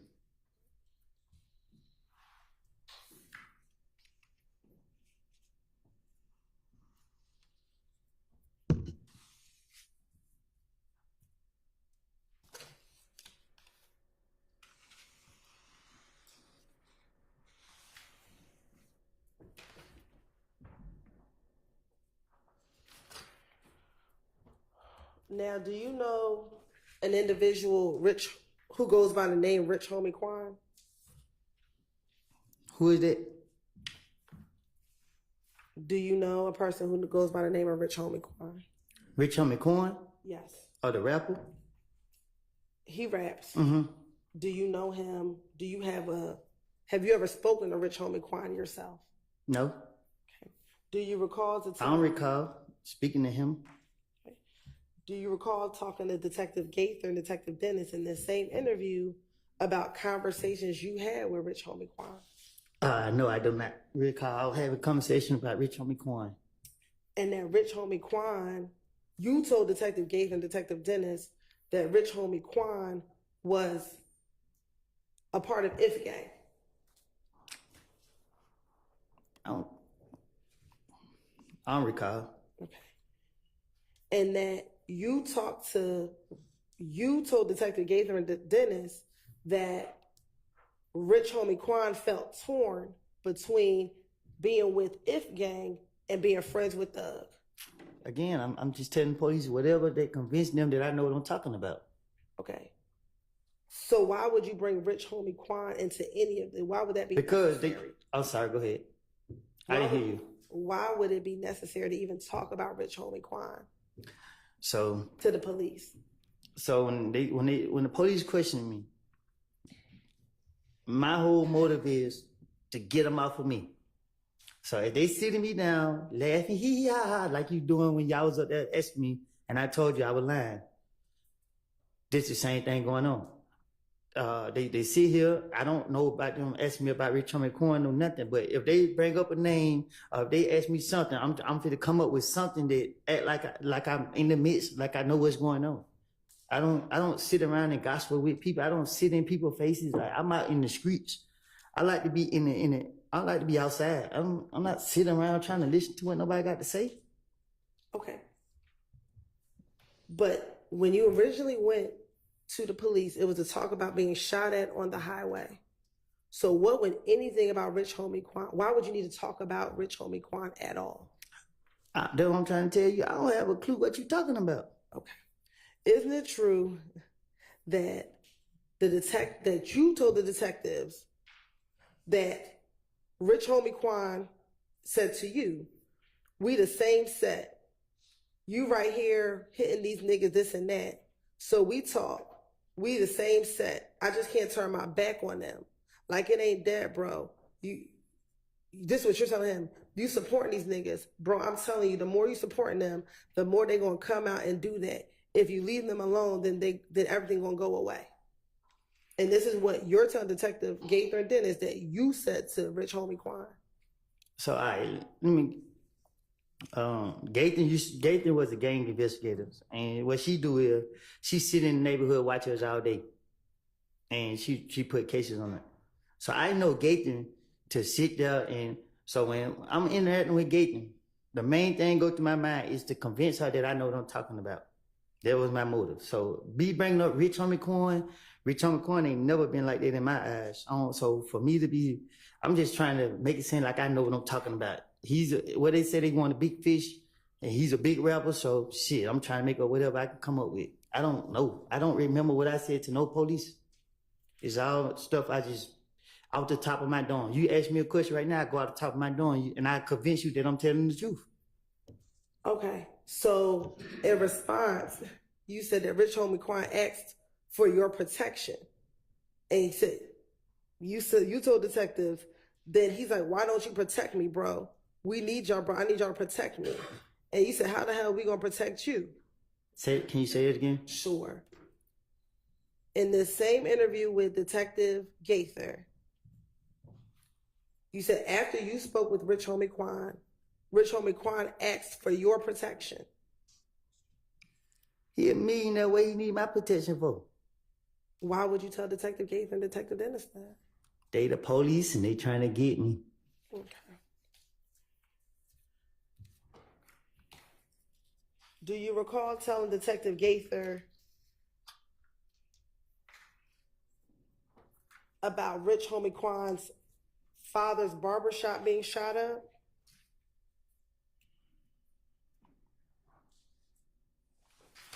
I don't recall nothing I said to no investigators. And A detective. he thought that someone by the name of Tay shot up his father's barbershop? And I told you I did it. No. Oh. You told the detectives that Rich Homie Quan thought that a person named Tay shot up his father's barbershop. Well, I probably did. Ain't no telling. Okay. But you were convinced that it wasn't Tay that shot up the barbershop. What you mean? You told Detective Gaither and Dennis that you don't think it was Tay that shot up his father's barbershop. So I told him he did it, or I told him he didn't do it. Which one is it? You told them that Rich Homie Quan thought that Tay did it. Okay, so then I told the police? Correct. And then I told him that he didn't do it? That you did not think he did it. Objection, Your Honor. Are these questions? Yes, they are. You can Do you tell need by me to the fact repeat? that her voice goes up at the end. Well, it may be that too, but yes, these are questions. Do you need me to repeat it? Okay. In your interview with Detective Gaither, did you tell Detective Gaither and Detective Dennis that Rich Homie Quan thought an individual by the name of Tay shot up Rich Homie Quan's father's barbershop? I don't recall. Okay. In that same interview, did you also tell them that you did not think that Tay shot up the barbershop? You confusing me. I'll repeat it one more time and I'll separate it. In this interview with Detective Gaither, did you tell Detective Gaither and Detective Dennis that Rich Homie Quan thought...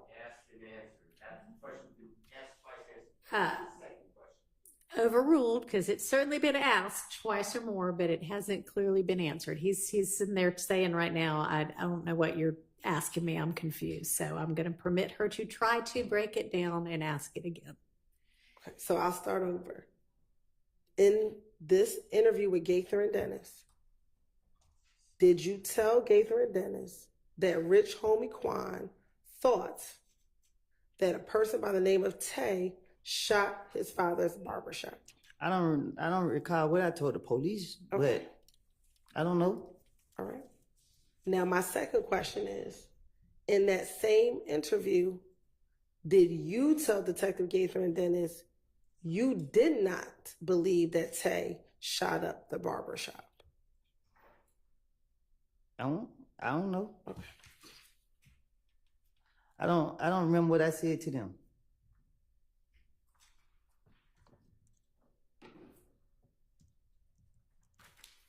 And I should ask this, do you know an individual, Tay, who's from Bankhead? There's a million Tays in them. Okay. Do you know a Tay from Bankhead? A Tay from Bankhead? Yes. Not out the top. In this same interview, did you tell Detective Gaither about this individual named Tay from Bankhead? I don't know a Tay from Bankhead. Do you know a Tay from the west side of Atlanta? Yeah. I'm sorry? Yes. How many Tays do you know from the west side of Atlanta? Too many on the count. But not from Bankhead.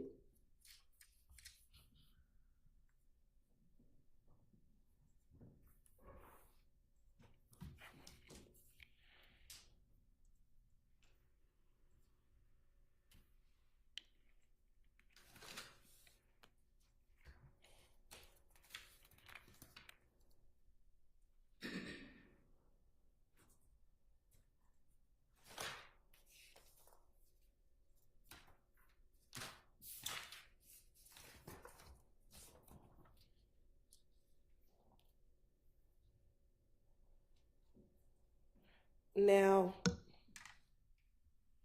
back in January of 2015, did you ever learn about, strike that, do you know someone that goes by the name of Lucci? Who? Lucci. A rapper by the name of YSL Lucci.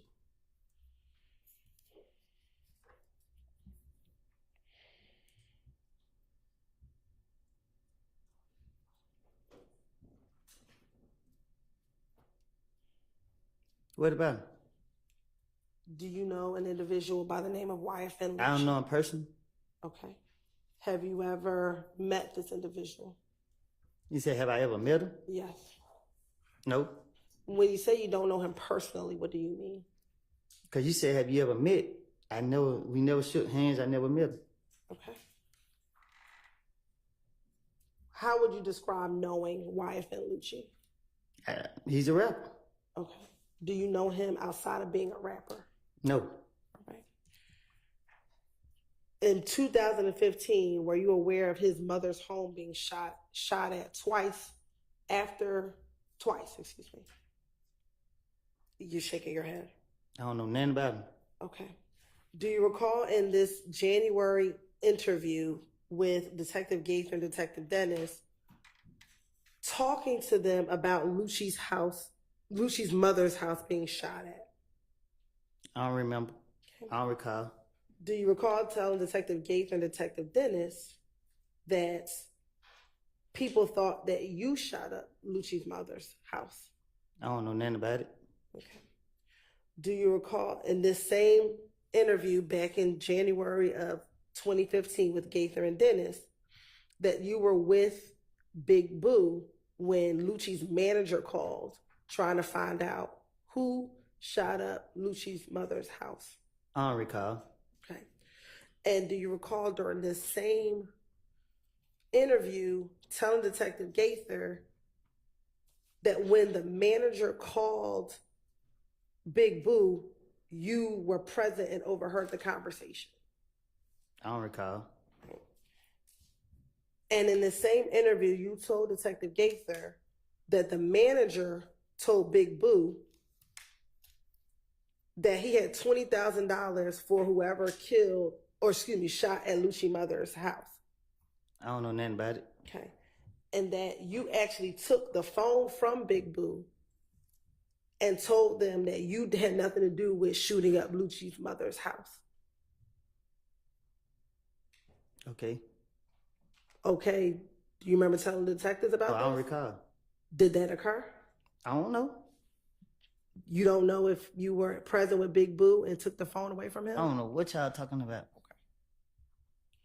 Why would you need to tell Detective Gaither and Detective Dennis that if that did not occur? Cause these things I'm hearing in the street, so I'm trying to convince them to get off of me.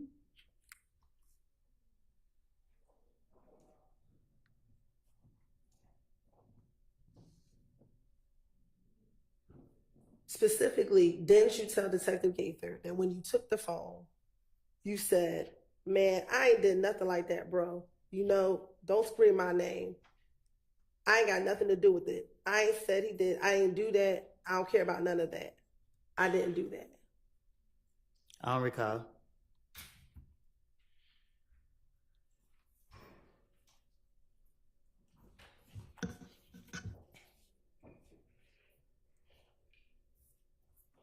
And did you actually tell Detective Gates and Detective Dennis that you were concerned because you thought that Boo was going to set you up and tell people that you shot Lucci so he can get the $20,000?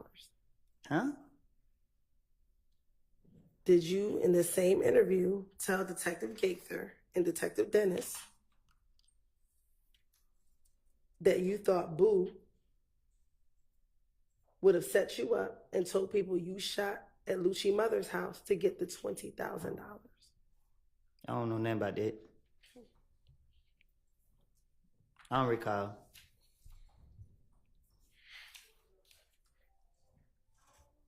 And after that phone call that with Big Boo, you were so upset that you had Montauk take you because of that phone call. I don't know. I don't recall.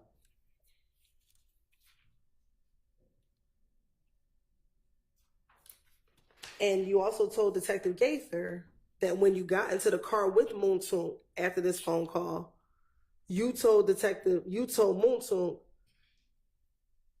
Boo tripping. Boo going to try to get, you know what I'm saying? And Montauk said, we got to stay away from them. Nah, I don't recall. I supposed to be saying this stuff? Yes. Oh, nah. And were you the only person in the interview room with Gaither and Dennis based on those pictures that are in front of you? I was the only person in the room when I was telling you I made these lies up too. Okay.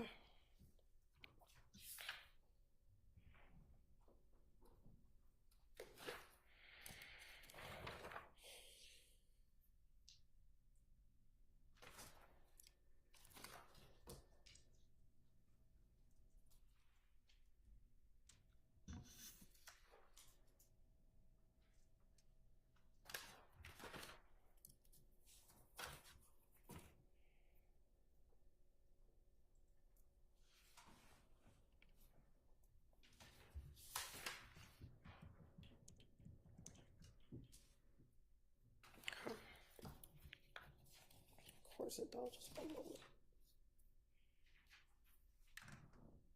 All right. In the same interview with Detective Gaither and Detective Dennis, did you tell them about your relationship or your friendship with Little D from Cleveland and Shannon? Huh? In this interview with Detective Gaither and Detective Dennis, do you recall telling them about your friendship with Little D from Cleveland and Shannon? No, I don't know nothing about that. Okay.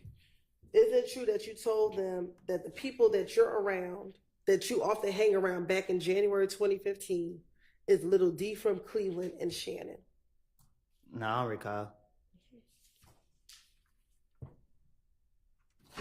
And matter of fact, did you say specifically to Detective Gates and Detective Dennis, I keep a couple people around, you know what I'm saying?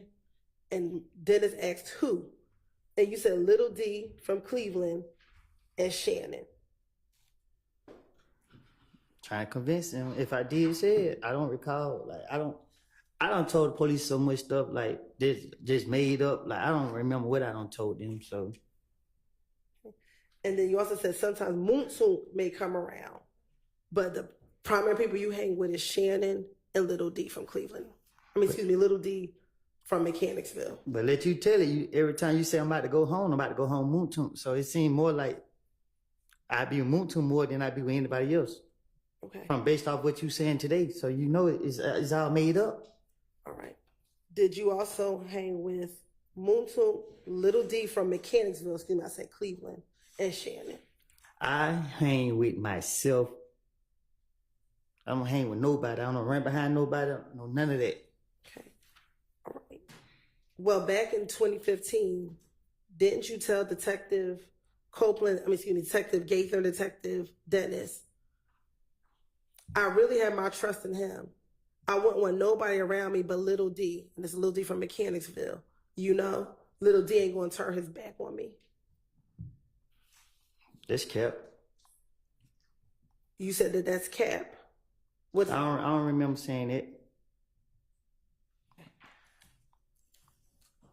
Do you remember, God bless you, when we were here back around June 10th, June 11th, that you said that little D was the person you called your son? Who? Do you remember back in June of this year, around June 10th, June 11th, stating that little D was like your son? No. Okay.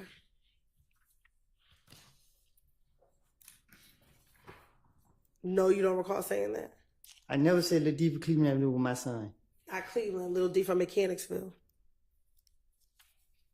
What y'all talking about? Okay. Do you want me to repeat the question? Yeah, I don't know what you're talking about. I don't recall. All right. I'll ask it, then you can answer it truthfully, I hope. Do you recall in June of this year saying that little D from Mechanicsville is like your son?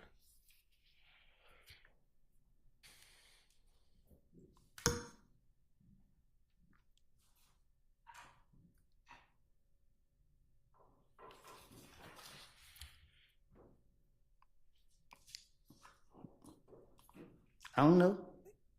No, you don't remember saying it? No, you didn't say it. What does I don't know mean? What you want me to say? I want you to answer the question. What's your question? I'll ask it one more time. In June of this year, when you were here, This year right here? This year right here, when you were here before, June 10th, June 11th, do you recall telling me when I asked you about little D from Mechanicsville, telling me he's like your son? When I said I birthed him?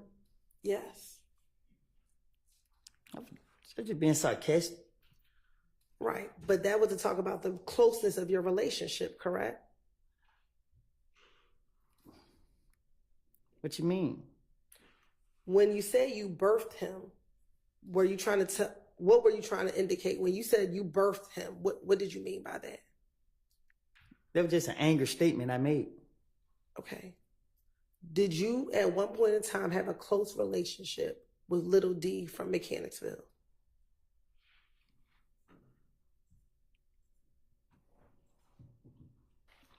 I don't recall. Okay.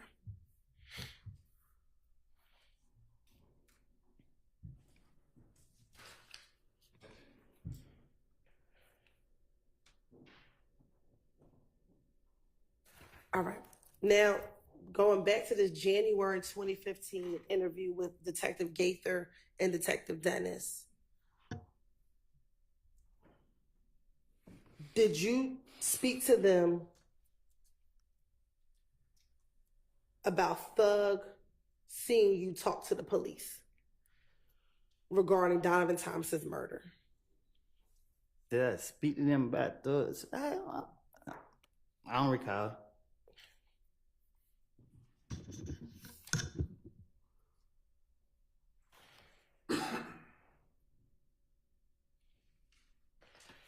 Do you recall telling the detectives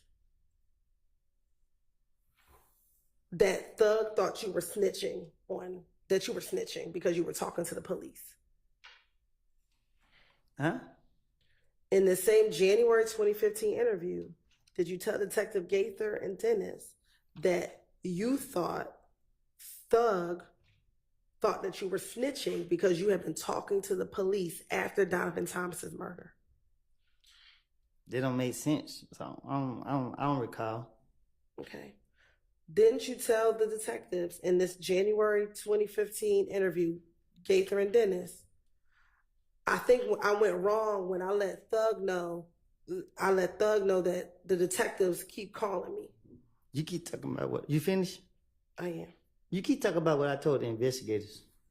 Listen, I know they want to lock me up. I see them following me everywhere I go. I'm in the restaurant eating, they not eating. And they got me down here for questioning. I know they only question me to trap me up to get me. So I told them anything that came to my mind, or whatever the case is, they don't make sense. When you walked into the police department and to talk to Gaither and Dennis, you walked in on your own, correct? Most of the time, they question me. I was in handcuffs. I don't. In early 2015, isn't it true you met with the detectives 5 times? Let me tell you more than that. Okay. I don't know how many times I done met with them. I just know that the police questioned me every time that I was in handcuffs. You have, in front of you, you have 2 dates, correct? Is that January 11th and January 28th? Yes. Permission to approach? You may. I'm going to show you what's been marked as State's Exhibit 378, Yankee Charlie 1. Does that date say February 20th, 2015? Yes. Now I'm going to show you 378, Yankee Delta 1. Does this say February 21st, 2015? Yes. And I'm going to show you 378, Yankee Echo 1. Does this say June 10th, 2015? Yes. Okay. Looking at 378, Yankee Charlie, Yankee Delta, Yankee Echo, do you see yourself in those 3 pictures? Yes. Okay. You're right. This time the state like the tender 378, Yankee Charlie 1, Yankee Delta, 378, Yankee Delta 1, and 378, Yankee Echo 1 is the evidence. Admitted without objection. Now, looking at these 5, on January 11th, were you in handcuffs when you went to go speak with the detectives? Mm-hmm. On January 11th, when you walked You in. said January 11th? Yes. Oh, okay. Were you in handcuffs? Nah, I'm like this. Okay. Looking at January 28th, were you in handcuffs when you went to go speak with the detectives? No, I'm like this. All right. On February 20th, were you in handcuffs when you and Deshaun went to go speak with the detectives? No, I'm like this. Okay. And were you only arrested on February 21st when you went to speak with the detective because you're in a blue jumpsuit, correct? Yes. And on June 10th, you were arrested because that's when they arrested you in the house, correct? You said what now? June 10th is when they arrested you at your home, correct? With the white shirt on? Yes. Oh, my hands up on the table. I don't know. But do you recall June 10th being the day that they came to your house and arrested you? Mm-hmm. Is that a yes? You said, I just need to know, is that a yes for the record? Oh, I think so. Okay. Is that the day that you went to jail and you didn't get out till 5 years later? I started what? On June 10th. Did you get arrested on June 10th? Mm-hmm. Yeah. Okay. So out of all 5 interviews, you were only arrested 2 times. Is that correct?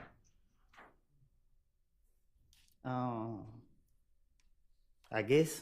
All right. So each of the other times, besides February 21st and June 10th, you walked freely in and out of the Atlanta Police Department. Is that correct? Wait a minute. What you mean by that? Well, sure, I'll repeat it. Would you agree that in early 2015, you went to the police, you talked to the police 5 times? No, more. Do you have 5 interviews right there?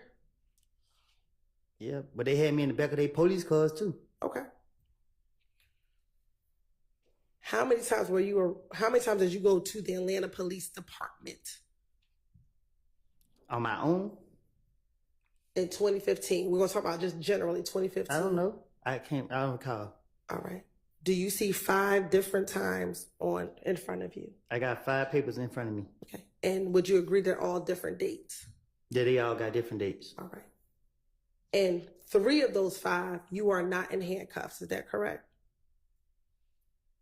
1, 2, 3. Yeah, 3 of them I'm not in handcuffs. And only 2 of them you are in cuffs, or you knew that you were arrested that day. God bless you. I guess. All right. The 2 times that you were arrested is February 21st. Is that what you have on the blue jumpsuit? Okay, right there. And June 10th when they arrested you at the house. Is that correct? Mm-hmm. Is that a yes for the record? Yes. All right. So the other 3 times, January 11th, you came into the Atlanta Police Department on your own, correct? He called me down there. Okay. And you voluntarily went down there after he called you, correct? after you spoke with, He took my baby mama down there and told me I need to be down there. and you decided to go, correct? Yeah. Okay. And after you interviewed with him, you walked out, correct? And you left. You're shaking your head for Yes, me? yes. I left. Now, on January 28th, you also walked into the police department, correct? I don't know nothing about it. I don't remember that at all. Okay. But is it safe to say that you left because you were not arrested in January of 2015? Yeah, I went locked up in January. And then February of 2015, that's when you walked into the police department with you and Deshaun, correct? I think. And do you remember that being the night or the early morning hours after people shot at you, Deshaun, and your baby? He was fit to put me in handcuffs. But did he put you in handcuffs? Cause the other police told, I don't know if it was that one right there, but one of the police told him, he whispered something to him. Cause I told him, you gonna lock me up, and they're gonna get out of the way. And they decided not to lock you up, correct? Cause he wanted the gun. But he did not lock you up, correct? The next day he did. Answer this question. On February 20th, did he lock you up? He told me I got 24 hours to get him the gun. Okay. And you were able to leave that interview room to go find the gun, correct? Finessed him. You were able to leave, correct? Mm-hmm. Is that a yes for the record? Oh, yes. All right. So when you keep saying they only wanted to keep locking you up, you only were locked up 2 times. Well. No. Okay.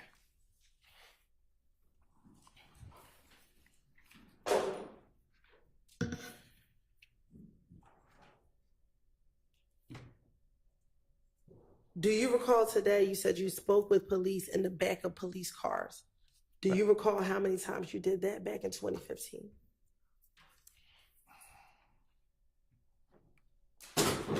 I don't know how many times.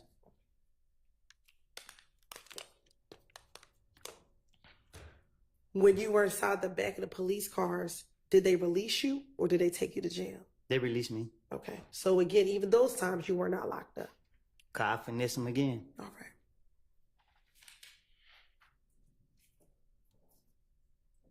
Now, going back to what I asked you about, your belief that you thought Thug thought you were snitching.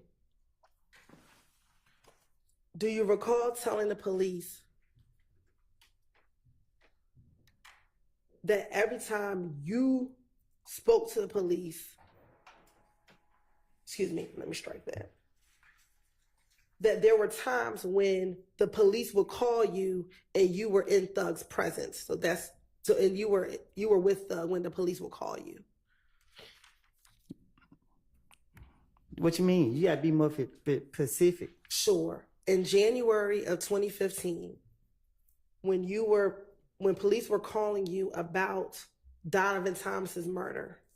After he was killed, I wasn't around that much for him to be able to see me answer the phone or talk to any police or anything. What you talking about? Did you tell the police when they were asking you about Thug thinking you were snitching, you told the police, because like every time he called, it's like I was right there in front of him and I had walked up. I was like, that was the detective. Like, shit, they trying to find out who. And he just felt like I was just making stuff up because I always stutter. So when you snitching is based off the truth and off facts. Lying and trying to finesse your ways is different things. So there would never be the case if he concerned about me snitching. So you only snitching if you telling the police the truth. And back in 2015, when they were calling you and they were asking you about Nuts' murder, were you telling them that you were not involved in Nuts' murder? I was telling them I told them everybody did. I told them Shell killed them. I told them all type of people did. I didn't know. I don't know. Y'all just pick and choose what y'all want to take and use. Did I not say Shell did it? did you tell them that you heard that could have been a rumor? I told you it was a rumor that they said I did too, right? Right, and you didn't kill him, correct? How many times you gonna ask me that? Okay, then. So if you're talking about rumors, the rumors aren't true. You just told them what you heard. I'm saying what y'all want to pick and choose with. Okay, I don't recall.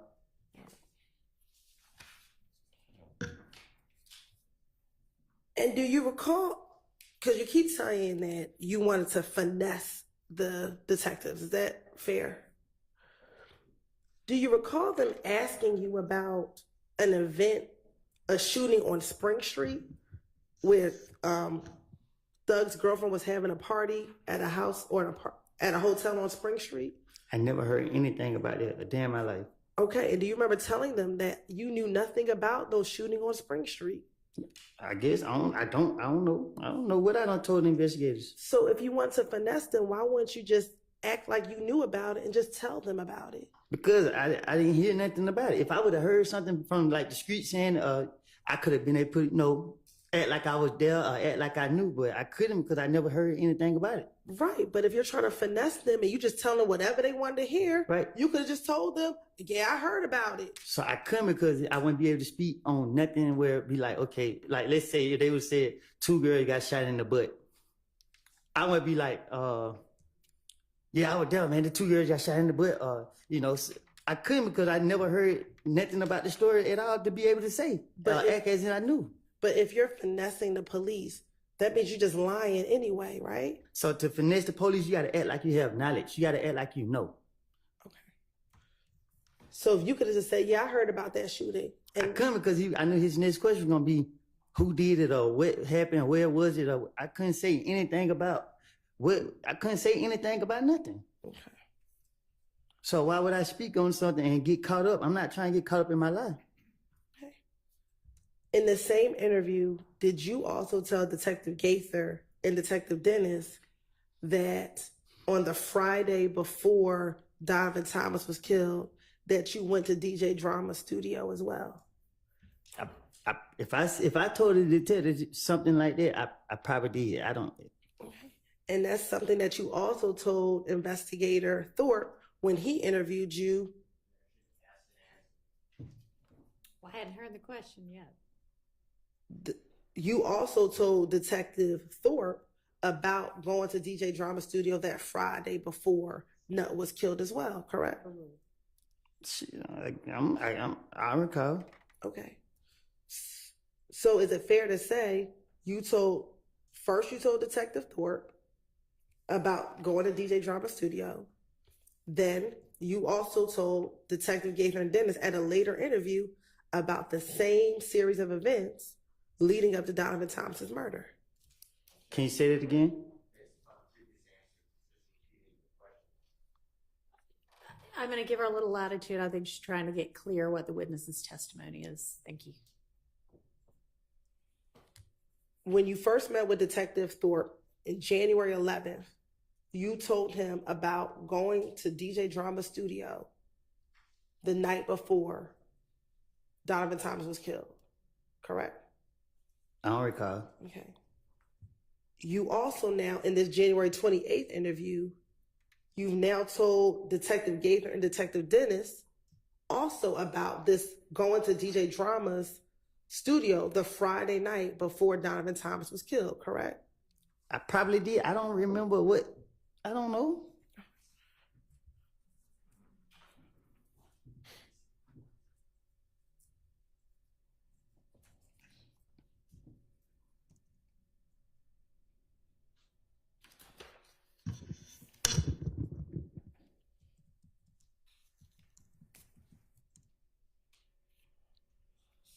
Now,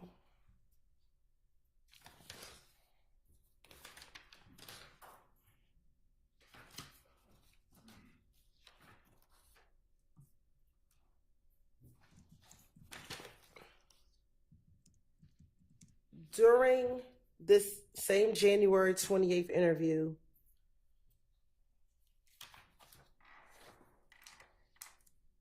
did you tell Detective Gaither and Detective Dennis that you actually owned a chopper a gun, a chopper.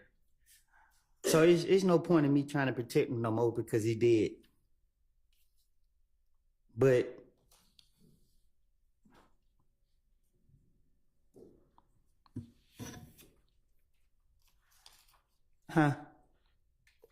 You were making a comment about someone being deceased and passed away.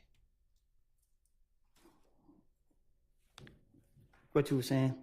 Just go ahead and re-ask your question. Yeah, my question was, in this same interview with Detective Gates and Detective Dennis, did you tell them that back in January 2015 that you, when they asked you what type of gun you had, and you told them that you had a chopper? Can you say that again? Sure. In this same January interview where you're meeting with Detective Gaither and Detective Dennis, they asked you what type of gun you had. Do you recall telling them that you had a chopper? No, I don't recall what I just said to them.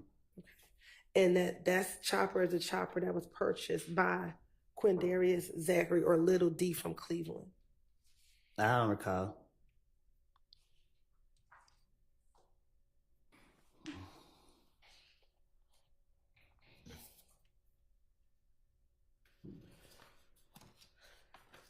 Now, I think I just heard you say that someone is dead and you don't need to protect them anymore. Who were you referencing? Tay Threat? Okay. Is that the young man who passed away a few weeks ago? Yes.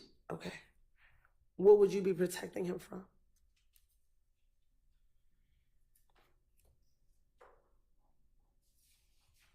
I don't want to talk about it. Okay. And let me ask you this. Back in 2015, were you friends with Tay back in 2015? Yes. Okay. And one, I'm sorry to hear about your loss. In 2015, was Tay shot at by IF gang members while he was sitting in his vehicle back in 2015? How am I supposed to know? Do you recall talking to Detective Gaither and Detective Dennis about him being shot at in his car? Like, if I see it, I don't recall. Okay.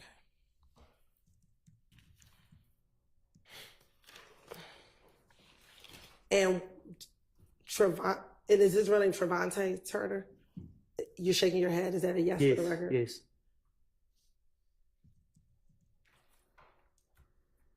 Back in 2015, did Trevante Turner consider himself a part of YSL? No. All right. Do you recall Detective Gaither and Detective Dennis talking about the fact that he was shot up by IF gang in the midst of the beef between YSL and IF gang? All right.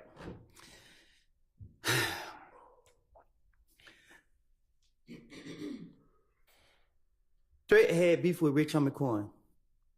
I don't know what they beef was about, but Threat had beef with Rich Homie Coin, and he was on his ass. I'm sorry. Who was on who's behind? Threat was on Rich Homie. Okay. And yeah, Threat was on Rich Homie, and Threat got into it with Nut and him.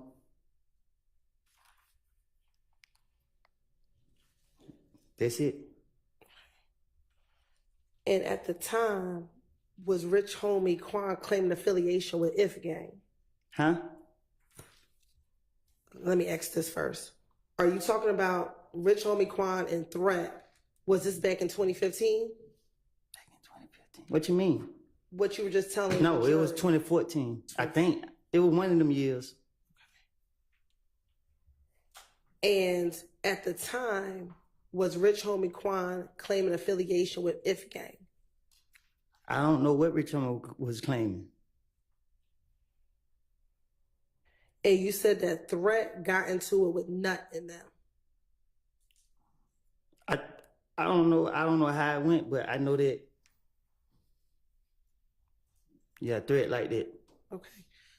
Is that what started the beef between YSL and IF gang? Threat wasn't YSL. Like, you know what I mean? Like, people, YSL is not what y'all making it be. Like I keep telling y'all that a person can wake up and say Atlanta is a monkey see, monkey do city. Like you see people doing something, you just do it.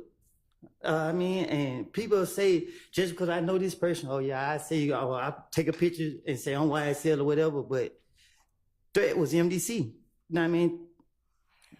There wasn't no YSL or that shit. Did he ever stop claiming MDC and claim YSL? Nah, we don't switch up. That's just what it is. And you said he claimed MDC. What's MDC? I don't know. Okay, but if you said he claimed it, do you not know what MDC stands for? It's none of my business. Okay. So when you say he's claiming MDC, what do you mean?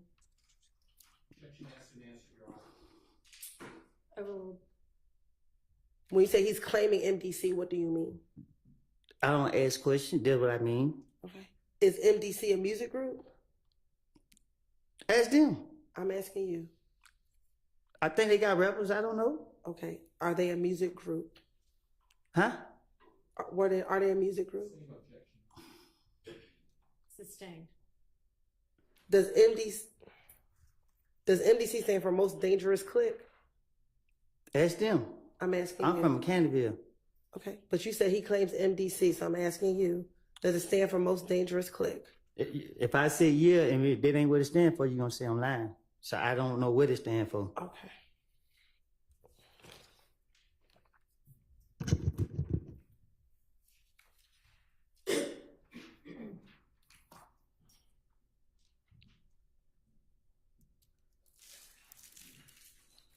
Do you recall telling Detective Gaither and Detective Dennis about members of MDC beating up Little D from Mechanicsville in the club, in Club Crucial? I don't recall. Probably so. I ain't no telling. Do you know if members of MDC beat up Demekion or Little D from Mechanicsville in Club Crucial? They did. I was laughing too. And MDC, are they from Bowen Homes? No, that's me. That's them.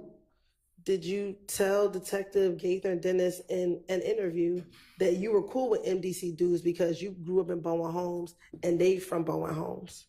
I'm from Canterville. But that you spent some time, did you spend time in Bowen Homes? I don't recall. Okay. You don't recall living in Bowen Homes before moving to Mechanicsville? Oh, I stayed in Bowen Home. Okay. And did you tell Detective Gaither and Dennis that you stayed in Bowen Homes prior to moving to Mechanicsville? I don't know if I told them that. Okay. And that because you did stay in Bowen Homes, you were cool with a lot of the dudes in MDC. Do you recall telling Detective Gaither and Detective Dennis that? I don't recall. Okay.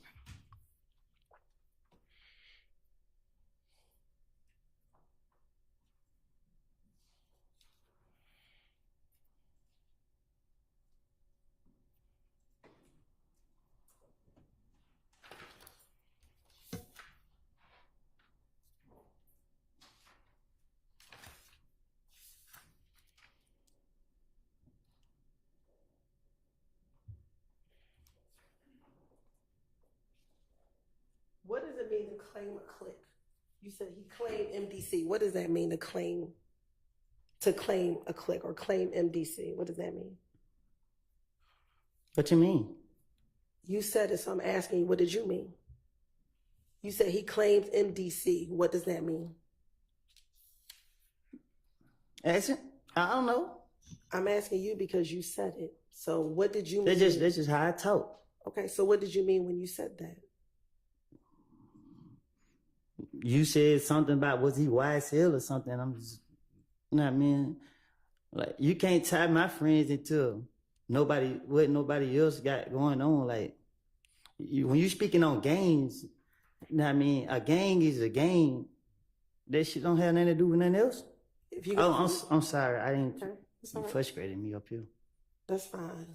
So what did you mean? I'm asking a very specific question. What did you mean when you said he claimed MDC? What does that mean to claim it? I guess we gotta Google it then. Mr. Copeland, she's not asking what does it mean objectively. She's asking what did you mean when you said it. I just said it, Your Honor. I don't know.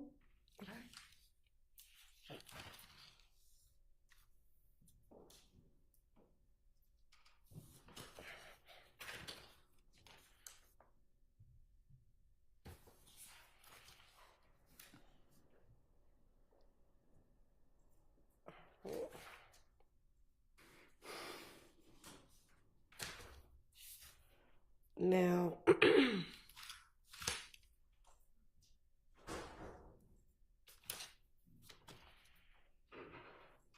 right. Now, earlier we talked about you talking to Nut back in 2015. Do you recall ever meeting with Nut to give him back some items that were stolen from him? I don't recall. Okay.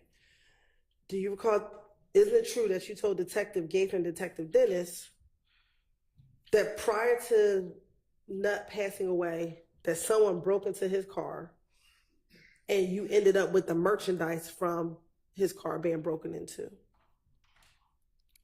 I recall telling you in the back room somewhere in this courthouse that I lied, and I'm being truthful today by telling you that I made it up.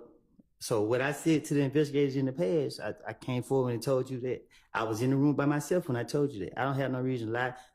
Don't nobody intimidate me. I'm not trying to protect nobody, no nothing. But I'm not going to sit up here and tell a lie that I can't keep up with. That's just it. I don't know. Like, what you talking about? Okay. We're going to get to what you told me, but I'm going to ask you first. Did you tell back in 2015 that you met up with Nut because someone stole some of his items and you gave him those items back? I don't recall. Okay. Now, speaking about what you told me, do you recall telling me and my investigator Long that it was actually you who stole the items and then you returned it back to him? I paid too much.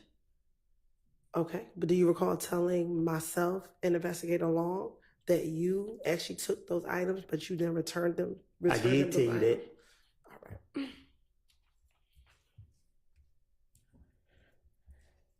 But more importantly, that you actually met up with Nut. Do you recall telling the police that you met up with Nut to give him back those items that were stolen? I probably did. You probably did tell the police, or you probably did meet up with him to return the items to him? I probably did tell that to the police. Do you have any independent memory today of you actually returning the items to Nut? I did. You did return those items? I did give him his stuff back. So that was something truthful that you told the police? That was. Okay. I don't know if I told it to the police, but I told it to you. Isn't it true you also told Detective Gaither and Detective Dennis in January of 2015 that you called Nut and said, hey man, I got your shit right here, pull up on me, and he came and pulled up on me and you gave him his stuff back? Take a little bit of lie and put it with it. Take a little bit of truth and put it with a lie. That's what I do. And also, during this same meeting that you met Nut to give him back his stuff, you talked to him about the beef you were having with him and Kel. Well, excuse me, with you and Kel. I apologize. Can you say it again? Sure. In this same meeting that you gave Nut back his stuff, you and Nut talked about the beef that you were having with Kel. So when I gave Nut his stuff back, I didn't like the way he looked at me. So we didn't have no conversation. He seen all the people I had with me. He got his stuff back, said appreciate it, and he left. So what I told investigators was, I don't recall what I told them, but I remember giving him his stuff back, and I didn't like the way that he looked at me. Okay. Did you remember telling Detective Gaither and Detective Dennis that you and Nut had never had any beef and never had any issues? I don't recall. Okay.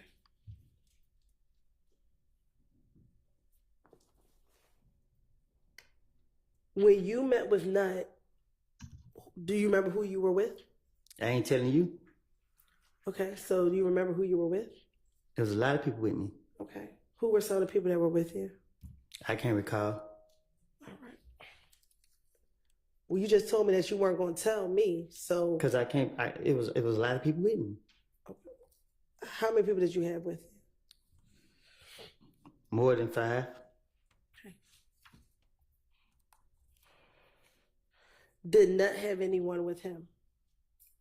I think so. Do you remember who that was? Yeah. I don't know them by name though. He had 2 or 3 people with him. Okay.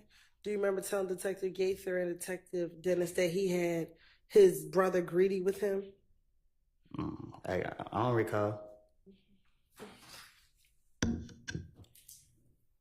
And that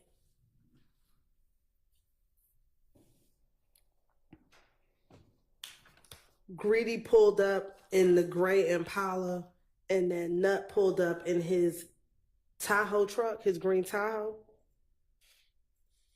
From what I remember was I was already talking to Nut when that great car pulled up. Okay. And was Nut in his green Tahoe truck? Do you remember? Damn, I can't really recall what Nut was in. Okay. He may have. I ain't pay attention to his car. It's just the way the other car pulled up that made me pay attention. Okay, so did you not like how Greedy pulled up? Yeah. Okay. So was your issue with the way Greedy pulled up, or your issue was with Nut? The way they did. I don't recall.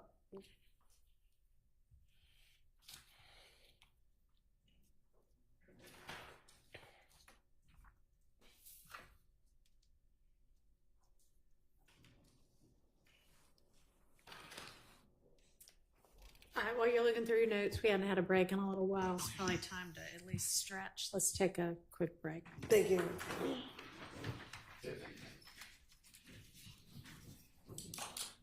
All right, for adjourn.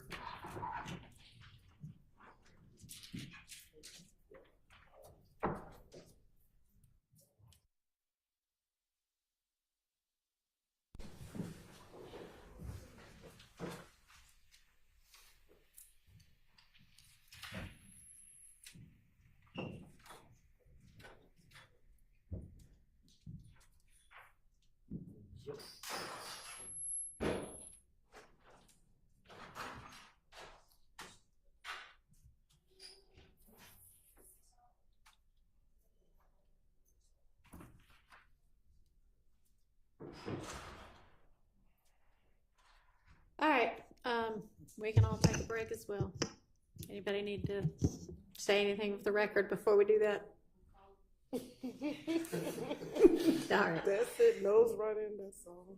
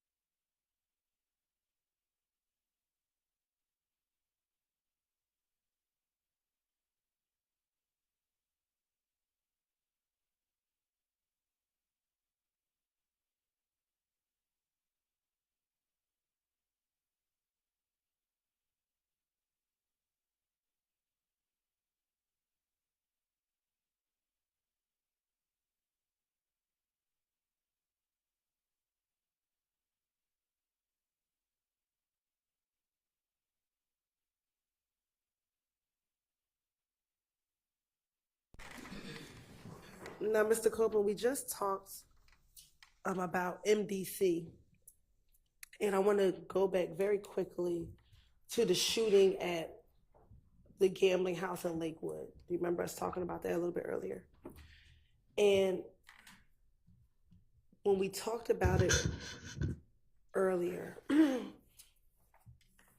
do you recall back in 2015, in the same January 2015 interview, telling the detectives that initially you all thought it was MDC that shot at you at the gambling house?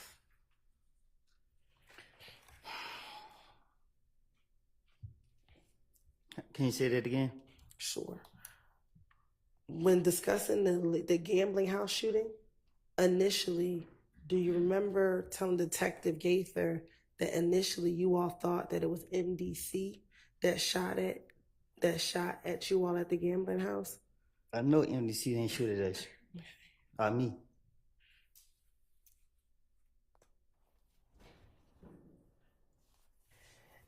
And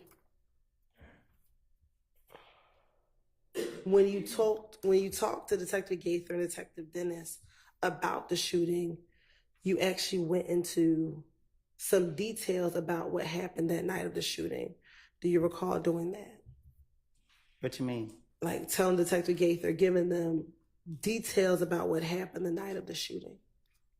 I remember what happened, but I don't remember what I told the police. Okay, what do you remember happening? Niggas was shooting at us. Okay, can you watch your language? I mean, people were shooting at us. All right. And where were you all? Where were you standing when they were shooting at you? Outside. Okay, and you said they were shooting at us. Who else was out there with you? A lot of people, little kids. I can't be specific who was out there. Okay. Do you remember telling Detective Gaither and Detective Dennis that Thug was out there with you? I don't recall. Okay. And that the individuals started shooting from the bushes? I don't recall where they were shooting at, but I thought they were shooting at. And also, did you tell Detective Gaither that you ended up having to run behind a young woman who was out there as well? I don't recall what I told the investigators.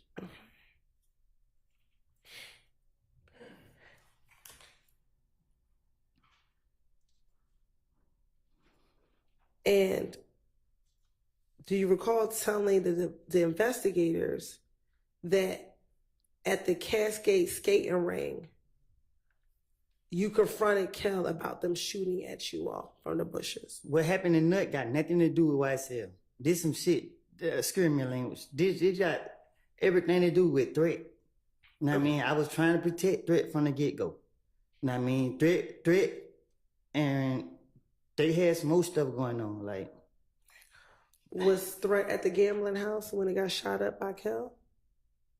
Young, you said nothing I say can be used against me? That's right.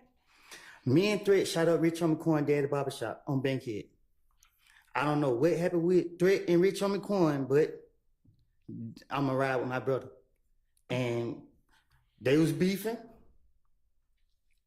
And yeah, we put up and did that. Okay. And as a result of, why did you and Threat shoot up Rich Homie Quan Daddy's barbershop? Because I'm gonna ride with Threat. Okay. Did Threat tell you why he was shooting? I don't up the ask no barbershop? questions. I just say let go.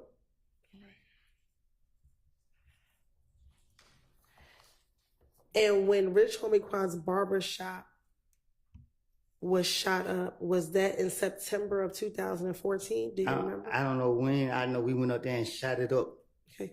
Was it before Nut was killed? Yes.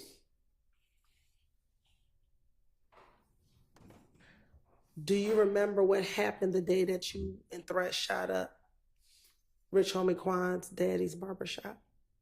What you mean? Like, do you remember that day? What led up to you going to the barbershop and shooting it up? I told him they go do it. What led up to you saying, let's go do it? Why? Threat was mad. He was like, he fucking keep scaring my language. He was talking, playing like we somebody to play with. And I was ready. I had them choppers on deck. Why was Threat beefing with Rich Homie Quan to shoot up his daddy's shop?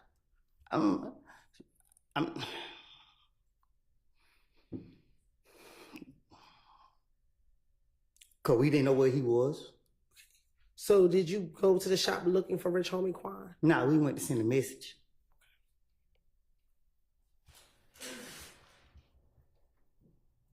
What time did you go and shoot up? I ain't telling you that. Okay. Was it in the morning? It was at night.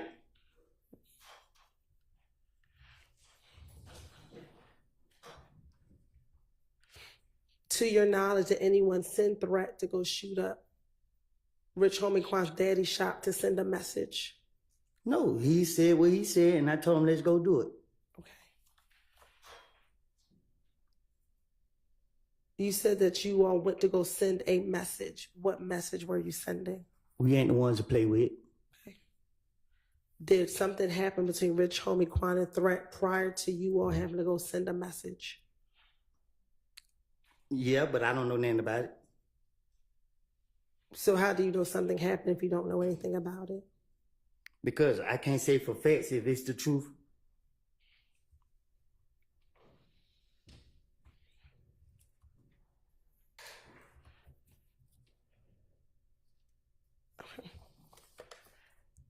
Now, did this shooting of Rich Homie Quan's daddy's barbershop start the beef between If Gang and YSL? The beef was never between If Gang and YSL. Okay. The beef was between me, Threat, and Shell Kell. Rich Homie Quan. Because they were Shell Kell was trying to ride Rich Homie Quan. The streets threw YSL into what me and Threat had going on. Well, that takes me back to the shooting at Lakewood, right? Can you repeat that? Sure. You just said that the streets brought YSL into what you and Threat had going on, correct? That's what you just said? Mm-hmm. Mm-hmm. Is that a yes for the record? Yes, my bad. So going back to the shooting at the gambling house, when you learned that Shell Kell was the one who shot Thug's vehicle. Did you and Shell Cal squash your beef when the two of you met at the Cascade skating rink? Nothing I say could be used in no courtroom, That is correct. federal or state. Is that the parameters of the immunity or? Nothing can be used. Correct. And what your question was? When you and Shell Cal met at the Cascade skating rink, did the two of you shake hands and say that the beef was over when y'all met at the Cascade skating rink? I pulled a gun out on him. At the Cascade skating At the rink? Cascade skating ring. Okay. Well, who'd you pull it out on? Shell Cal. And once you pulled the gun out on Shell Cal, what happened? I had somebody with me that I didn't want to get caught up in my bullshit, my shenanigans. Who was with you? I can't recall. Well, if somebody you just I said, can't remember who it was with me. okay. So how do you know you didn't want them caught up in your shenanigans? Because I wasn't fit to put nobody else in my. I just wasn't gonna do that. Okay. So after you pulled the gun out on him, did you shake hands with him to say that the beef was over between the two of you? Nope. Okay. I pulled the gun out and let him know I could have got you right now.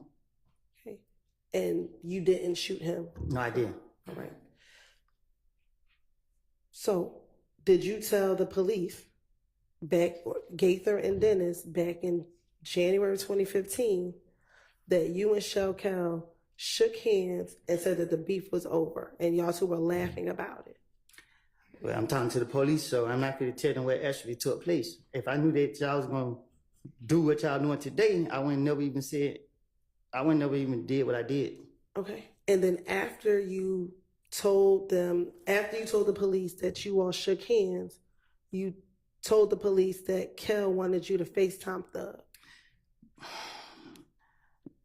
Thug had nothing to do with what we had going on. But that's not what I'm asking you, Mr. I'm Copeland. telling you the truth. Did Kel shoot Thug's car the night that the gambling house was shot up? Everybody could have got shot up. And I can't say if I never seen who actually did it to say that it was Kel who did it. Okay. Was Thug's car one of the cars that was shot up the night that the gambling house was shot up? My car was shot up and a few other cars. I didn't see Thug's car because once I came from behind the wall, everybody was scared of pulling off. So is your response that you don't know if Thug's car was shot up? I don't recall if his car was shot. I doubt it was shot up because I seen it a couple days later or whatever.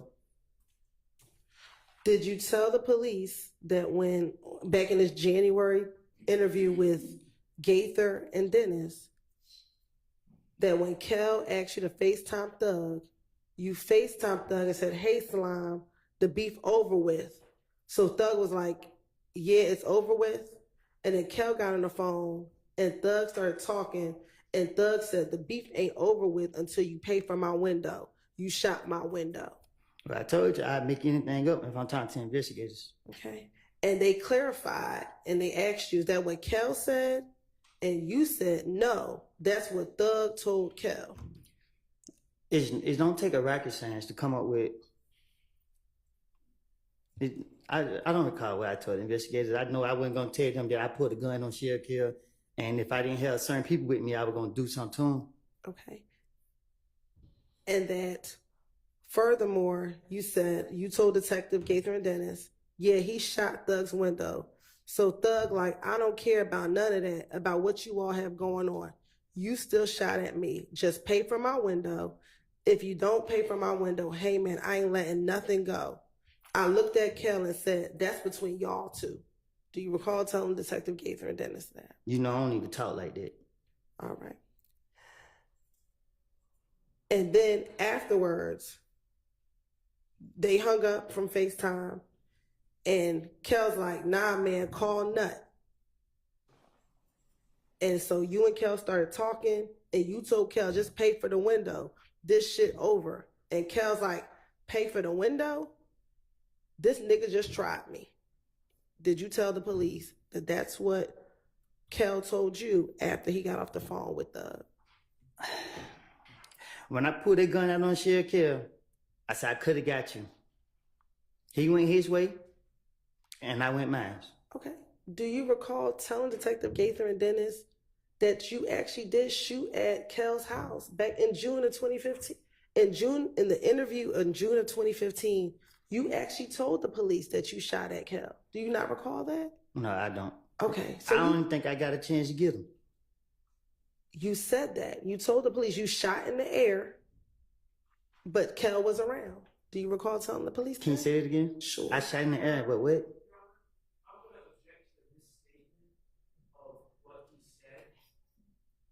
was just represented that he told the police he shot at Cal, and now it's being represented he told the police he shot in the air, but Cal was around. All right, well, that may be something he told the police too. I don't know. She can ask about it and he can answer whatever his recollection is of what he said to the police. Go ahead. Okay, well, that is true. So make sure that you have a basis for your questions. Yes, I do, Your Honor. Looking at those pictures, did you also speak to detectives in June of 2015? June? Yes. Okay. And during that interview, do you recall telling the police that you actually did shoot at Kel, but you told them that you actually shot in the air, but Kel was around? I love God too much to be shooting at him. Okay. Do you recall telling the police that you shot in the air? No, I don't. I don't even recall ever shooting in the air. Okay.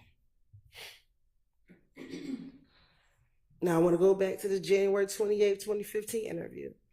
Do you recall telling the detectives that you told Kel, you got a problem with Thug, you don't have a problem with me. That's over with, and y'all shook hands? Yeah, I don't recall what I done told the investigators.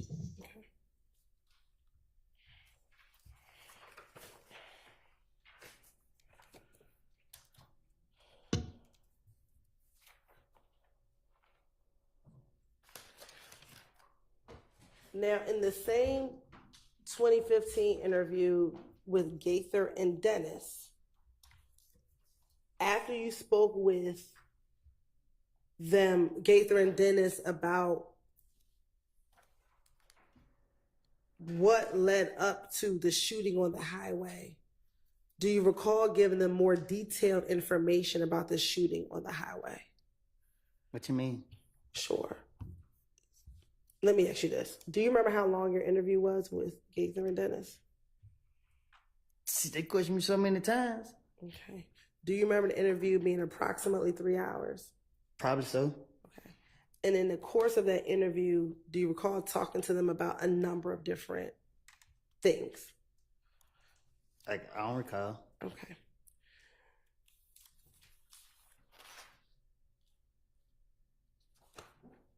In speaking with Gaither and Dennis about the shooting on the highway, do you recall being at a pool party before the shooting occurred on the highway?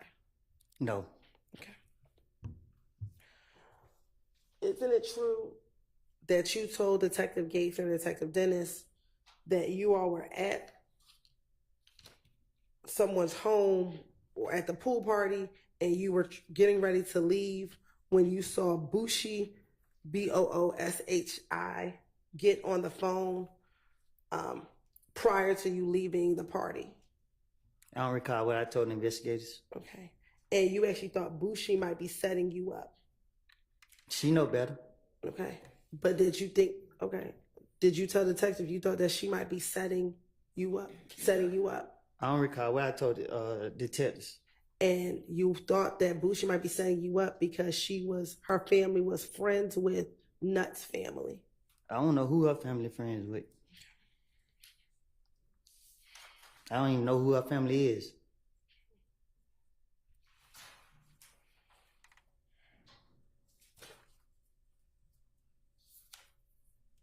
Do you recall them saying in that same interview that once you all left the party,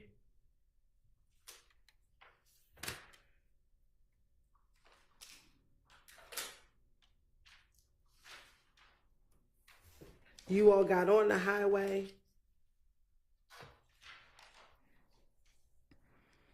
And you got near, I believe it was Atlanta Medical Center back then. And that's the area in where the shooting occurred on the highway.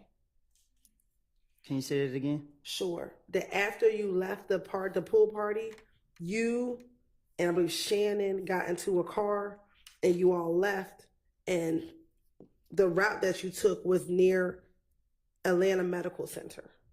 Oh, I don't recall what I told the investigators.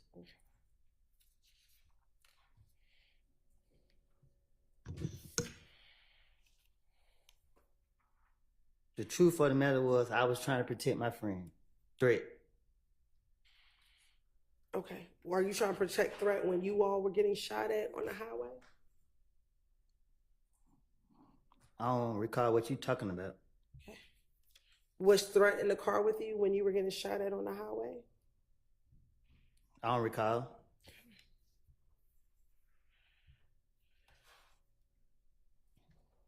Do you remember telling the detectives that you reached out to Yak Gotti because he was dating Bushi at the time? To tell him you thought that Bushi set him up? I don't recall.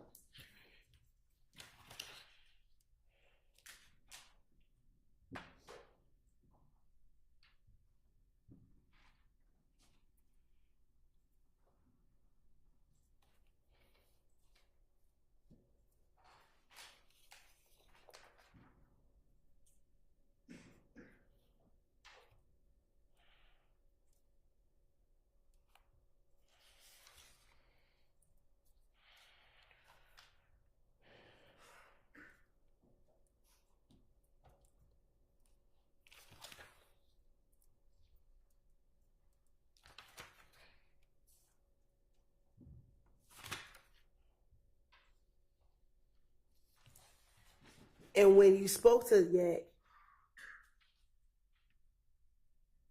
and you confronted him and said, your girl just set me up, he responded to you and said, who? Bushi? And then he told you he was going to call you back. He hung up. He called back and said, she doesn't know what you're talking about, that she didn't set you up. I don't recall.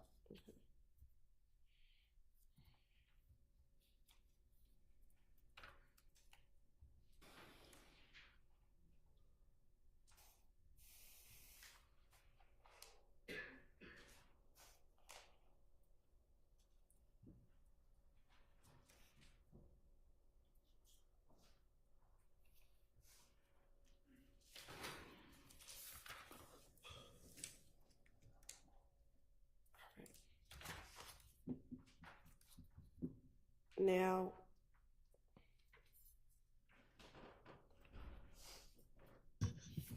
earlier we talked about who you hang with, or back in 2015, who you were hanging with back in January of 2015. And did you tell detectives in this same January interview, Detective Gaither and Dennis, that outside of Shannon and Little D from Mechanicsville, you're not going to see them hanging with anybody else? I don't recall what I told the investigators. Did you also tell them that there's not going to be one time that you don't see you and Little D together, no matter what? I don't recall what I told the investigators. But Lil D is not he don't have my life, he not like me. Lil D is a pretty boy, he for the girls. Okay, so when you say he's not like you, what do you mean? I don't recall. Okay, so why did you just say that? I don't recall. So when you say he's like the girls, what do you mean? He's a pretty boy. Okay. He's not a troublemaker. Oh, okay, so what does that mean? Why did you tell me that? Lil D was only around for the girls. Okay. So when he got beat up in the club, was that only for the girls? Yeah. Okay. I don't know. So if he's only about the girls. Lil D is not a fighter, he's not a shooter, he's just a pretty boy.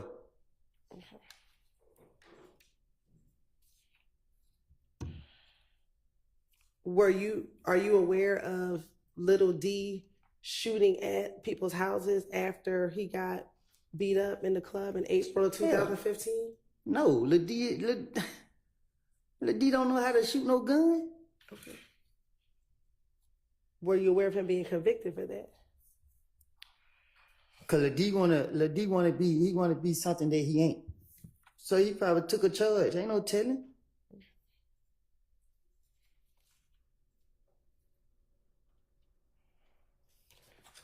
Now, are you familiar with a person by the name of Trevia? Who? Trevia? I don't know who that is. Okay. Do you know of Moontung having a girlfriend named Trevia? Oh, the girl. Yeah, I know who. I don't know her. I know who you're talking about. Okay. And Trevia, was she at one point in time also dating Shell Cal? That's her. I'm asking you. I don't recall. Okay. Do you recall telling the detectives about Trevia and about the issues you had with Trevia yourself? I ain't had no issues with her.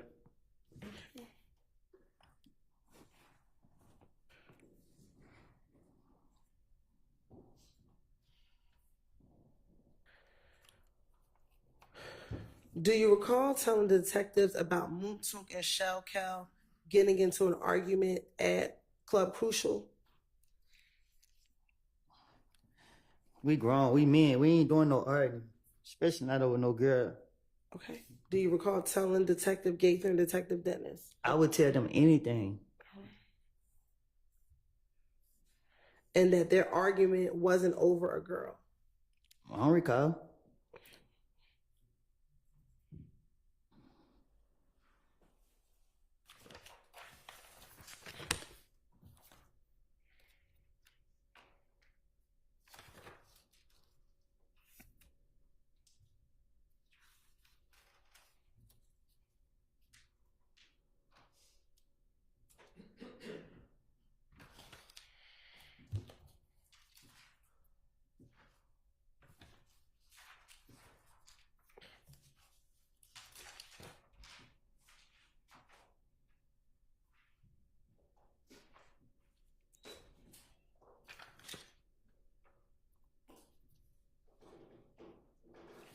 Okay.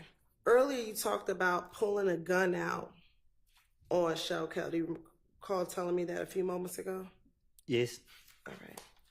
In this same January, excuse me, I thought it was in June, but in this same January interview,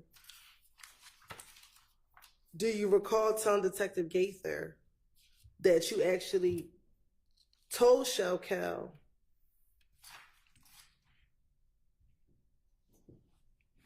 that you almost shot at him and that you could have killed him if you wanted to? You actually told Detective Gaither. If I got a chance, I would have.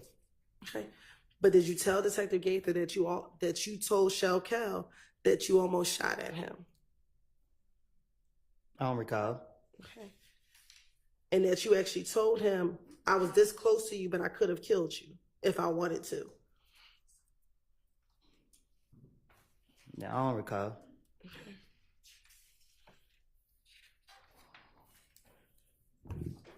And that's when you told him, I ain't shoot at you, but I shot in the air. If I would have shot you, I could have got you.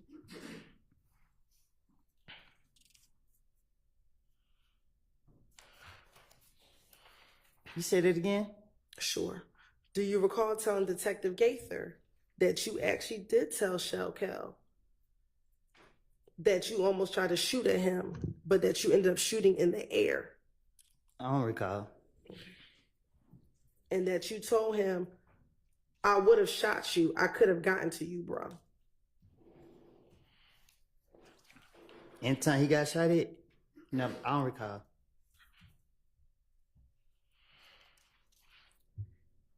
And even when you told Detective Gaither that you intended to shoot at Shell Cal, were you arrested that day at all? Because I'm not telling on myself. But you told her what you told Shell Cal, which was that you were shooting at him. I told her lies because I knew she wouldn't be able to go back and knew she wouldn't go back and get nothing to prove that what I said was true. Okay, but you just told this jury that you did try to shoot at shell count, so that wasn't a lie, correct?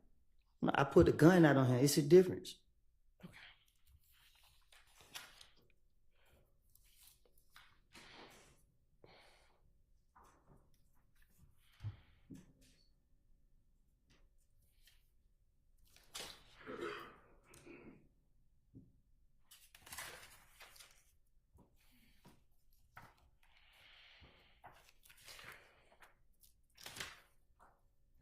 Now, after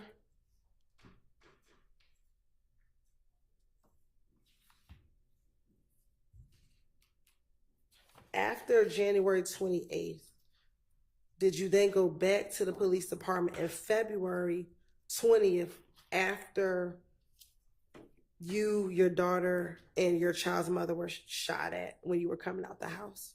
They took me down there. Okay. And when they took you down there, did you speak with the police?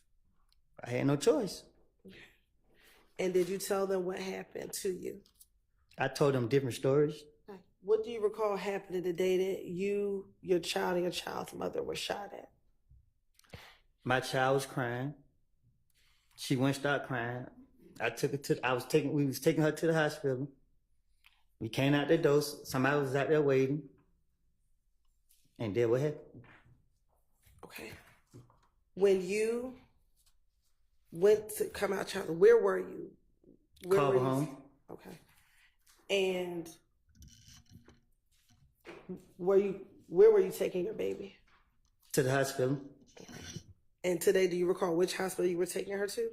I think Scott's right. This one that I used to always take her to. Okay.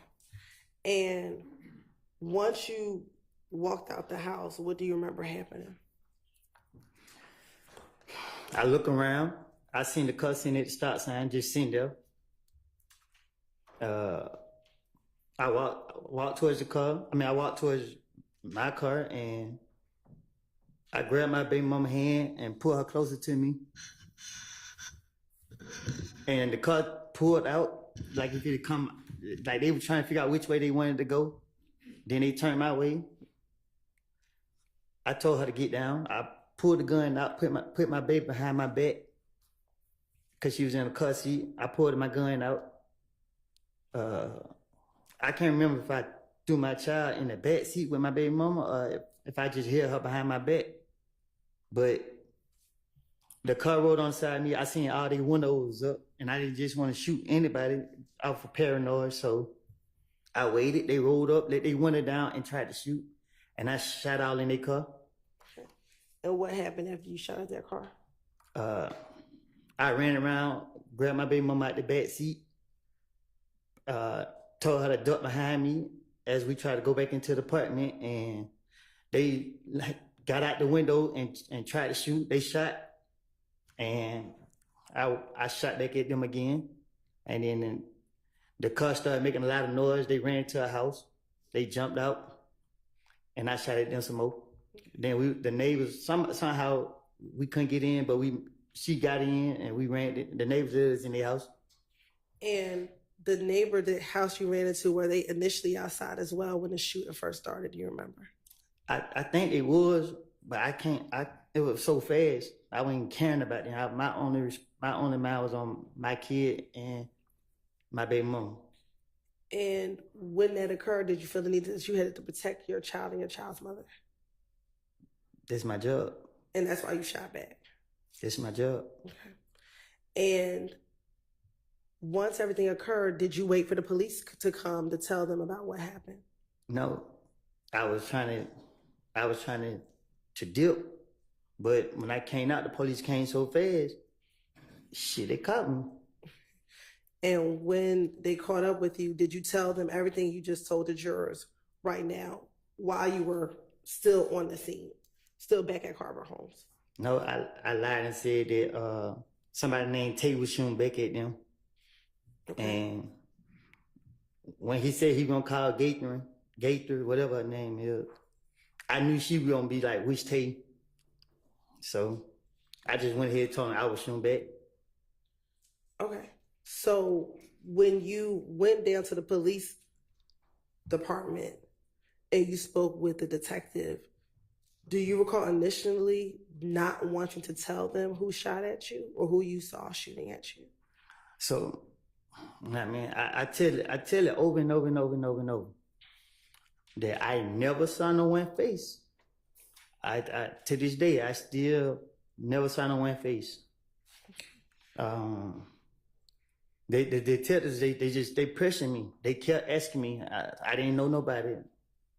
And then the next day they wanted the gun. They gave me 24 hours. I didn't get them the gun. They locked me up. And when they locked me up, they put me on isolation. They wouldn't let me out the room. I was going crazy. I was thinking about when nobody out there to protect my baby mama and her and my child. I was losing it. Shit, I was going crazy in that room. So I just went putting things in my head, and I was requesting to speak to the police so I could say anything to get out, so I could get out there and do what I know. Okay, so I'm going to go back to the interview now on February 20th, 2015, and looking at those state's exhibits. Can you find the one that's February 20, 2015? It's right in front of me. And is that the one that you and Deshaun were in the interview room together? Yes. All right.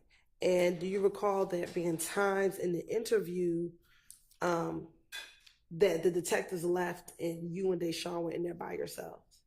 I can't really say how that interview went because the police don't question me so many times. And in that interview, initially, did you even tell that first detective that it was Tay who shot you? No, I don't know which. It was so many of them. I just know when I was still in Carver home, I tried to go outside to get the key from the car because I had already left the car running, and Deshaun dropped her purse, which had the key in it. So I was trying to go get the key, and then that's when the police caught me. And the first police that came up, he didn't know me, and I didn't know him, so I just told him anything. But when he was like, they getting the gang unit here, I was like, shit. Because the gang unit know everybody I know, so I just told them I shot back. Okay. And even when you told me you shot back, you did not get arrested for shooting back at Tay, or excuse me, shooting back at the cars that shot at you. Right. So when I went ahead and admitted that I was shooting back, they searched me, and then he was like, "Okay, man, you're not under arrest, whatever." So he's like, "We just want to take you down for questioning." I'm like, "But if me and my baby mama got shot up, why you only taking me? If you're gonna lock me up, just gonna lock me up." And then one of the police because the police put like his handcuff, and he was like, "Nah, we don't need that." Told him put the handcuffs up, and he's like, "Man, come." So I like, "Do I gotta go?" He like, "Yeah, because I gotta get your statement." So I'm like, "Well, why she?" And he like, "She could come too." Okay. And the both of you all went to the police department. He took us down there. All right. And she wasn't arrested, and you weren't arrested when you went down there. No, we wasn't. All right. And during that interview, do you recall them trying to find out from you who was the person that shot at you? That's what he kept asking. I don't recall, but I know that's what he kept asking. And you were concerned about telling them because you were concerned about snitching. No, at that point, I didn't give a fuck about. Oh, excuse me, sorry. I didn't care about nothing or nobody walking this earth. Okay. During that interview, do you recall the detective? And let me actually just strike that. The person who interviewed you, was it Detective Thorpe? I don't have a clue who it was. Okay. Do you remember being Detective Gates or Detective Dennis? I remember them saying that the gang unit gonna come question me. I don't remember. I don't even know if they questioned me about this. I can't remember. Okay. Do you remember the detective asking, or didn't the detective ask you, do you recognize anybody in the car that tonight this evening shot at you? Do you recognize anybody? And Deshaun says, I couldn't see their face. He asked you, you recognize who it is. I'm just waiting on you to be real with me about it. And you said, it won't stop it. And he says to you, so you saying the loyalty, not knowing who was out here shooting at your baby mama and your baby ain't going to stop it? Because you can't sit here and tell me today who you recognize as a person who was shooting at you? And then you continue to say, I didn't do nothing. I didn't kill nobody. I didn't shoot one of them. I haven't done nothing to them. I honestly haven't. They've been shooting up. I haven't retaliated not one time. I'm going to tell you why I haven't. Because I feel like police out to get me. Gaither called me. Guess what? They can call me. I put all my pride to the side. I put a lot of faith in her to handle. I'm sorry. And I put a lot of faith in her to handle this. And guess what? It's still going on. And he says to you,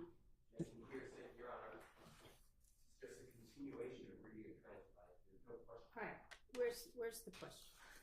that he was concerned about snitching. Were you concerned about snitching? No, I'm not. I wasn't concerned about snitching. It's more about getting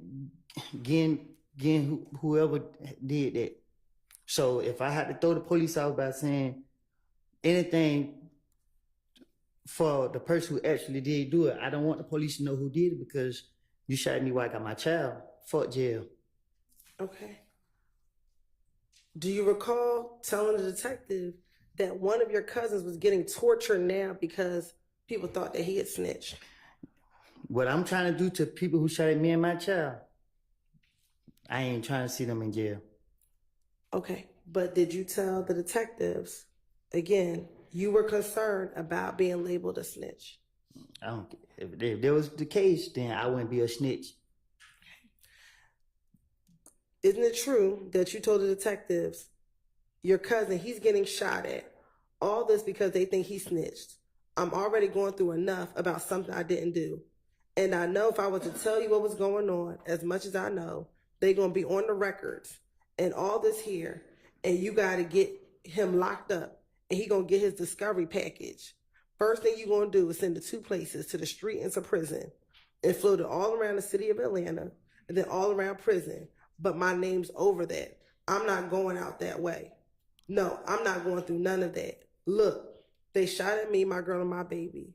Almost shot my face off as we were running. I'm not for sure, but I thought I heard one of the bullets hit the car seat and grazed the car seat. I don't know. I've been to jail so many times that I know whatever I say to the police will be in black and white. They have me no concern about being labeled a snitch or being concerned about being labeled a snitch. The way I live and the way my mind set up is, I don't care how nobody label me. Like I told you, somebody shot me while I got my child. Okay. And with that, the detective tried to encourage you to tell who you saw, and you would not. Is that true? My right-handed guard, Detective Gaither, told me who shot at me. She asked me, did I see one of the people? And when she said that, I was like, I didn't see this boy, no nothing. First thing came to my mind, why you bring his name up? I didn't know no blood was in the car, I didn't know nothing. And when they told me that and she brought his name up, I knew who shot at me then. Didn't you send to Detective Gaither, and the day after this interview, a picture of the person who shot at you in the car? Tay never shot at me. Okay, but there was a throw off. But you sent her that picture, correct? I can't recall. If I did, I probably did. But my whole motive was to get who, in my heart, like I said last time, and to this day right here, I have seen Tay after the fact, and I didn't do nothing to him because I knew 100% fact that this boy didn't shoot at me or do nothing to me. The pressure that the Atlanta police put on me was just like to say anything at this point, because at the end of the day, I know this boy ain't shoot at me. Y'all went to lock them up and charge him. The DA office called me, and when I was in, they didn't call me, they called Deshaun. When I was in jail, and they was talking to her, and they was saying something about trial, I told them people on the phone while I was in jail back in whatever year that was, that he wasn't the person that shot us. I'm not protecting him. And to this day, he's out wherever he at. I'm not protecting him. I never saw him shoot at me. Okay. In the same February 20th interview, do you recall there being a period of time when the detective left the room and it was only you and Deshaun in the room speaking? I don't recall nothing that took place in the interrogation. But as we speak today, I am telling you what I recall. When they shot at me with me, Deshaun, and my child, I remember every second of that night. I still see it every night I go to sleep. I still want this it. And is it true that in the same February interview, when Detective Curry left the room, it was just you and Deshaun, you said to her, this shit not going to work. Sit right here and be a damn snitch, so I'm going to keep going. And she says to you, why you saying, why you acting like you did? I didn't. They want me to say I did. Well, you should just said no. I thought you know all of them. And you said, I do know who it was. You were just saying you didn't know what to say. I did. When he jumped out the car, I know exactly who I saw. And she said, who? And he said, this shit got my blood pressure up. I think they be walking somewhere right here or something with the police right here. They had to be walking somewhere. They could have ran up to the car. And then you say, it's Tay and them.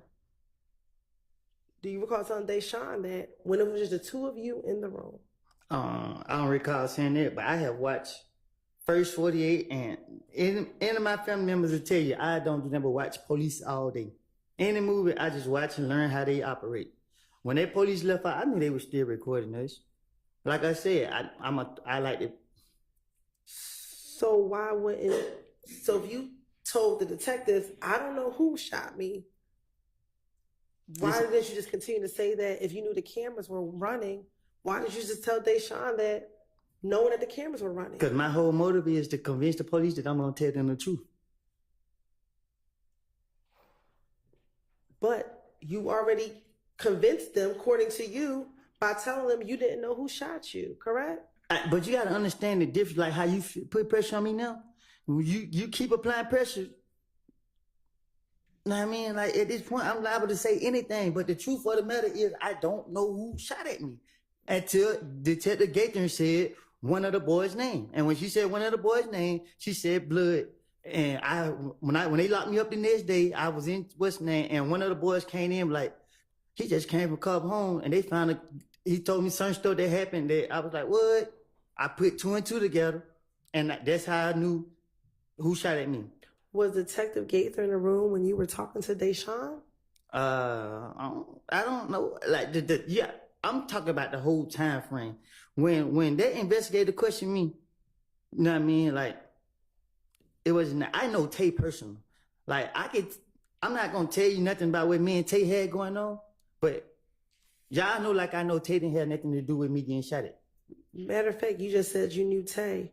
Didn't you tell Detective Curry that Tay had just been at your house a few days before the shooting? Exactly. I invited him there. Exactly. And you told the detective that that's how you knew who he was, because he had been to your house. You want to tell you why I invited Tay to my house? I'm not even going to do him like that. No, I'm not telling y'all that. Okay. I'm not asking you to tell me anything. I'm asking you, were you concerned about snitching, which is why you did not want to initially tell Detective Curry who shot at you? Objection, asked and answered. Sustained.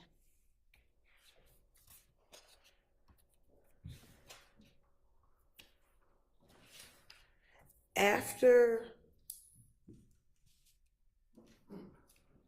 in that same February interview, once Detective Curry left the room and you had an opportunity to talk to Deshaun, do you remember Detective Curry coming back into the room and speaking with you some more?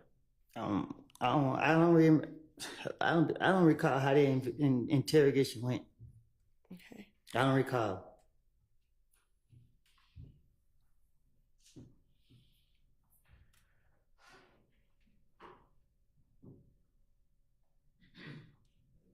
Do you recall being concerned that there was a whole gang after you because they thought that you had killed Nut? I wouldn't be in the streets if that was the case. Didn't you tell the detective at this February 20th interview, I can't run from it. It's a whole gang after me. Different niggas every day. It could be different niggas every day. Every day. I was telling the investigators anything where I could be a victim, because if I caught one of them down bad, I'd be justified. When you say caught them down bad, what does that mean? Self-explanatory. It's not. If you can tell me, what does that mean?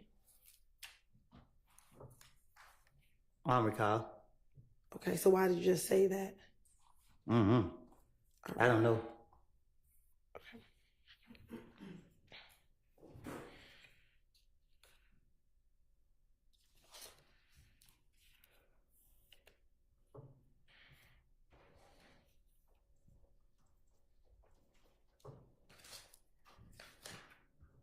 And in February of 2015, when you had this initial interview after you and your child mother was shot at,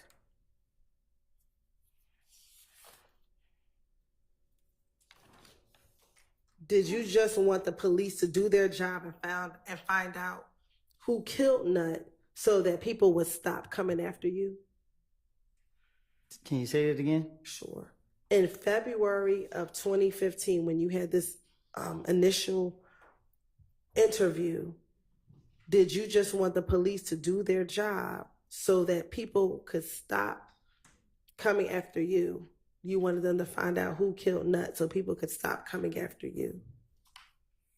You saying, did I say that? Yes. I guess I don't recall. I think so. I don't know. Okay. Were you tired of people coming after you thinking that you killed Nut? I was tired of getting shot at. Okay. And were you getting shot at because people thought you killed Nut? Sustained. Did you believe that you were getting shot at because people thought you killed Nut?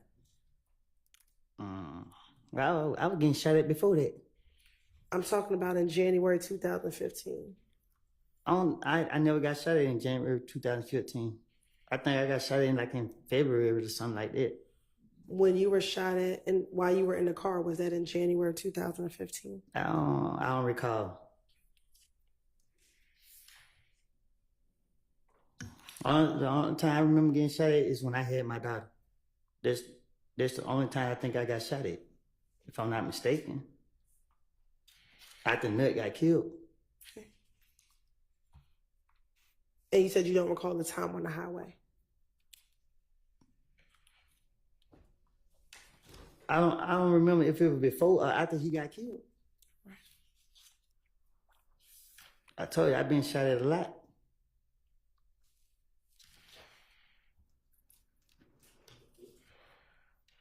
Now, you said that you finessed them because they wanted the gun that you used to shoot back at the individuals who shot at you.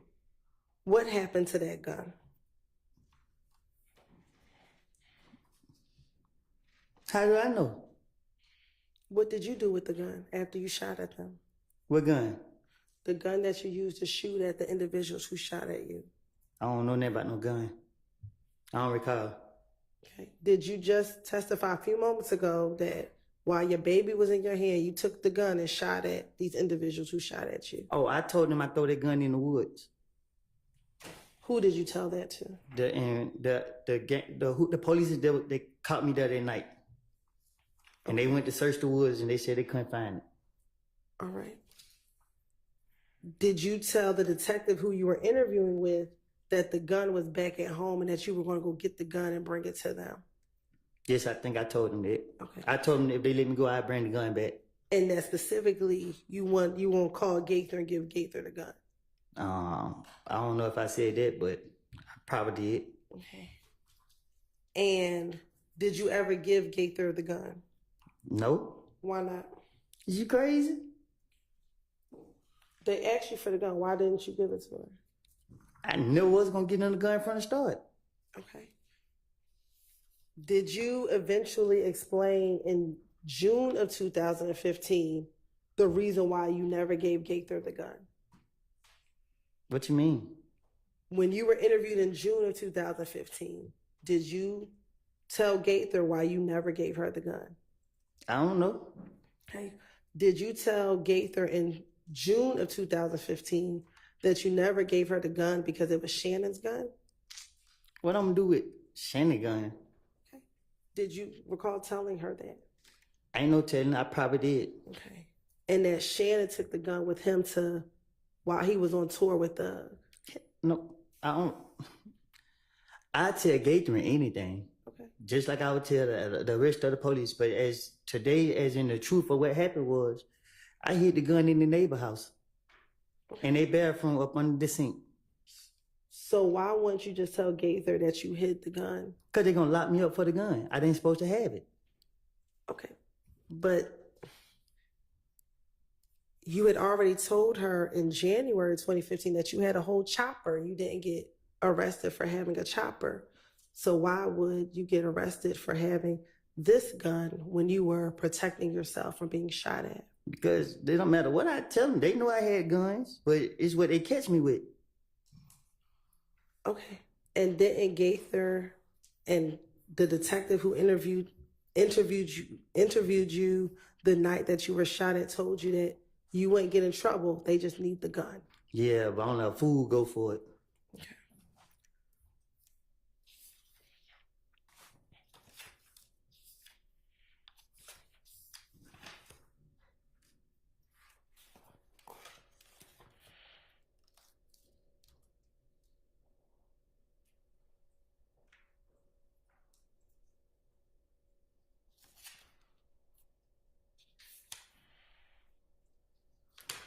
Now, when you were talking to the detective back in this February 20th interview,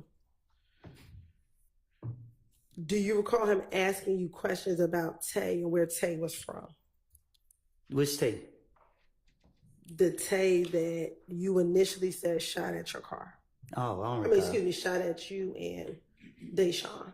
I don't recall.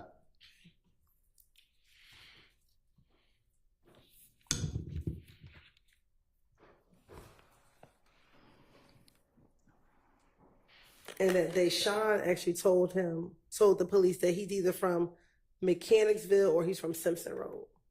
Deshaun ain't tell them nothing. Okay.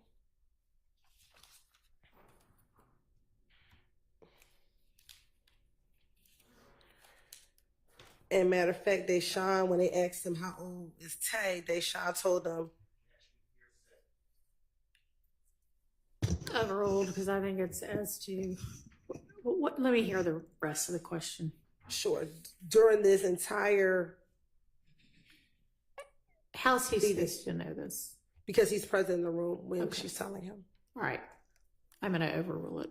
In this same interview, Deshaun was able to tell the detective that this individual by the name of Tay was about 20 years old. I don't recall Deshaun saying nothing to the police other than she ducked down. And that matter of fact, you actually told the detectives that you used to hang out with this Tay before he shot at you. I tell the detectives anything to get them up off me. And specifically, you told him that you and him used to play basketball at Carver High School. The two of you used to play basketball on the basketball court at Carver. I don't recall.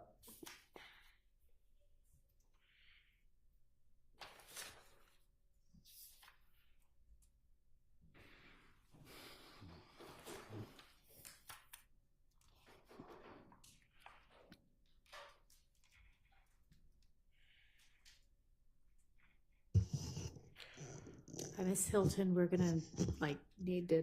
I mean, it doesn't have to be right this minute, but pick a stopping point sometime in the next 20 minutes or so. Okay. Thank you, Your Honor. You said earlier that you weren't concerned about being labeled a snitch. Is that fair to say? Say that again? Earlier, a few moments ago, you said you weren't concerned about being labeled a snitch. Is that fair to say? I wasn't. You was not. What you mean? That you didn't have any concerns being labeled a snitch. Is that correct? I don't get what you're asking.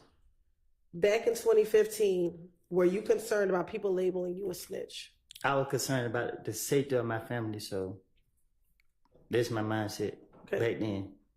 I'm asking you, were you concerned about being labeled a snitch? A snitch is someone who tell the truth to the police. Okay, so were you concerned about being labeled a snitch? I was concerned about getting those who wrong me and the people I care about. In the same February interview, did you tell Detective Curry,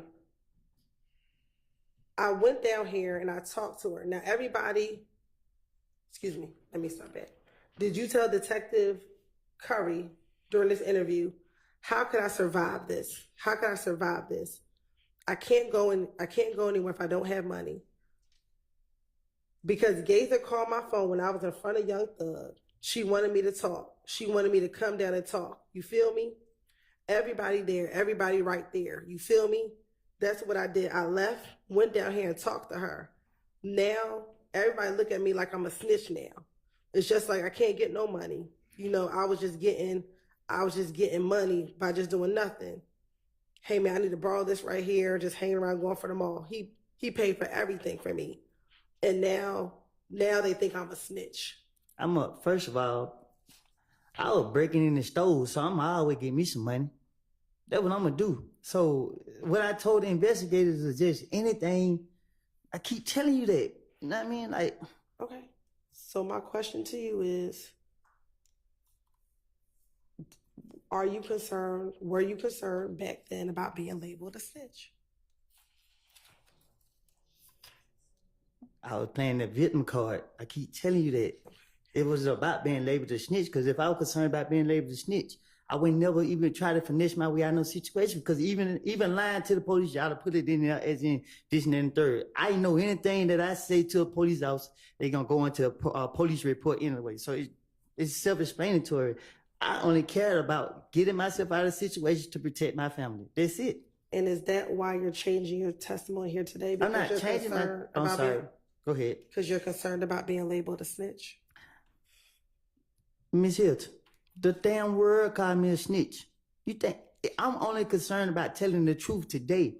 I don't know what nobody else did, but I do know that I have lied on people, and I don't want that on my conscience. So today I'm sitting here telling you the truth. I told you the truth before y'all called me in this trial. I told y'all I have made it up. I told y'all that. I wasn't gonna say anything about nothing to hurt my friend. My friend was strict. I was only protecting him. So when you told the detectives about what happened the night of Donovan Thomas's murder, were you protecting Threat? Yes, I was gonna keep Threat name out of it as much as possible. Did Threat have something to do with Donovan Thomas's murder? I don't know what Threat got something to do with it, but I know that was the last person I gave that car to. What car? The car, the Infiniti car. And I wasn't gonna say nothing about it. What Infiniti car did you give to Threat? The Infiniti car that I had. Okay.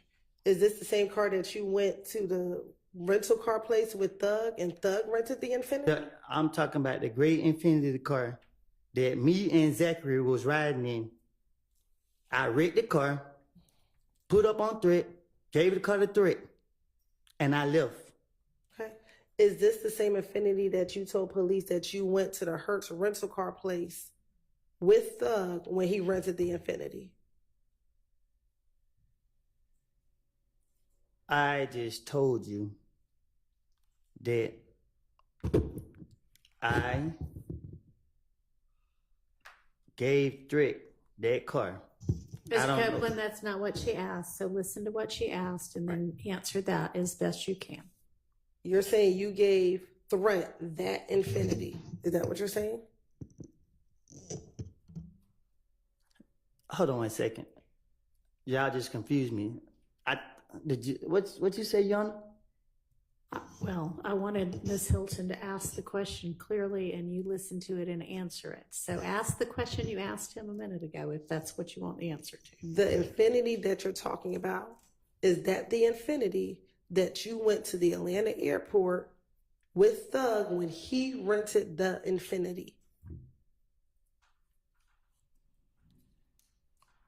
What you asking? You're talking about an Infiniti that you gave to Threat, correct? Right. The Infiniti that you're referring to, is that the Infiniti that you went to the Atlanta airport with Thug when he rented the Infiniti? Yes. Okay. And that was the car that Thug rented, correct? I asked him to rent me a car, and I read the car, and I gave the car the threat. When did you give the car the threat? The same night I read it. The night before that happened. Before what happened? The same night it happened. I can't remember. I gave the car the threat, and I left. Where did you give the car the threat at?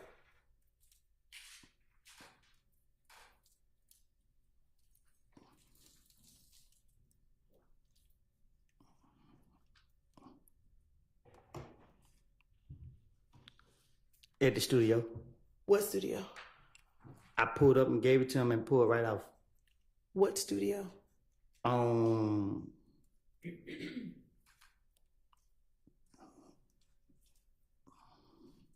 It was by Northside Drive, Marietta. It was one of them streets. Was there anyone else at the studio when you gave the car? I didn't go in the studio. I pulled up. I was pulling up, and I seen threat. I gave threat the car, jumped out of the car. It got in my called my brother to come and get me. And was this the date Donovan Thomas died? Was this a few days before? In relation to when Donovan Thomas died, when did you get threat this vehicle? I gave threat that car. I read the car, gave it a threat. So when you wrecked the car, why would you give threat a wrecked vehicle? So I could, what you mean? It wasn't damaged bad. I don't know. I hit something on it, and then the thing on the cover, it was tripping. So when I pulled up, I wasn't giving it to threat, but I just seen him standing outside. And I was like, he like, what you about to do? I'm like, just get the key real quick. I'll be right back. Gave threat the car, and I dipped.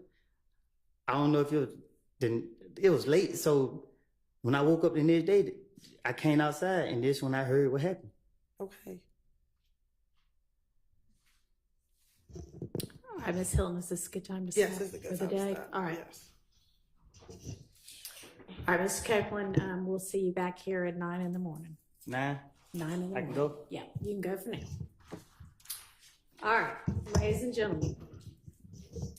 To maintain the integrity of this trial, remember that you need to decide this case based only on the evidence that is admitted during this trial and the law that I will explain to you. You should consider only the evidence admitted inside of this courtroom. You may not conduct any research on your own about this case or about any of the people or the places mentioned in this trial. You may not visit any places mentioned in the evidence, and you may not refer to any books or documents that have not been admitted during the trial. You should not take or review any photographs or video of any person or place involved in this case, except to review the evidence during your deliberations later. Also, you may not use any dictionaries or any other reference materials, including online reference materials, to help you in any way with this case. You may not use Google or any other internet search engine or consult websites, blogs, podcasts, any social media websites, apps, including but not limited to Facebook, Instagram, Twitter, X, TikTok, Reels, Twitch, YouTube, Kick, Reddit, or the like. I'm sure I left out a few, but any of those. Or any other source, electronic or otherwise, to get information about this case. And do not use any of these sources to get information about legal terms or concepts or about the law. Finally, do not watch, read, or listen to any accounts of this trial that might appear in the news media, whether online, in print, on television, on the radio, or otherwise. And this includes any social media as well. In short, do not seek any information about this case from any source outside of the confines of this courtroom. Remember, you are the ones who've been qualified as fair and impartial jurors to decide this case, and no other influence should affect your decision. For that reason, you may not discuss this case with anyone, including your family and friends, or let anyone discuss this case with you or around you. This includes discussing or sharing information in person or by phone, email, text, blog, or any form of social media. And if anyone does approach you about the case, please immediately let Sergeant Ingram or another deputy or court staff know that. Please remember that you should consider the evidence with an open mind, do not jump to conclusions, and do not reach any final conclusions until this trial is complete. And by that I mean until the deliberations begin, after you've heard all of the evidence, the lawyer's closing arguments, and the law that applies to this case. You must not, until that time, even discuss the case amongst yourselves in the jury room, during breaks, or anywhere else. Please remember to leave your notes and notepads in the jury room as you leave for the evening. Thank you so much for your time and attention, and we will see you at 9 a.m. in the morning. Thank you. You're excused for now. All right.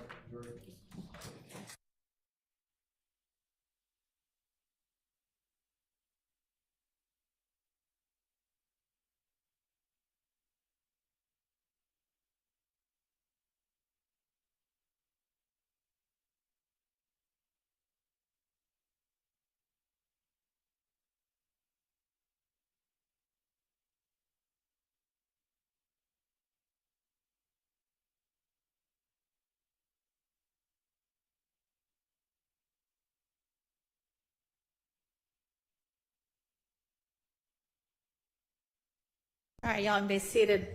I'm going to have Ms. Pursfield double check and confirm with the jurors their understanding of what days next week they were released. I thought it was Monday through Thursday, but I just want to make sure that they don't think they're also off Friday. I got told that maybe the one juror who's taking her kid to school might be doing the whole drive back on Thursday, so I'm just going to double check on that. But I am planning for us to work pretty much the whole week next week, just as a non-jury week. If it turns out that they are ready to come back on Friday or think that that's when they were being called back anyway, then that'll be a jury day for us.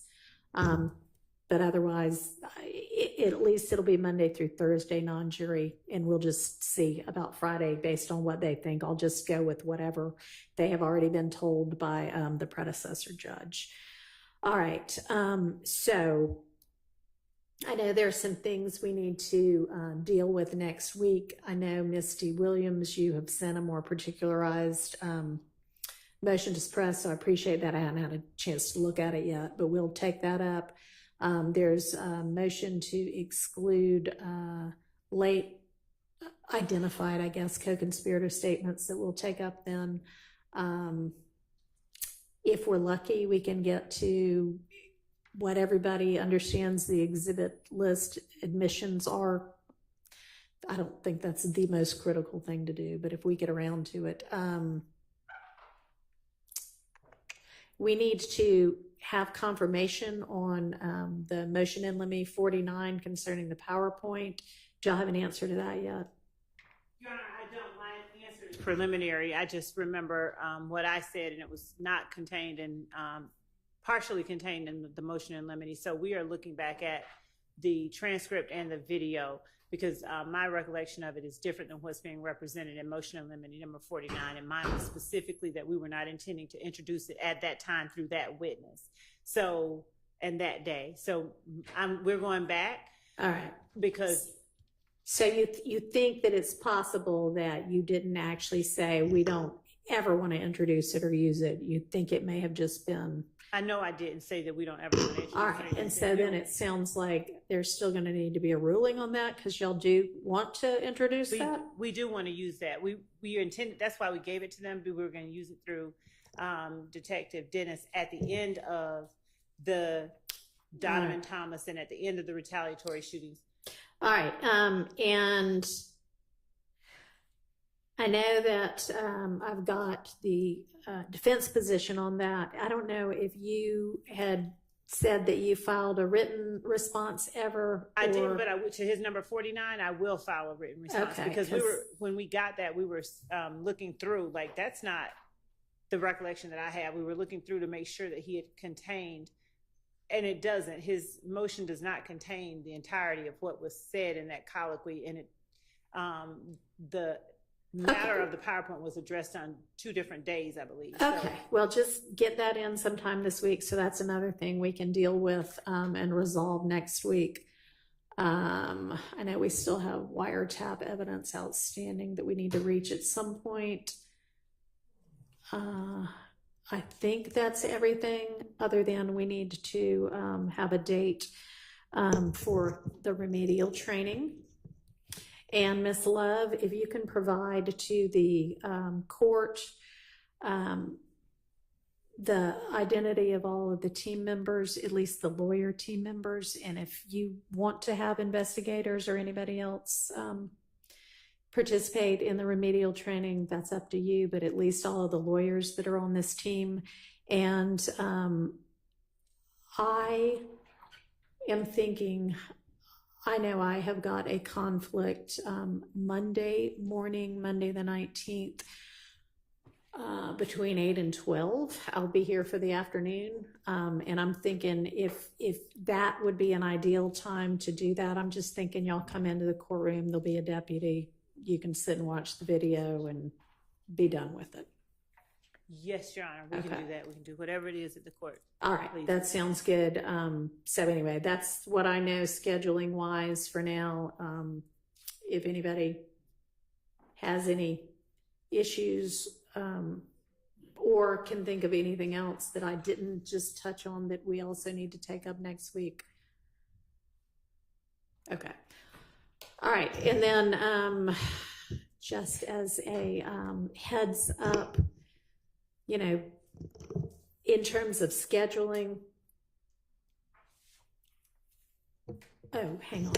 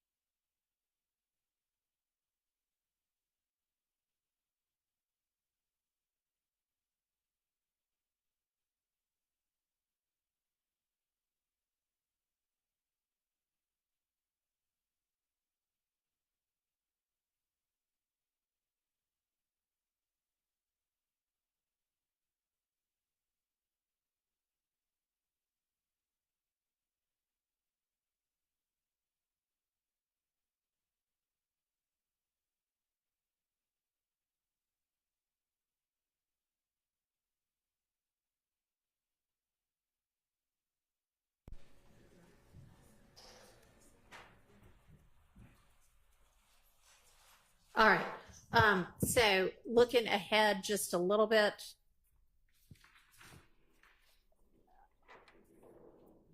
Next week, we've already discussed. The week after that begins the 26th, we will be in court, I imagine, with the jury, the 26th, 27th, and 28th. That's Monday through Wednesday. The 29th and 30th, the court has plans because the court was not always assigned to this case, and the court's not changing those plans. The court needs a break every once in a while. So we are going to have Thursday the 29th and Friday the 30th off entirely. That's Labor Day weekend. We have the Monday off anyway because that's Labor Day. So y'all can choose to also take a break. You can choose to work the entire time. You can choose to make some other judge's day by actually being able to have a day with them in court. That's up to y'all, but y'all do not have to be with me on August 29th and 30th. All right, and that's what I know at this point in time. All right, anything else before we break for the evening? Yes, ma'am. I just want to get clarification on the timeline of the witness and exhibit list that state's supposed to turn into us, and whether you want our motions after they give it to us or you want us to file it now. What do you mean? Because like my Jackson Denham motion, Yeah. I filed it late because I didn't know until July 31st that they were going to use that interview. I'm not sure that, okay, I mean, if that's what you say, great. You didn't know for certain, but I mean, Jackson Denos are normally a pretrial thing, and y'all can get with the state and ask them anytime, but as soon as you know that there might be an issue with something and you know about it, you just go ahead and let me know. And if we get around to it and the state says, we don't even want to use that because you haven't bothered to ask the state yet, or for whatever reason, then we won't worry about it. But yeah, don't wait. Don't wait. Go ahead and file everything. Everything should already have been filed. But yeah, so on the timing. I did ask the state, and they said they weren't going to use it. All right. Well, we'll take that up next week. All right. I will see. Anything else? All right. I'll see all of y'all at 8:45 because inevitably there's something that we need to sort out or put on the record or something before the jury gets in. See y'all tomorrow. Thanks.